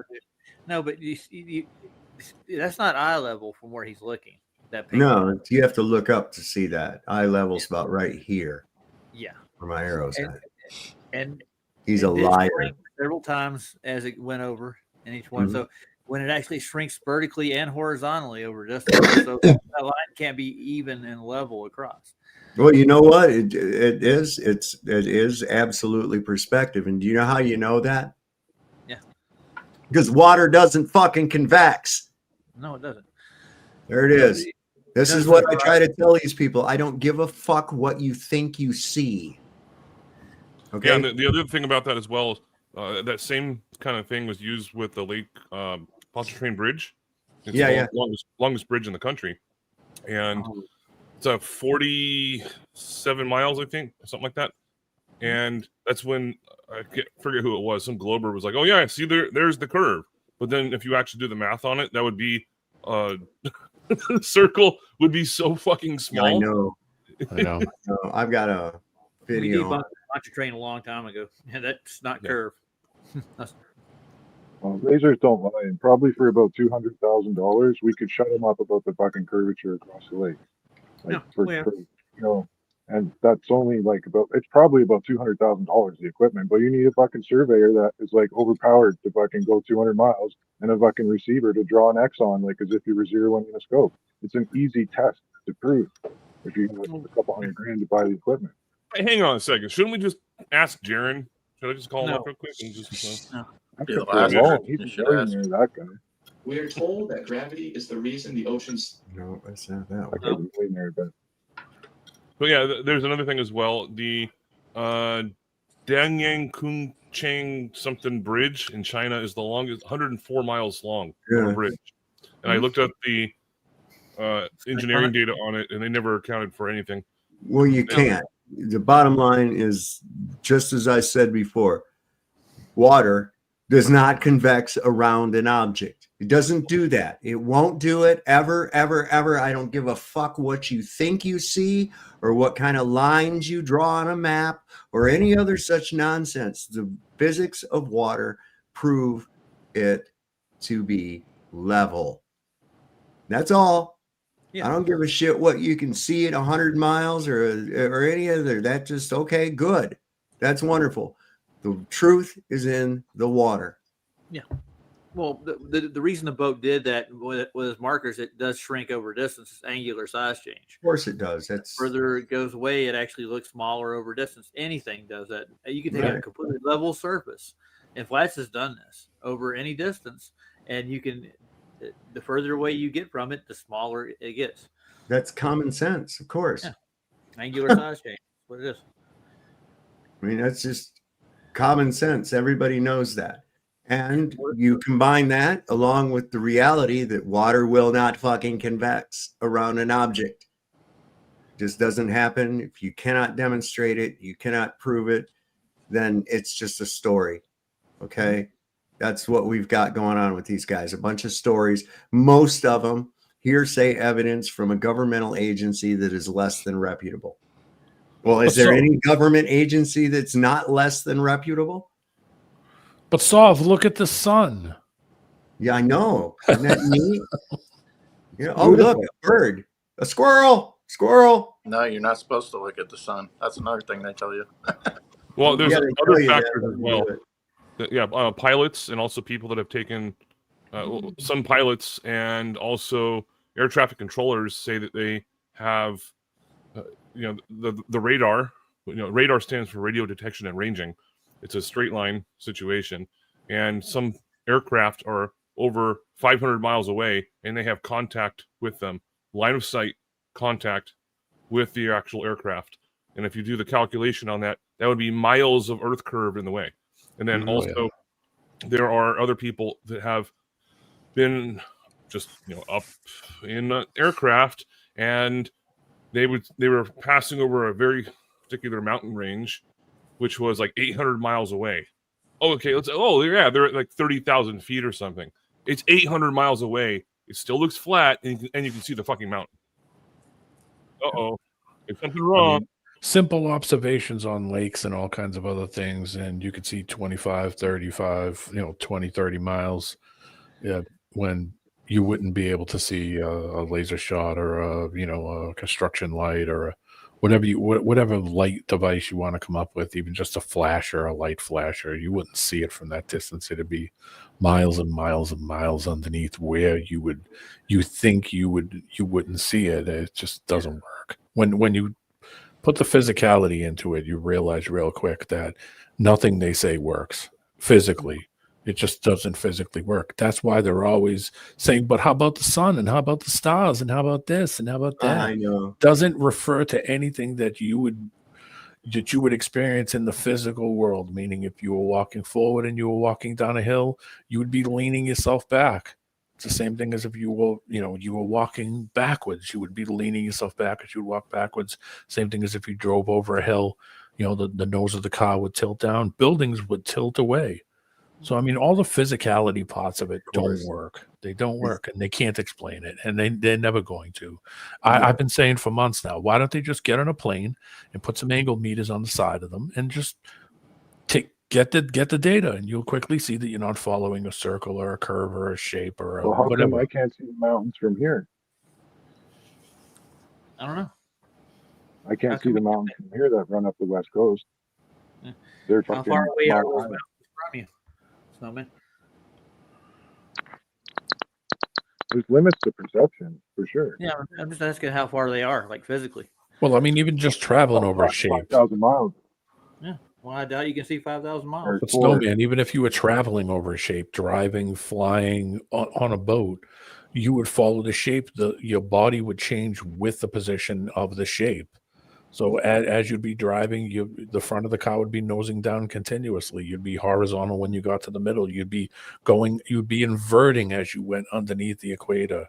Same thing They've flying, shrunk same because I'm thing so on far a away. ship. I agree. They've shrunk. I'm so far away, but that's a matter of perspective. That's So I how mean, it's once you start to put the physicality to what they say, it doesn't work. They're never going to experience anything that physically would say, okay, no, we are standing at a 45-degree angle. I am right now. Oh, what the fuck, Saab? What are you doing to us? Doesn't work. He's been doing this stuff all night, dude. Pay attention. He'll flash up the on the screen. aircraft really that triggered me when he said about the aircraft having what did you say, like 200 kilometers or 200 miles line of sight with the fucking aircraft? You could see it or something. Like, Well, they get with radar. Yeah. Yeah, they connect on radio on connection. radar, but Radar is an acronym. It stands for radio detection and ranging. That's what it stands for. And there's also like LiDAR, and then different things as well. And they all work at long ranges, along with the LiDAR was the predecessor of GPS, which had a maximum range of 1,500 miles line of sight, and that's what ships used to use. But we don't use that. Well, I think they still use it. It's just different. But then for the ship guidance systems, they use that Lowrance. They use that whole system where all the buoys, all the channel buoys, and all that stuff is all interconnected with their computer systems now. That's what they don't even do maps anymore or any kind of physical. Now we have buoys out in the middle of nowhere and shit. And, I mean, like that. But they can just go by the positioning buoys, and that's how they navigate. You guys are forgetting one of QE's favorite proofs is the Sea Sparrow, because it can laser pinpoint something 30 miles at sea. Where's that curve over the 30 miles? Right. Well, the refraction, Roger. God, really, Raj, really. Okay. Refraction happens all the time. I know. When are we going to see Craig's refracted hand? Will never happen. Dude. How about his refracted amputated fucking leg? How about that? Maybe you'll get a hologram leg. Oh, go easy with him. You'll make him cry. Oh, fuck it. I'm having such an emotional flat earthers. I know. He's such a fucking piss willy. I swear to God. He is. I forgot about that term. That's what he is. He's a piss willy. Yeah, you show that pretty much the beginning of every one of your shows. I think. Yeah. And you can tell, like, even fucking everybody else is looking at him like, what the fuck is wrong with I am struggling extremely with mental health issues, and I am trying to do that whilst being FTFE. And unfortunately, talking to flat earthers is quite painful. All right, thank you, Craig. Oh no, man, what a nice thing to say while your friend's having a breakdown on stream. Oh, okay, thanks, Craig. Thanks, Craig, for fucking having an emotional meltdown and shit. We're just gonna pretend like that didn't happen. With friends like that, who needs them? Yeah, right? They did the same thing with Monkey Cat Pat after his mom came in and hollered at him too. McToon went right back. That's the commercial break. Well, that was nice. What a great group of people. I'm telling you. Is a piss willy like? Go ahead, Cubby. I'm sorry. Is a piss willy like a pigeon pecker? No, it's like a Nancy boy or a pansy. Pansy. Lighten the loafers, dude. Yeah, man. Like, oh, you homophobes. Never mind. He's a piss willy. Like Barney Fife is a piss willy. Okay. Can't load a gun to save Little his ass. skinny mouthy fuck that don't really got nothing to back up their shit. That's a piss willy. You do remember Barney Fife trying to load his revolver, right? Oh yeah. Hands are shaking. He had to keep his bullet in his pocket. He only got one bullet too. Yeah, he was not very safe with guns. But that's when being unsafe with guns was funny. Now it's tragic. Yeah. Anyway, here's a cool thing. Look north any clear night. One star never moves while the sky wheels around it. Polaris. For 4,000 years, every navigator and every culture has used it as the fixed marker of north. Here are 5 instrument-backed proofs that Polaris is the immovable nail above a stationary plane. First, the Georgia Guidestones. From 1980 to 2022, a granite monument stood in Elberton, Georgia. A 7/8-inch hole was drilled at exactly 34.23 degrees elevation, the latitude of the site. Every single night for 42 years, Polaris appeared dead center in that hole. No drift, no wobble. Second, the Eiffel Tower summit test. 2016. Telescope 1,083 feet above Paris, same latitude band. Globe predicts Polaris drops 0.003 degrees, 10 arc seconds, from height. Measured 48.85 degrees from summit, 48.85 degrees from ground. Zero change. Third, U.S. Navy HO. 229 tables still issued 2025. Polaris azimuth correction stays within plus or minus 1 degree of magnetic north for 175 years, even as the magnetic pole drifted 1,200 miles. On a spinning globe, those tables would obsolete every decade. They don't. Fourth, Gaia DR3 2022. Expected parallax for a 433 light-year star. 7.5 arc seconds yearly wobble. Measured 0.0075 arc seconds. 1/1000th the expected value. Statistically, 0. Polaris is at infinite distance. Fifth, the Allais effect. During solar eclipses, Foucault pendulums stall or reverse when the moon blocks the ether flow that drags the plane of oscillation. Celestial interference, not Earth rotation. Polaris does not move. No wobble, no altitude change with height. No drift in 175 years of Navy tables. No parallax. It is the immovable nail at the center of the celestial dome, directly above magnetic north. Exactly where it belongs on a stationary plane. The globe needs a star 433 light-years away to fake the alignment. The plane just needs Polaris exactly where it is. Every instrument that can measure it says the same thing. Polaris doesn't move. Earth doesn't spin. Planar forever. Rule number 1. So for their arc seconds that they're not getting, what's their excuse? Let me guess. It's refraction. You're probably. That's usually that's usually the other duct tape. It's gravity. Well, you got gravity, right? And then you've got refraction, you see. And then when you put them all together, you have refractor gravillax. Nice. Yeah. So their excuses don't comport to the observations. And No. pendulum actually reverses during a lunar cycle. During eclipse. Eclipse. Okay, so that means that the cause is the motion of the objects, if any cause for its declination, right? So the sun and the moon are what causes it to actually do what it does. If any, yeah.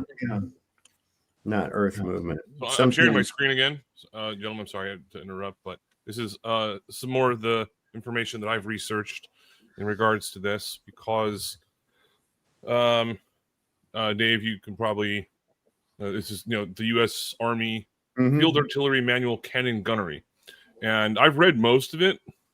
I mean, it's 664 pages, but if you take this and you input it into Adobe Acrobat, you can look up certain key phrases like Coriolis, Earth Curve, Spin, things like that. It's not in the manual at all. Nope. And these guns, like howitzer cannons as an example, have ranges of 25 plus miles. Yep. And it's not anywhere in here. The ballistics. Some of them do go like a mortar round, though. They do have a friggin' arc like a water balloon. Yeah, battleships. Some of the World War II battleship guns, those things were fired manually and aimed manually. They had no articulation where they could adjust for the nose, for the bow rise or anything, and they would fire those things 20 plus miles, manually sighting. Okay. Well, what do you hear the radio man say to when he's calling in artillery? Right, he'll give him the coordinates and he'll go fire for effect. What does that mean? Let's see how close you are to what I'm giving you. Yep. Right, and he'll tell him the corrections. Then he'll give him corrections. You got to group it. Yeah. He wants to see where you're aiming at, so he can. Yeah, and he could tell him bring it over 2 degrees to the right, bring it over 1 degree to the left. He can bring it up 1 degree, and you can pinpoint it, and you can move it around and give him. Be quick, broken arrow. We're under attack. Wait, I have to figure the Coriolis effect. Just fire the fucking gun, man. It's like doesn't happen. It's like zero on a gun. It's the same thing with rail guns as well. The Navy has, I think they discontinued using them because of it's just too detrimental to the ship itself, and it uses so much power. But I never saw one fire, but I've seen in person. But I've seen videos of them firing, and they were saying that they have an accurate range of over 100 miles.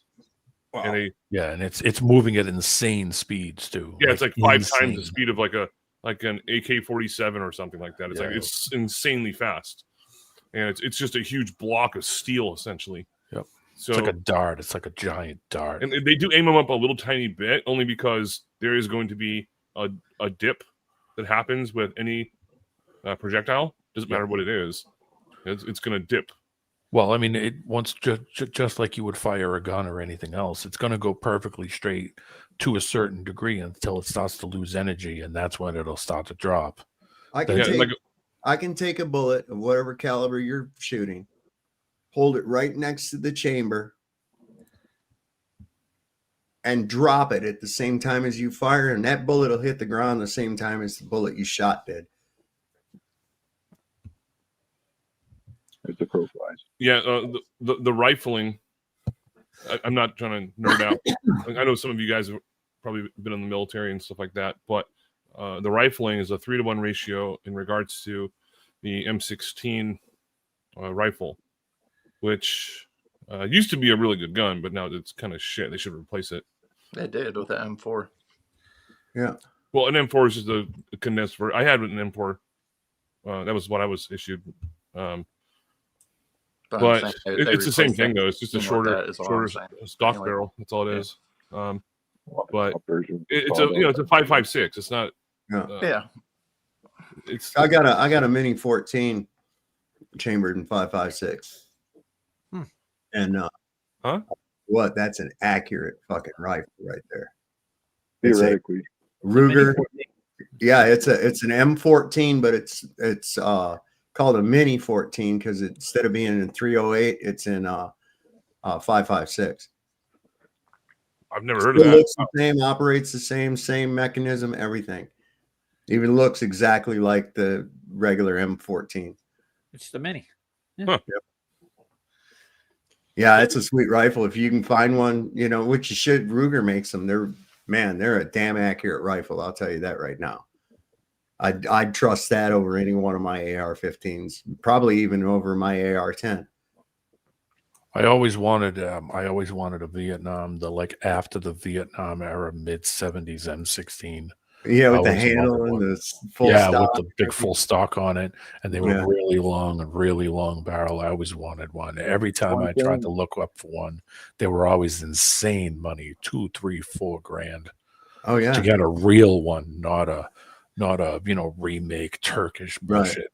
To get a real deal one, and it was almost impossible. Every time I tried to find one for $1,000, it was always like $3,000, and I was like, no. I'll tell you, man, the one they gave me in basic training at first, I objected to it. I said, I ain't gonna be able to fire this worth of fuck. What was The that? upper and lower receiver, you could hold them and they would just go, you could jiggle them. You could jiggle them when it was assembled together. I mean, it was like there was play, so much play. And I'm like, how do you expect me to fire this and be accurate? So I traded it in.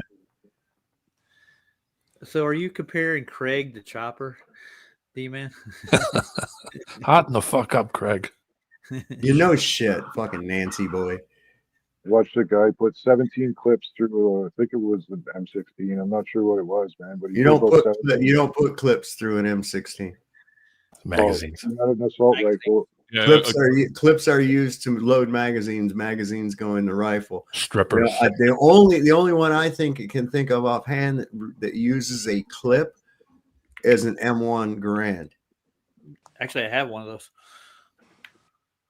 That's What's a a nice clip rifle. then? I'm just Yeah, calling they're, it. they're top bed, I believe, aren't they? Yeah, M1s top bed. Yeah, they are. But I can sight it at 75 yards or more, easy. Yeah. Hey, gentlemen, barely. great. I was only coming on for a short little bit, but it's always a pleasure. Dave and everyone else, cheers. I'll be listening in the background on YouTube. So have a great night. Cheers. Right on. Have a good one. Thanks for coming up. Later, Andrew. Peace out. There you go. This was a little belated, but it's still, from Thanksgiving and whatnot. Carving that white meat up. Happy Thanksgiving from OJ Simpson. Well, how do you say goodbye to anybody anymore? I always there's too many symbols. I'm afraid I'm gonna get called out. Oh, look, he touched his nose a certain way. That's indicative of a 470th Illuminati. 470. What is that again? I don't know. It's a kind of bullshit they do. And then, of course, we found this really, really great What's the one? holiday Thanksgiving dinner video of Sean Hawkins. Yummy. I mean, we all know it's not real. Don't that look like him, though? Yeah. I swear Accurate. to God, man. I mean, that dude, that looks just like him. Look at this. Sergeant Rock. Whoops. There he is. Ah, you dumb fucker. Ah. Well, yeah, Hey, cowards. He looks younger than you if he shaves off. I remember saying that shit. You freaking cowards. Why? There's no way that's real. That's why I told him, I says, man, you need to go take a bath, brush your tooth, and come back with a little brighter outlook, Yeah. Bear's getting ready to go in a foxhole. It looks like it. Well, you started talking about the military, and I was a grenadier myself. They never taught me about, how do I adjust this thing according to the rotation of the earth. None of that. But yeah, it's called windage. This is cool memorabilia I got. It's nice. Genuine M1916 Stalhelm helmet from the First World War. It's even got some, bullet dents in it. I got one from I got one here from the Second World War. Jeez Louise. I got my COVID mask. Oh, you did? Look at here. They're gonna really start. Somebody's gonna clip this. Me and Vara are wearing fucking German helmets online. Check this out. Very interesting and stupid.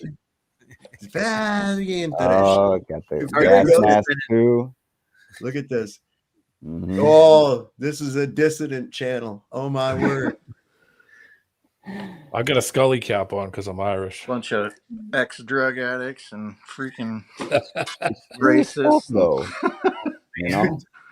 Oh, it's it's just uncomfortable. generally as hell. bad bears people. are as suspicious as it gets. He's a Since when do we decorate rooms with grandma's body? He's a homophobe and a transphobe and a flat earther, and he's just a generally bad person. You're violent too. Don't You forget know, that. I found out those cops fucking laughed their asses off after they got off the phone with him. God help them. Yeah. Well, remember I was trying to explain to Monkey Cat Pat that what they have in their model would be Velcroed air. In other words, Yeah. little G's working in the gases and big G's working on the ball, so everything's stuck together, right? Yeah, right. So how would you develop any kind of wind or any kind of weather in an environment like that? You can't. See, they want to think, oh, well, you say it's contained, then it would all equalize. I'm like, motherfucker, I didn't say you lived in a spray paint can. You've got all kinds of shit working at all times. The heat, the temperature is constantly changing all the time. High pressure fronts are meeting low pressure fronts. We have respiration, evaporation, and condensation taking place. We've got exchanges of gases between organisms. What in the fuck are you actually talking about? Opacity of air. Yeah, I mean, wow.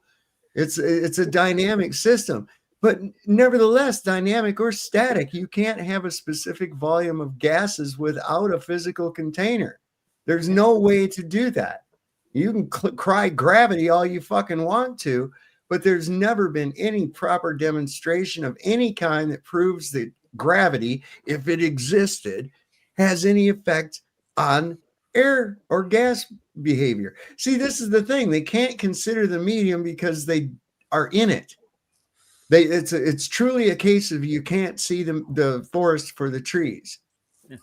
And there's Okay, so-called force I can't gravity see the for- forest. There's too many fucking trees in the way.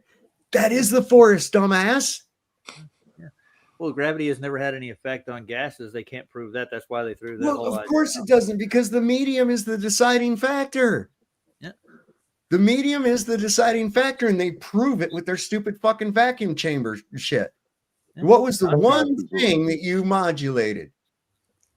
Was it they- gravity? No, the medium. it was the medium. So if we change the medium, we change the observed effect. It's real simple. What's up, Tony Drake? Hey, Mr. Drake. Yeah. You know what? Drake is a male dove. Yeah. Yeah. I didn't know that.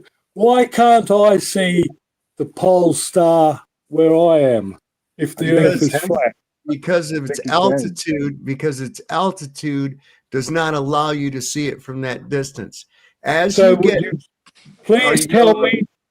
Please tell me. No, please tell me. No, I want to clarify a word. What word? Two. You get two of them. How far away from the Earth is the pole star? You should be able to see it. How far away is the force? Miles. In miles. Do you listen long enough to get the answer, or are you just asking questions to fill dead air? I think he is. Okay. So logically, if you went to the 45th parallel and were able to measure the distance from the 45th parallel to the 0 degree mark of the pole, that should give you the height of the star, because now you have a right triangle, correct? Yes. And that's how you figure that out. A squared plus B squared equals C squared. Boom. There it is. And it needs a flat surface to take that. Yes. You need a So nice- like everything else in the sky, as it moves away from you, it appears to get lower in the sky. It doesn't really get lower in the sky. It just appears that way. And this is why it's very deceptive of these guys that try to use two-dimensional Euclidean geometry from a third-person perspective to describe first-person perspective. We don't see that way. In fact, I got a good video on that. I'm going to get it. It's the same thing with the sun. The sun's not dropping down. It's at the same elevation all the time. It's just dropping down optically with your eyeball as it goes away from you. It's distance, or you move away from it. Either way. Yeah. Can somebody put a number on it? How many thousands of kilometers or miles? I don't know. Go on Google would need right to now and measure find that. out how far is the 45th parallel from the North Pole. And then that'll tell you right there, because that'll be your 45-degree angle right triangle, right? And it'll never be more than 4,000 miles. That's correct. Because that is a radius of the sphere that we live in. We don't live in the pole star, and the pole star is in the center. Oh, okay. Well, he's got a Come whole on. other model you don't want to know about. I already Come know. on. I know all about Stop. it. I know. Yeah. So everybody can see it then. If it's in this very center of this sphere that we live inside of, that would mean it would be right there, visible to everyone. I think if I go high enough in a balloon from where I am, I'll be able to see it. That's very possible. If you go high enough in the balloon, you can see the sun for 24 hours too. Tony There and the you giant go. peach. Yeah, no. Tony, So do you anyway. believe that to we're take it from going this through way. space right now? Yeah, So we're not. I looked it up. It says that the distance from the 45th parallel north to the North Pole is approximately 5,107 kilometers. It doesn't say how they got that measurement, but that's what's listed on Google. And that's- 3,117 miles. Then that's how far. That's how high it is. Then There's your height. there it is. It You know, just if I'm gonna chop a tree down out here in the yard, what I want to do is I get a 45-degree angle and I sight it right up to the tip of that tree. Okay. And that'll tell me right where the end of that tree is going to land at. You just flip it Because over. You get that means that the distance I am from the trunk is the same as from the bottom of the trunk to the top of the tree. Hey, Soph, I was taught to do that when the sun was 45 degrees above the horizon, and then you just look at the shadow and you'll see exactly the shadow of the tree where it will fall. Mm-hmm. Yeah. Or you can just do it any time of day, even in the cloudy day, by just sighting a 45-degree angle. Yep. Easy roundabout. Yeah, There you I are. don't have to wait for a certain time of day or anything. So you think that they measured the entire Earth like that at one point in time, didn't they? You'd Well, think. according to Krusty Knees, Yeah. that flat table is a globe. Sun's not out today. We're not cutting trees down. Dang it. Moon's Damn out it. though. Cloudy day, no work. All the lumberjacks go on home again. We'll pay you for the day, but Midnight You know. tree removal. maybe tonight it'll be partly moony and you'll be able to come back. There you go. You might get a shadow. Yeah, well, they always say today it'll be partly sunny. How come they don't say tonight it'll be partly moony? Right. I like that word. I mean, it makes sense. It should be, right? What's the other part? Whenever they say that, like, oh, today's going to be partly cloudy or it's going to be partly sunny, it's like, what's the other part? Yeah, well, what Partly part? shitty. What part of the day is it going to be like all sunny while I have to be at work, be working, and then it's going to get shitty while I have my break, or what? Let's get a little bit more specific there, weather girl. More tits, right? You ever see those Spanish weather announcers? God Oh, damn. yeah. Yeah. Oh They do that yeah, on they're purpose. yeah. Just I like Latin American. I wanted to answer Bara, like, this ain't the first time Tony's been on this show. Oh, no. We've heard his model before. Tony's a frequent flyer. Mhm. Yeah. Well, Here's a I big just got mystery. excited because we got a Glober here, apparently. No, we have He's not a Glover, think- dude. He's something else. He's a hollow He's- earther. Hollow Earth thing. Ooh. And D-Man. That's kind of cool because nobody puts fact check stickers on I it. am the one and only flat domer. Hell with all of you. That's right. I know. Well, you need to get your numbers up, man. Yeah, you do. Yeah, You do. Yeah. I mean, Start a you movement. You start a movement, then you get to become a cult That's leader. it. Join the flat dome, everybody. You got to wear a jumpsuit. Follow That's the right. comments. That's right. We have prayer time 3 times a day. We You pray got- to the Almighty D Man. You have You're to gonna have have an to catch effigy. Oh, sorry. What? You're going to have to Go catch ahead. up with the 3 rising earthers. Mm-hmm. That's it. Nashikata Dell, hit me up. I'm a disciple.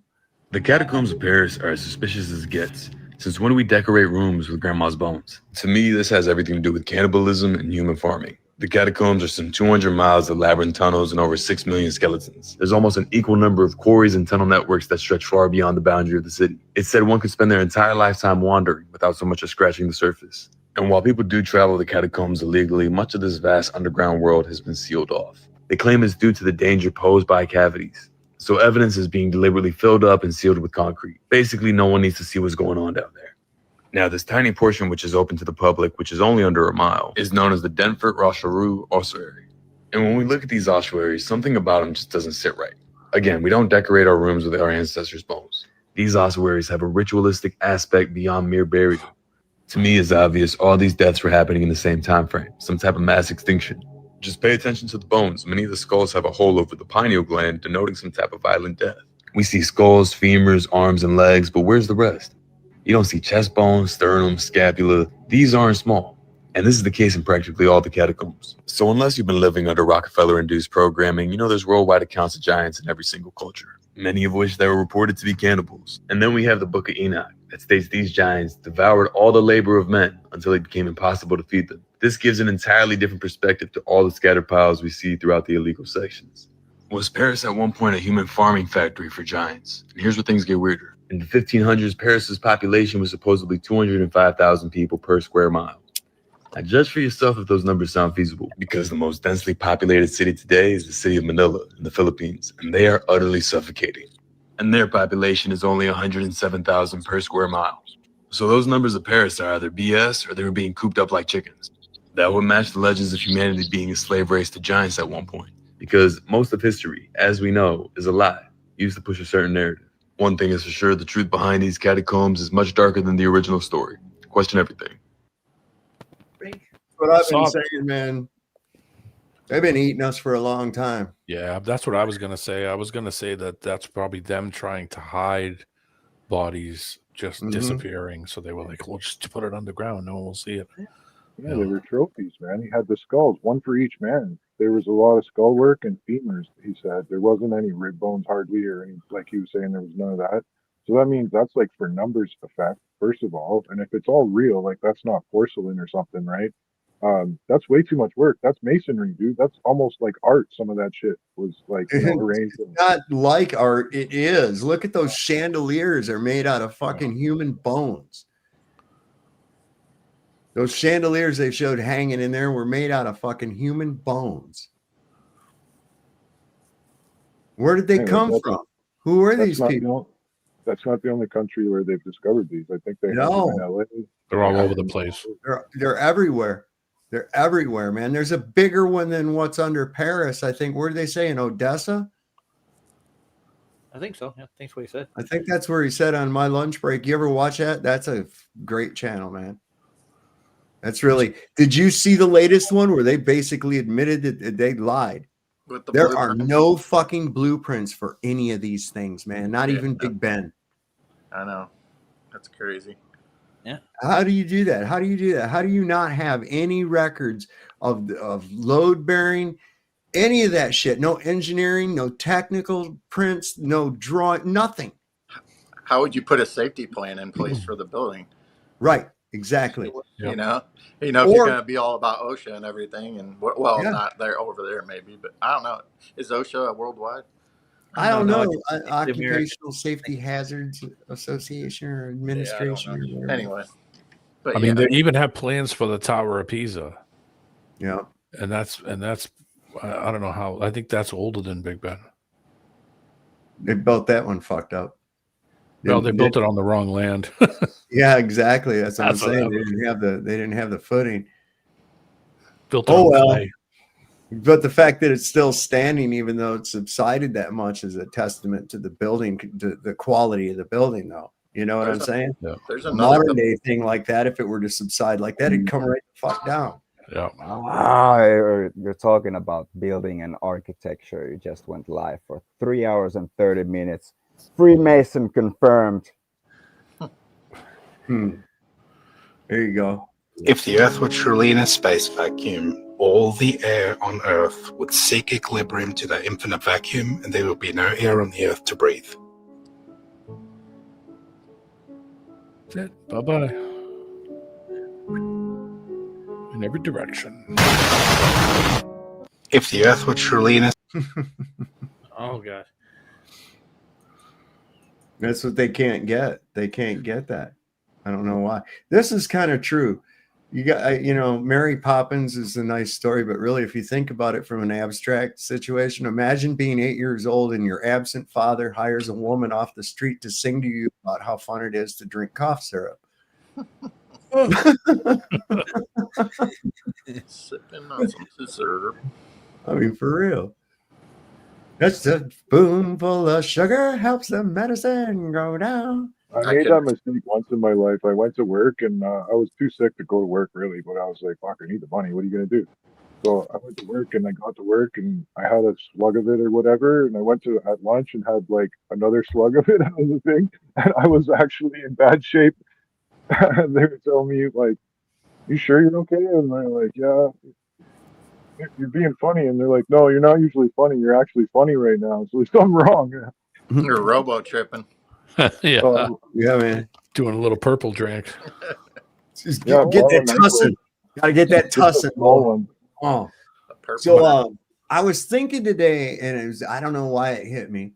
I guess maybe one of these discussions on the natures of buoyancy and density and whatnot. And suddenly I remembered this toy I had as a child. And I'm going to describe it to you real quick. It was like a plastic bottle that was clear. And you had it full of water, and there was a little diving bell in there, kind of like a thimble, right? Yeah.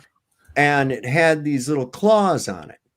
Now, it would float up to the top of the bottle, but as you squeeze the bottle, the little thing would drop down to the bottom, and you could kind of guide it, shit, but it also caused the claws on it to open up. And you had little things down there on the bottom with little rings that you could pick up with it. And what you did is you squeezed the bottle, and you could control the speed by how hard you squeezed the bottle.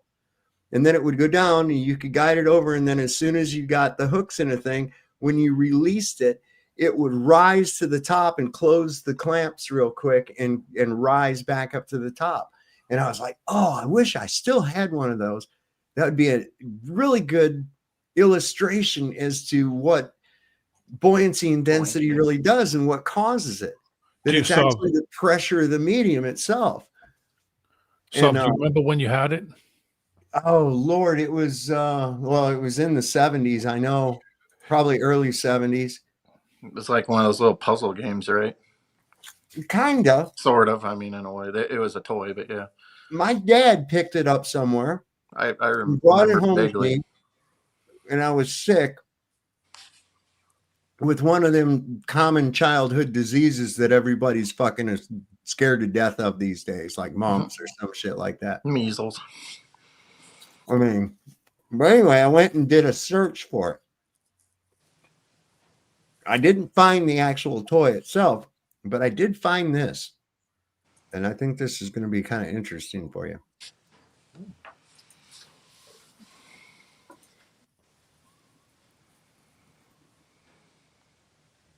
Hey everybody, it's Danielle from Cool Science Experiments Headquarters. Today, I'm going to show you an experiment called the Bottle Scuba Diver. Are you ready? Let's get started. Okay, for the first step of the Bottle Diver Scuba experiment, we are going to need to cut out our diver. And to do that, you're going to need some heavy duty foil. And I am using a pie plate. What you're going to want to do is cut out the shape of a diver to look like this. And you can head over to coolscienceexperiments.headquarters.com to get a template for that. So once you've cut him out, the next step is to create his scuba gear. And to do that, you're going to need a straw, one of the ones that have the flexible bending part. Okay. So you bend it in half here, and then you're going to cut it about 1 inch down from the bend. And we're going to cut both sides. So I'm going to cut that here. And again, you'll notice that I cut off both the long part as well as the short part here. It's really important to make sure that the scuba equipment is only about 1 inch down off the bend. Otherwise, it'll be really hard to move the diver up and down in the bottle. So the next step for building the scuba gear is to take your paper clip. You'll see that I'm holding the paper clip to the end. So here's one end of the paper clip and here's the other, and they're pointing up, not down. So what you're going to want to do is you're going to take your straw. Do you need time to catch up, Snowman? I know you're probably making one of these right now, aren't you? No, I did a different science experiment where I had a straw inside of the bottle, but I had basically all the water out of it, so it was, or all like right to the top, so there was no air pressure, and I basically was just, basically it was a pressure meter. Like that was like, fuck, I was young, like grade fucking 3 or something. So I didn't find the toy, but I found out what it is. It's called the Cartesian diver. Cartesian diver. That's right. It's a classic science experiment which demonstrates the principle of buoyancy, Archimedes' principle. Yeah, this is really cool. Wait till you see what this thing does. And one end of the straw is going to slide into one end of the paper clip, and the other end of the straw is going to slide into the other end. It's a little tricky at first, but once you get it started, you can finish it up pretty easily.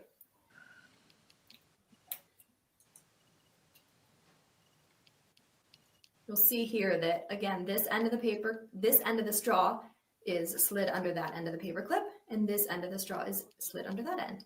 And you have your scuba tank. So now we're going to put it onto the diver. Get a nail gun. So on your scuba tank, you'll see that you're going to slide the diver here in between the paper clip. Can I ask something, Soph? Here's Is the top of that straw broken, or is the top of the straw still sealed? It doesn't have any holes in it where it's bent. No, it don't have any. It's one of those bendy straws, and she bended it over. When she drops it in the water, it's going to hold air inside that straw. Exactly. And what you'll find is as you squeeze the bottle and increase the pressure, the diver will go down, and as soon as you release the pressure, he'll go back up. Diver. I'm going to slide him in just like that. Showing again, you're going to keep the that the density of the medium is the deciding factor. Scuba equipment at a diagonal angle.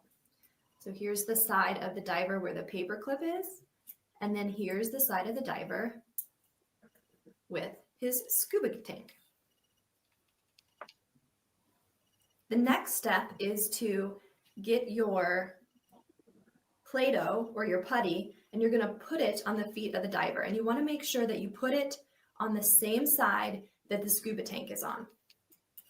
Okay.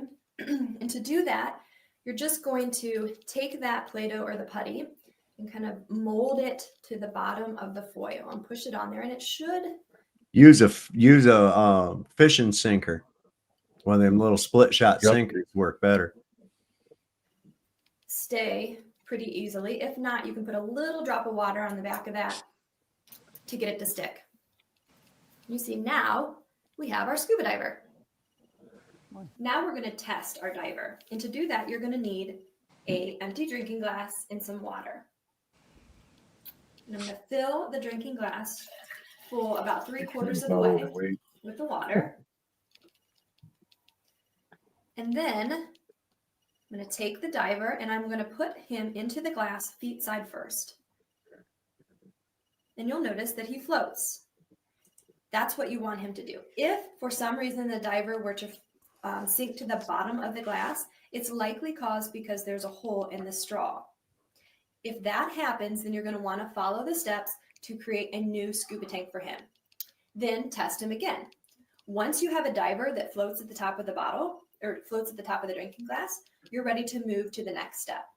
So now we're ready to put the scuba diver into the bottle. So what I'm going to do here is I have a 2-liter bottle and mine is already full about 3/4 of the way with water. I'm going to fill it the rest of the way, all the way up into the mouth of the bottle here. She's shy. And it's important to keep the And water she's probably single too. really close to that top of that bottle.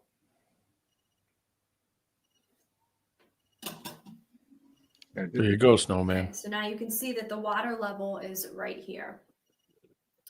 Then I'm going to You're gonna make me have to show the dancing girls, man. take my diver, and I'm going to put him again feet first into the mouth of the bottle, and you'll see that he floats. Then I'm going to put the lid on, or the cap on. Oh, look, he almost disappeared. So now our diver is in the bottle, and we are going to make him dive. To do that, you just put your hands around the bottle and squeeze. You'll see by squeezing, the bottle diver goes down, or the diver goes down, and by letting go, he goes back up. If for some reason you have a hard time getting the diver to move up and down, you'll want to take him out and then cut a little bit off the ends of the straw. And then have fun with your diver.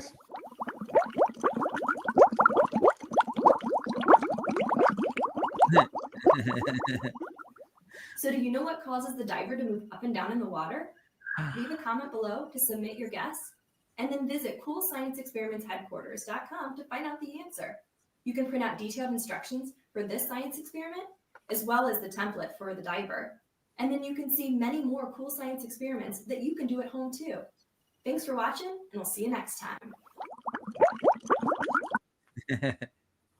That's pretty cool, isn't it? And she's good with her hands. Yeah, it's a great, it's a great demonstration of displacement, isn't it? I saw that Snowman was getting a little excited with that girl there, so we're just gonna help him out. Esta es una historia triste la que le voy a contar. Una historia triste la que le voy a contar. No tiene doble sentido, no vayan a mal pensar. No tiene doble sentido, no vayan a mal pensar. Era un viejo que morir se quería un último deseo. Un viejo que morir. Well, it was obvious what was happening there. The Earth was rising. That's exactly what was happening right there. No acceleration and free fall. Duh. Single and ready to mingle. I still see it as inconclusive. Like, I see that as inconclusive. So what, the water changed density or the dude changed density? No, you can't compress water. No. Okay, so what actually happened? The only thing that was left that could be compressed was the air in the straw. And so by compressing the air in the straw, using the liquid to do it, actually, okay, that had to give way. So it compressed the air, which made it denser in its area and therefore less buoyant, and it goes down. Yeah, also, if you get it full to the top, all the way to the top, there might not be anywhere for that air to bubble to begin with. Like, you know what I mean? Like, it's trapped. It's in the straw. It's trapped in the straw. Well, unless you got upside down somehow, then gravity would make a bubble, wouldn't it? Like, Yeah, it would throw the air straight up. If it flipped over, then the air would come out of the straw. It would just sink. yeah, but theoretically, if there's no room for the air, you know, like that'd be pretty. Well, you could it's not going to leave the straw. It can't leave the straw. It's pressurized in there. It's under the water. Yeah. The hydraulic systems are that way. When they create a hydraulic system, it's basically just taking the fluid and trying to compress it, but it can't be compressed until it just becomes motion. And now that fluid can push something, it can I forget the word, I can never say it right, but you know, it moves a valve or it creates a pressure and opens a valve up. Hydraulic systems, like hydraulics in a tractor, you know, they're hydraulic systems. Water does the same thing. The only difference is they don't use water. It's because it can go by seals, so they use a more dense fluid, which is hydraulic fluid. And if you've ever seen hydraulic fluid, it's like maple syrup. Yeah, it's real thick, nasty stuff. Yeah, it is. Don't get it on you. Yeah, it's made up and harder to get by seals and stuff to build pressure. Mm-hmm. It's hard to put any pressure on it or compress it, even it's just too dense. Right? See, that's a whole fascinating subject, and this is what cracks me up: is these people that scream science all the time have no fucking clue about it. They never considered one bit of this at all. They go, well, they have a gradient. Yeah. And you know, I'm like, so what? You have a gradient. What's that supposed to be?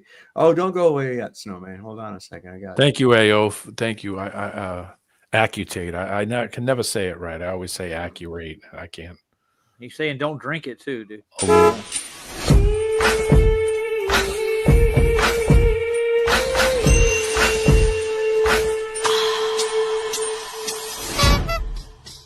telling you, listen up my buttons, baby, but you keep running, saying what you gon' do to me, but I ain't seen nothing.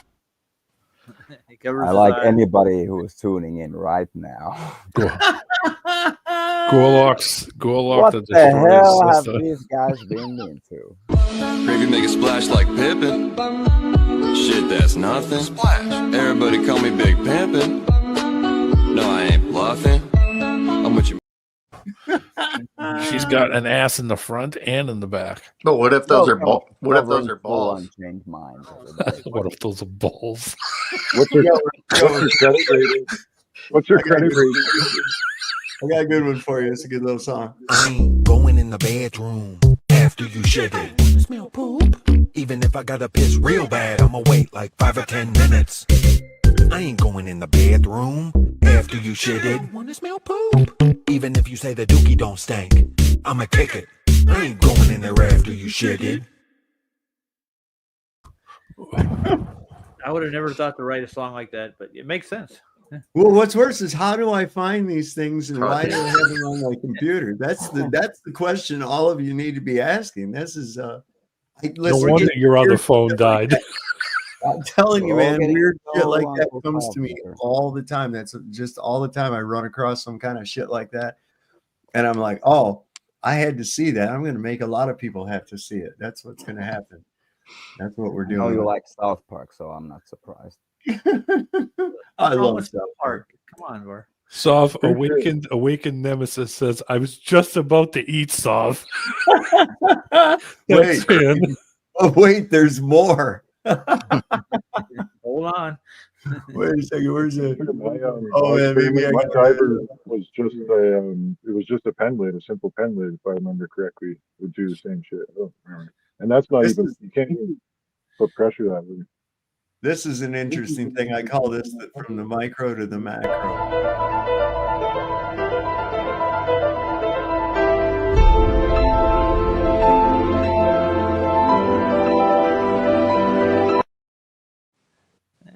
We had to go down the bottom of a cave on a mountaintop to see a cat flip us off. I have my cat do one. That's too. right. And y'all did it with me. Y'all did it right here with me, man. Oh my God! Look what's happening. Garfield. Just look at this. Safety With my helmet on. What happened? With my helmet on and my. Oh cat. my God! He's got his cat. What was that video He's a doing while the ago that salute. people got all pissed off? Gonna at? get us kicked off of here. No, I'm just The kidding. dog, the dog doing the salute. Remember? Oh, I know. People got upset about that. Oh, I was like, you people are upset at a puppy. Do you really think the puppy has political views? I mean, wow. What we live in this world now. We live in this world right here that we get to share with these people. Where did I do with that? Oh, I didn't put it up yet. That's how I see the moon. That's what I see. know. You see the moon? When you see this, though, it's Tranbo. I saw that. Soon, only on Netflix. Yes, sir. Whoa. Holy crap. The first period or something like that. Whoa. The story of Queen Victoria, played by Beyonce. Yeah, it's like, what? No. No, we don't do that. We're not going to look at. There are Oh, yeah, this is a thing. They get pissed off about this one, too, boy. There are documented cases of being able to see stars through the moon. So this begs the question, is the moon even a physical object? It was also documented in the Royal Society of Philosophical Transactions from There are documented cases of being able to see.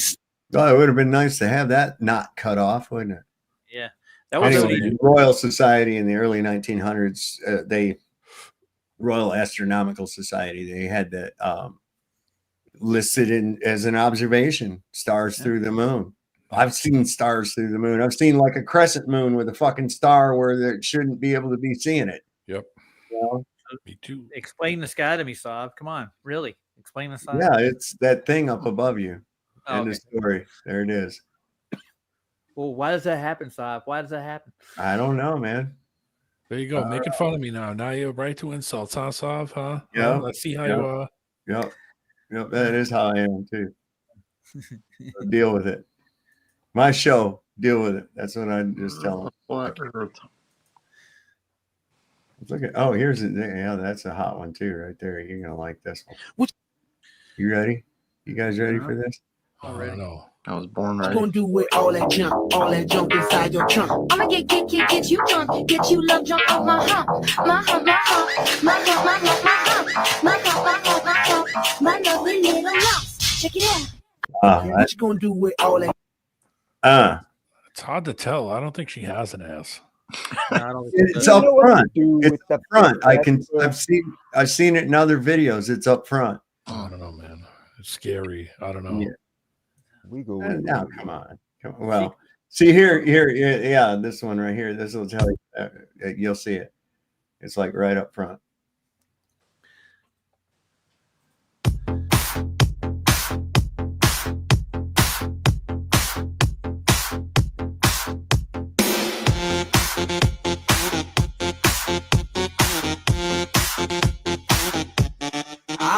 Oh, baby, all that meat and no potatoes. I don't know. I don't know, but Cubby might be on to something.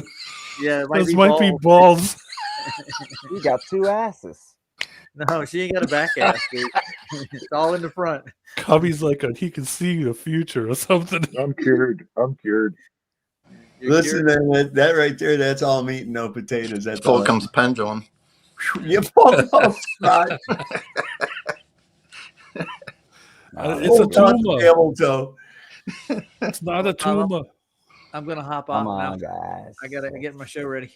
All right, brother. Yeah, I'm gonna be up here in a little bit, in about 8 minutes here. All right. Going, I'll see you guys later. All right, brother. Have a good one. Have a good show. I will. Yeah, see, I run across these like really disturbing AI videos, and I just can't help but keep them.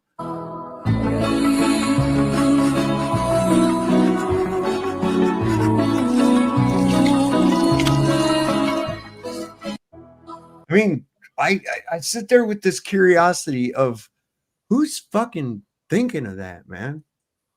I know. I mean, somebody had to tell AI, I want Donald Trump as a bowl of spaghetti or something of that nature.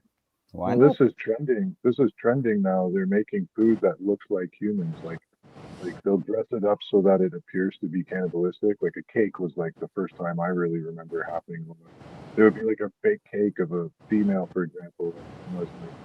Yeah, You know, yeah, I've seen it. Hey, Do you yo. guys know that there's a sequel to that song, "The Devil Went to Georgia"? No. Yeah, it's pretty cool. I'll show you in a Oh, minute. what is it? The cartoon one? one? Is it the cartoon one? No. Oh, there's a cartoon. This guy one. actually wrote a song. It's pretty cool. I'll show it to you. What? Didn't. The CDB. Everybody has heard the song "The Devil Went Down to Georgia," but only OGs know that the devil came back to Georgia.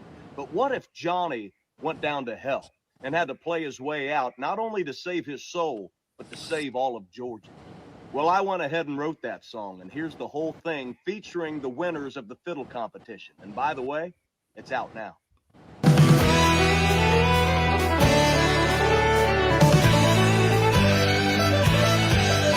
Well, Johnny went down to hell after old age took his life. I guess gambling on the fiddle didn't leave him on the Lord's good side. The devil met him at Hell's Gate and screamed, "Johnny, come on in. I got a special place down here for the best that's ever been." Johnny said, "Not so fast there, Scratch. I got a bet for you. The devil said, I got your soul, old man, so what you want to do? Well, you've been down here 40 years just waiting for me to die, and I don't want nothing less than to leave here with my life. The devil laughed right in his face and said, I'll sweeten the pie. Not only will I keep your soul, I'll take Georgia as my prize. Johnny, take this lightning bolt for your fiddle bow, 'cause the devil's feeling dirty and your fingers have grown old. If you win, you get your life back and another tale to tell. If you lose, all of Georgia goes to hell.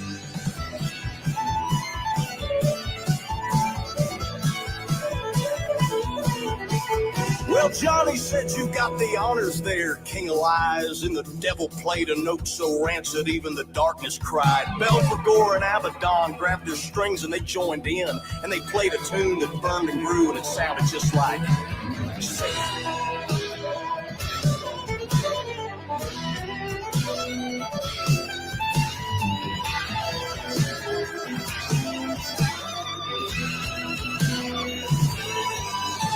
When the devil finished, Johnny's golden fiddle began to glow, and he snatched it up and struck it pure with his lightning bolt. All the devil's demons, they let out a wretched scream as they watched Johnny's fingers burning up them fiddle strings.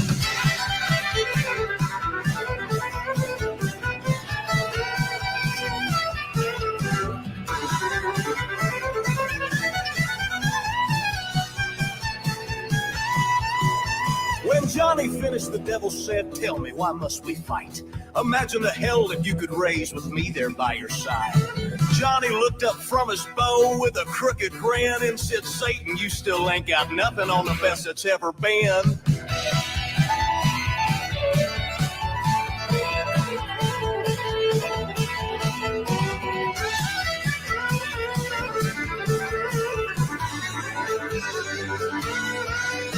Now Johnny got another shot at life on that good free Georgia land. And if you ask me, that's pretty good for a gambling, fiddling man. The moral is don't take a devil's deal no matter what the bet.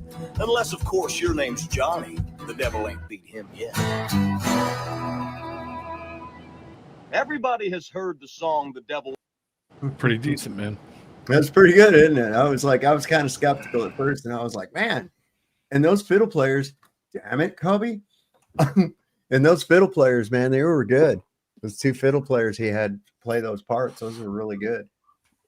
That's not easy, man. I could never figure out how they did that, man. I mean, I play guitar, but I mean, if that right there, scratching a fucking bow across the strings and doing all that. Yeah. I don't know. Are you taking off? What's that? You taking off? Here in a minute, I'm gonna play this here. I got like a couple minutes left here. Did you see Justin Johnson's comment about the devil went down to Jamaica? Yeah, I have. That's a good one. I haven't heard that. That's funny as shit. This is irrefutable proof of a flat Earth. Let's see. Oh, look, and it involves maps. I guess I don't know. I'm judging it by the cover. Prove the flat Earth irrefutably. The horizon is always flat, no curve ever. Period. NASA claims Earth curves 8 inches per mile squared. So why can you see Chicago's skyline from 60 miles across Lake Michigan? Why do high-altitude balloons show a flat horizon? And why do pilots say they don't adjust for curvature? The globe's a scam. Your eyes don't lie. If Earth were curved, horizons would dip. But they don't. They're razor flat. Even at 100,000 feet, curvature's nowhere. Cameras don't show it. Sailors navigated for millennia assuming flatness. The globe, a 500-year-old fairy tale. Open your window mid-flight, flat horizon, always. Ever seen the curve? Nope, because it's CGI. Balloon footage at 120,000 feet, flat. The Bedford Level experiment proved flatness in the 1800s. And those curved NASA photos, fisheye lenses, Google it, they admit it. Wake up, sheeple. If you're done with lies, smash that like button and follow for more mind-bending truths. Share this video. For entertainment purposes only, of course. Always. We have to say that. When is that trend gonna end? This is one I'm gonna leave y'all with this. This is pretty good. I played this the other night, but I think this is a really, really important information. This is some crazy shit. All right, let's take a little trip back to the year 1666. Do you notice anything about this number? the 666s. Now, if I told you that everything about our modern world, our science, our laws, and reality itself was written in this single symbolic year, would you believe me? Well, stick with me because this one goes very deep. All right, let's start with the Great Fire of London, which was in the year 1666. Now, this Great Fire wiped out over 13,000 homes, 87 churches, and the entire heart of the city. Now, here's where it gets a bit interesting. This fire conveniently destroyed loads of property records, land titles, debts, and ownership documents. Now, out of the ashes rose a new London, a new financial order, a new system that was built on trust law, the Crown Trust. It wasn't just a fire, it was a total reset, a cleansing of history, making the way for the new corporation, the commercial empire that still rules us today.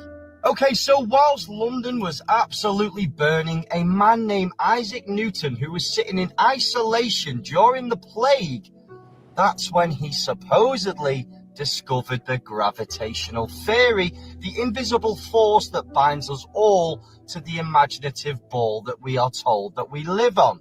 Now, the timing was absolutely perfect. Out of the destruction came a new science, one that replaced divine law with mathematical law, the beginning of the religion of scientism. From this moment, everything became measurable, explainable, and controllable, and faith in God's creation was replaced with faith in human calculation. And what a coincidence that in the year 1666, God's creation and divine order was replaced with faith in human calculation.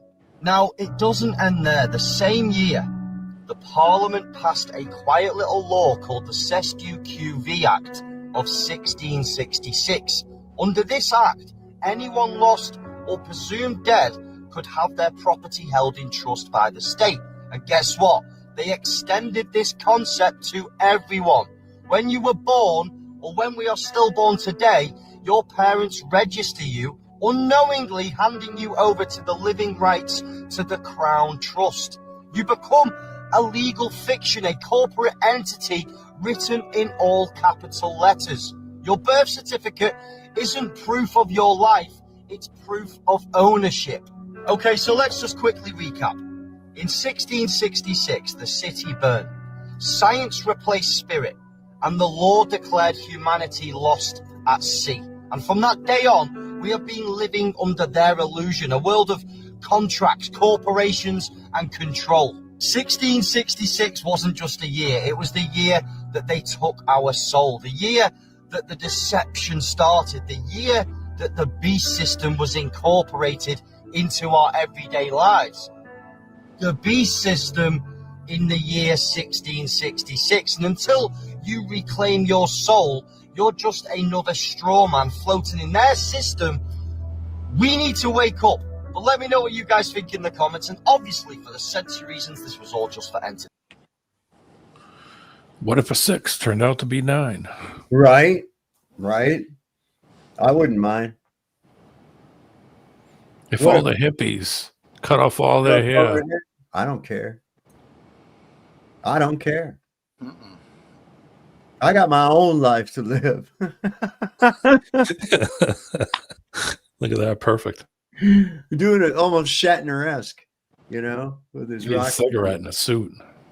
I packed my bags pre-flight last night. Pre-flight. 0 hour.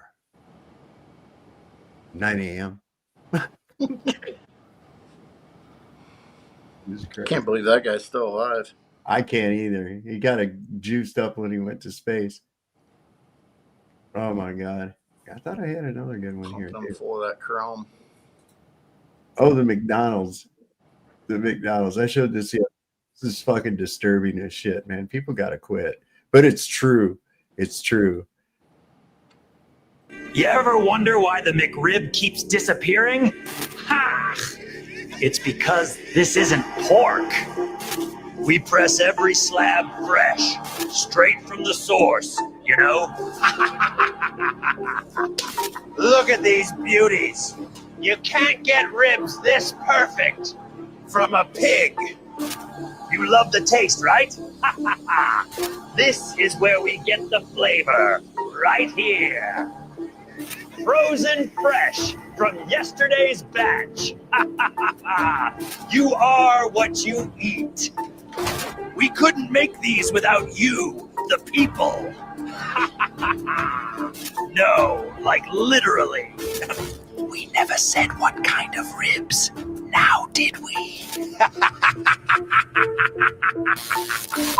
You're all.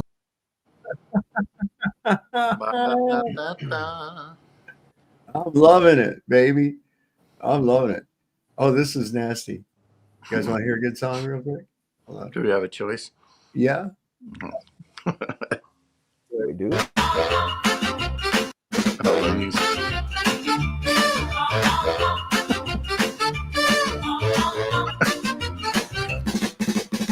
You drop them pants. Oh hell, that thing is big as well. I took one look, got scared, my little coochie unprepared. It won't fit in my slip. Hell no, you'll break my kit. Big like a 2-liter stick. Don't make me ride that brick. No way that's going in me. That's a damn fucking tree. You must be kidding. Holy shit, it just won't fit in my slip.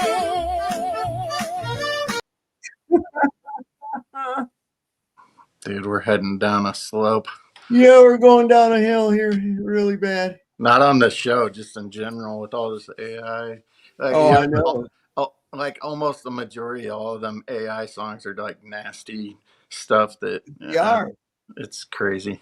I was sitting there scrolling the other day, and the wife was sitting over on the other couch, and I came across that, and it started playing, and I just let it play, and pretty soon I seen her look up from her phone, and she's like, "What in the What are you listening to? Singing about?" I'm like, "Yeah." All right, my thing's done working again. Take it easy. Have a good night, guys. All right, guys. Good to see everybody. Myself. And I want to thank everybody for showing up. And don't forget, tomorrow afternoon at 3:00 p.m. Eastern Daylight Time, also what is known as 8 p.m. Greenwich Mean Time, we're going to have this guy. I guess he's really an asshole. He really is. He's coming on here to, I don't know, I guess berate me or something tomorrow. But I'm supposed to prove my observation. And I indeed do observe what I observe. And I guess that's what he wants to do. He's supposed to be a glober, but he thinks that his reversal fallacy is going to work. It's not. Well, So- if I get out early enough, I'll pop on here. I might. try Yeah, to absolutely, sneak out. absolutely. It'll be good. Great entertainment. Cognitive What's that? dissonance. It's gonna be great entertainment. Oh, Sure. yeah. I mean, if Cognitive that's dissonance and just people getting emotional about. yeah. You know. Oh, I think he's trying to impress Craig McNeil and Toon. I think that's what he's doing. Because the first thing he did, as soon as I agreed to, he says, "Oh, this ought to be fun," and then tagged those two guys in the Facebook and shit. I haven't seen where they've responded to it or anything. Of course, I haven't looked in a couple of days either. But yeah, It'll be the same shit that everybody says. Yeah. You're just gonna go and down the same road. if anybody's going to be restreaming it, know that you won't be able to make any money off of it because I will be playing copyrighted background music. Okay. Just throwing that out there. In fact, just to give you a little sample, it's really good music. I think you'll like this real quick.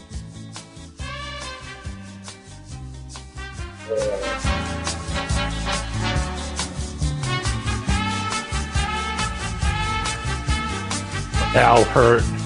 Oh no, it's Bob Cruz Generation. Bob Cruz Generation. The name of the song is Music to Watch Girls Fly.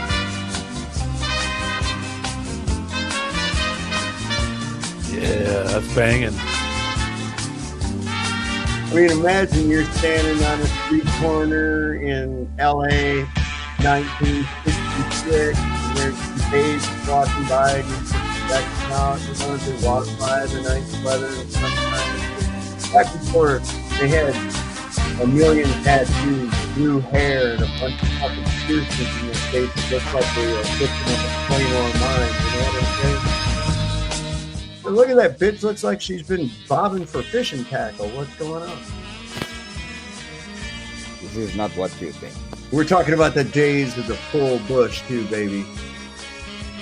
That was the thing right there. There was no trimming. There was no trimming going on. That was a garden, baby. You let it grow. That's how that works. Nope. Nope. If you didn't It'll need, be epic you didn't tomorrow, need though. a weed, if you didn't need a weed eater to get into that thing, well, you didn't need to be getting into that thing. That's all it was. Yeah, well, Huh? if you say so. I like a Yeah. little runway. A nice trimmed runway would be perfect. I mean, tell me truly, this last girl that we saw, this one, what would be your guess? What would be your guess? Does she shave, trim, full bush? I knew what I was getting into. Yeah. I already seen Yeah, it. Gun go down there, man. Look at that. I'm just saying, you know, you could imagine a number of different scenarios going on there. I don't even want to think about it. It's disturbing. God. Disturbing. Yeah, that's I went out with a girl years ago. Her mother was a therapist, you know, and she was all the time trying to fucking like analyze me, and I could tell that's what she was doing and shit. And finally one day I looked at her, I says, Karen, I said, my mind is like a bad neighborhood. Don't go there alone. Not a good idea. Okay. Yeah, here. Oh, this is nasty. We should just real quick. Oh my god. This is Can no you say more that, girls. man? No more girls. No more girls. No. We did this. We got that. This right here. This is that AI bullshit. Like, Oh yeah.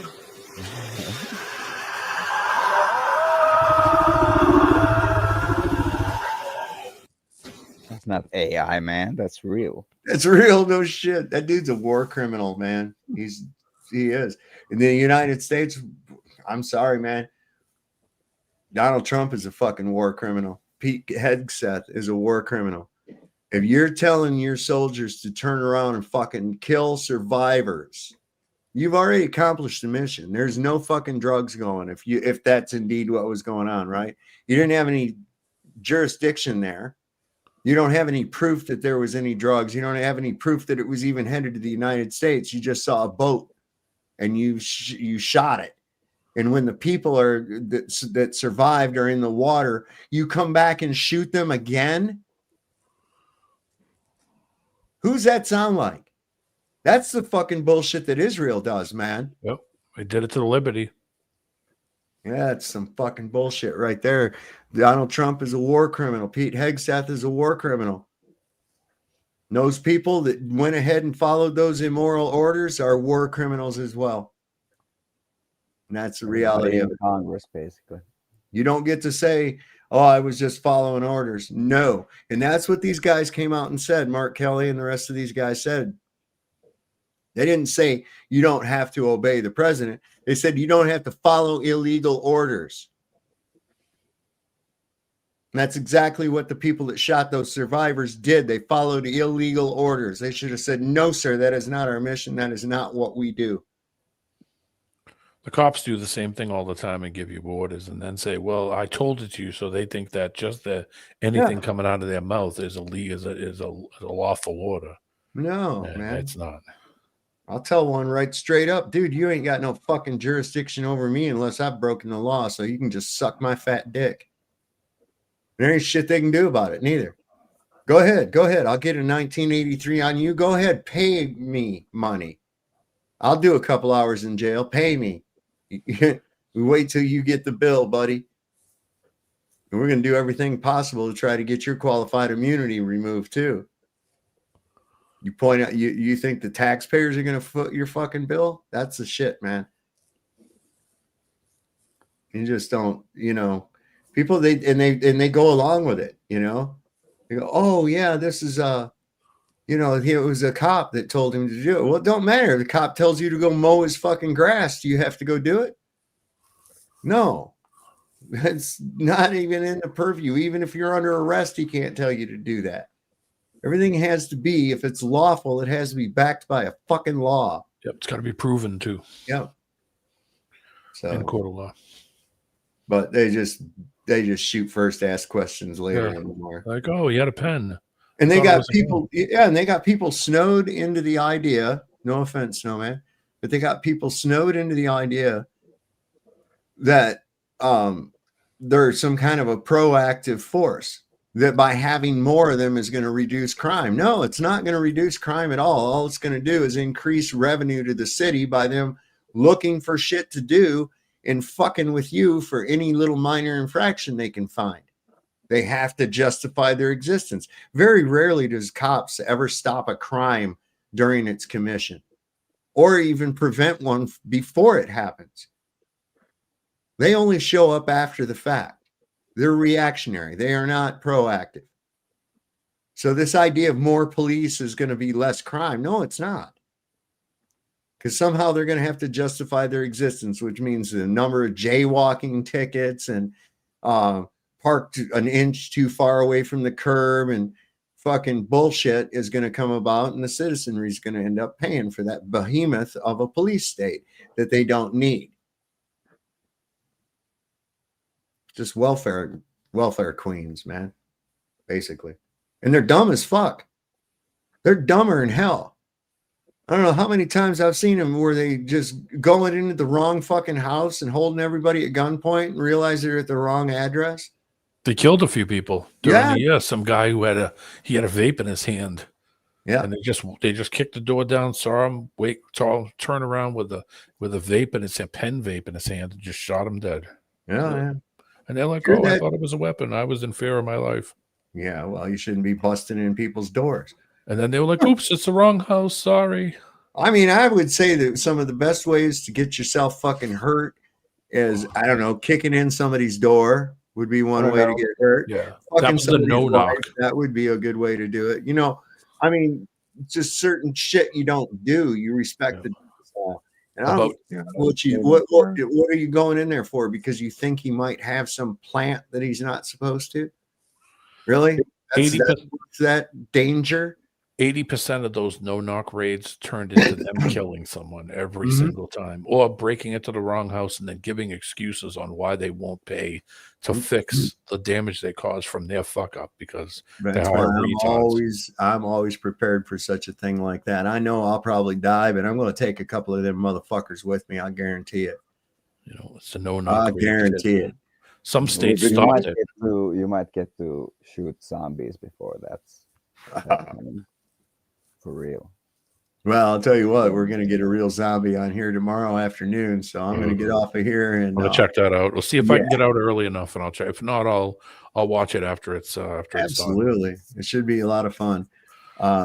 He really he's just gnashing at the teeth to be a dick. So that's fine. Go ahead. If that's how you think that proves the globe is just by being a dick, then okay, we'll let the court of public opinion decide on that. Because that's what it's for anyway. So anyway, I guess that's all I got tonight. Let me see. Yeah, man. D-Man, Snowman, Chicago Cubby Bear, everybody else that was up here tonight. And good to see everybody in chat too. In the chat. Really great to see everybody. We'll see you again, hopefully tomorrow at 3 p.m. on this channel. And I'll set it up over on Rumble as well. For some reason, I can't set it up. Remember, that's 3 p.m. Eastern Standard Time. Yes. So EST. 8 o'clock Greenwich Mean Time. 8 p.m. Greenwich Mean Time. For all of my people in the territories that get my video blocked because of some fucking song or something. See you, kitty. All right. See you, kitty. Zeke Heil, little That's what they go to too. They'll call you Nazi. Once they call you Nazi, he's saying Heil mein fur. Mine fur. Word. Okay, I'm gonna punch out, guys. Thank you. All right, guys. All right. So don't forget, everybody, tomorrow at 3 p.m. If you want to support the channel, the links are down in the description. It's going across on the little scroll at the bottom of the screen. And just remember that if you heard the shot, it probably wasn't meant for you. Don't trust Whitey. Lord loves a working man. See your doctor. Get rid of him because he'll probably kill you. And see there, I put them all in a different order and freaked you guys up. We'll see you guys tomorrow. You guys having a good night.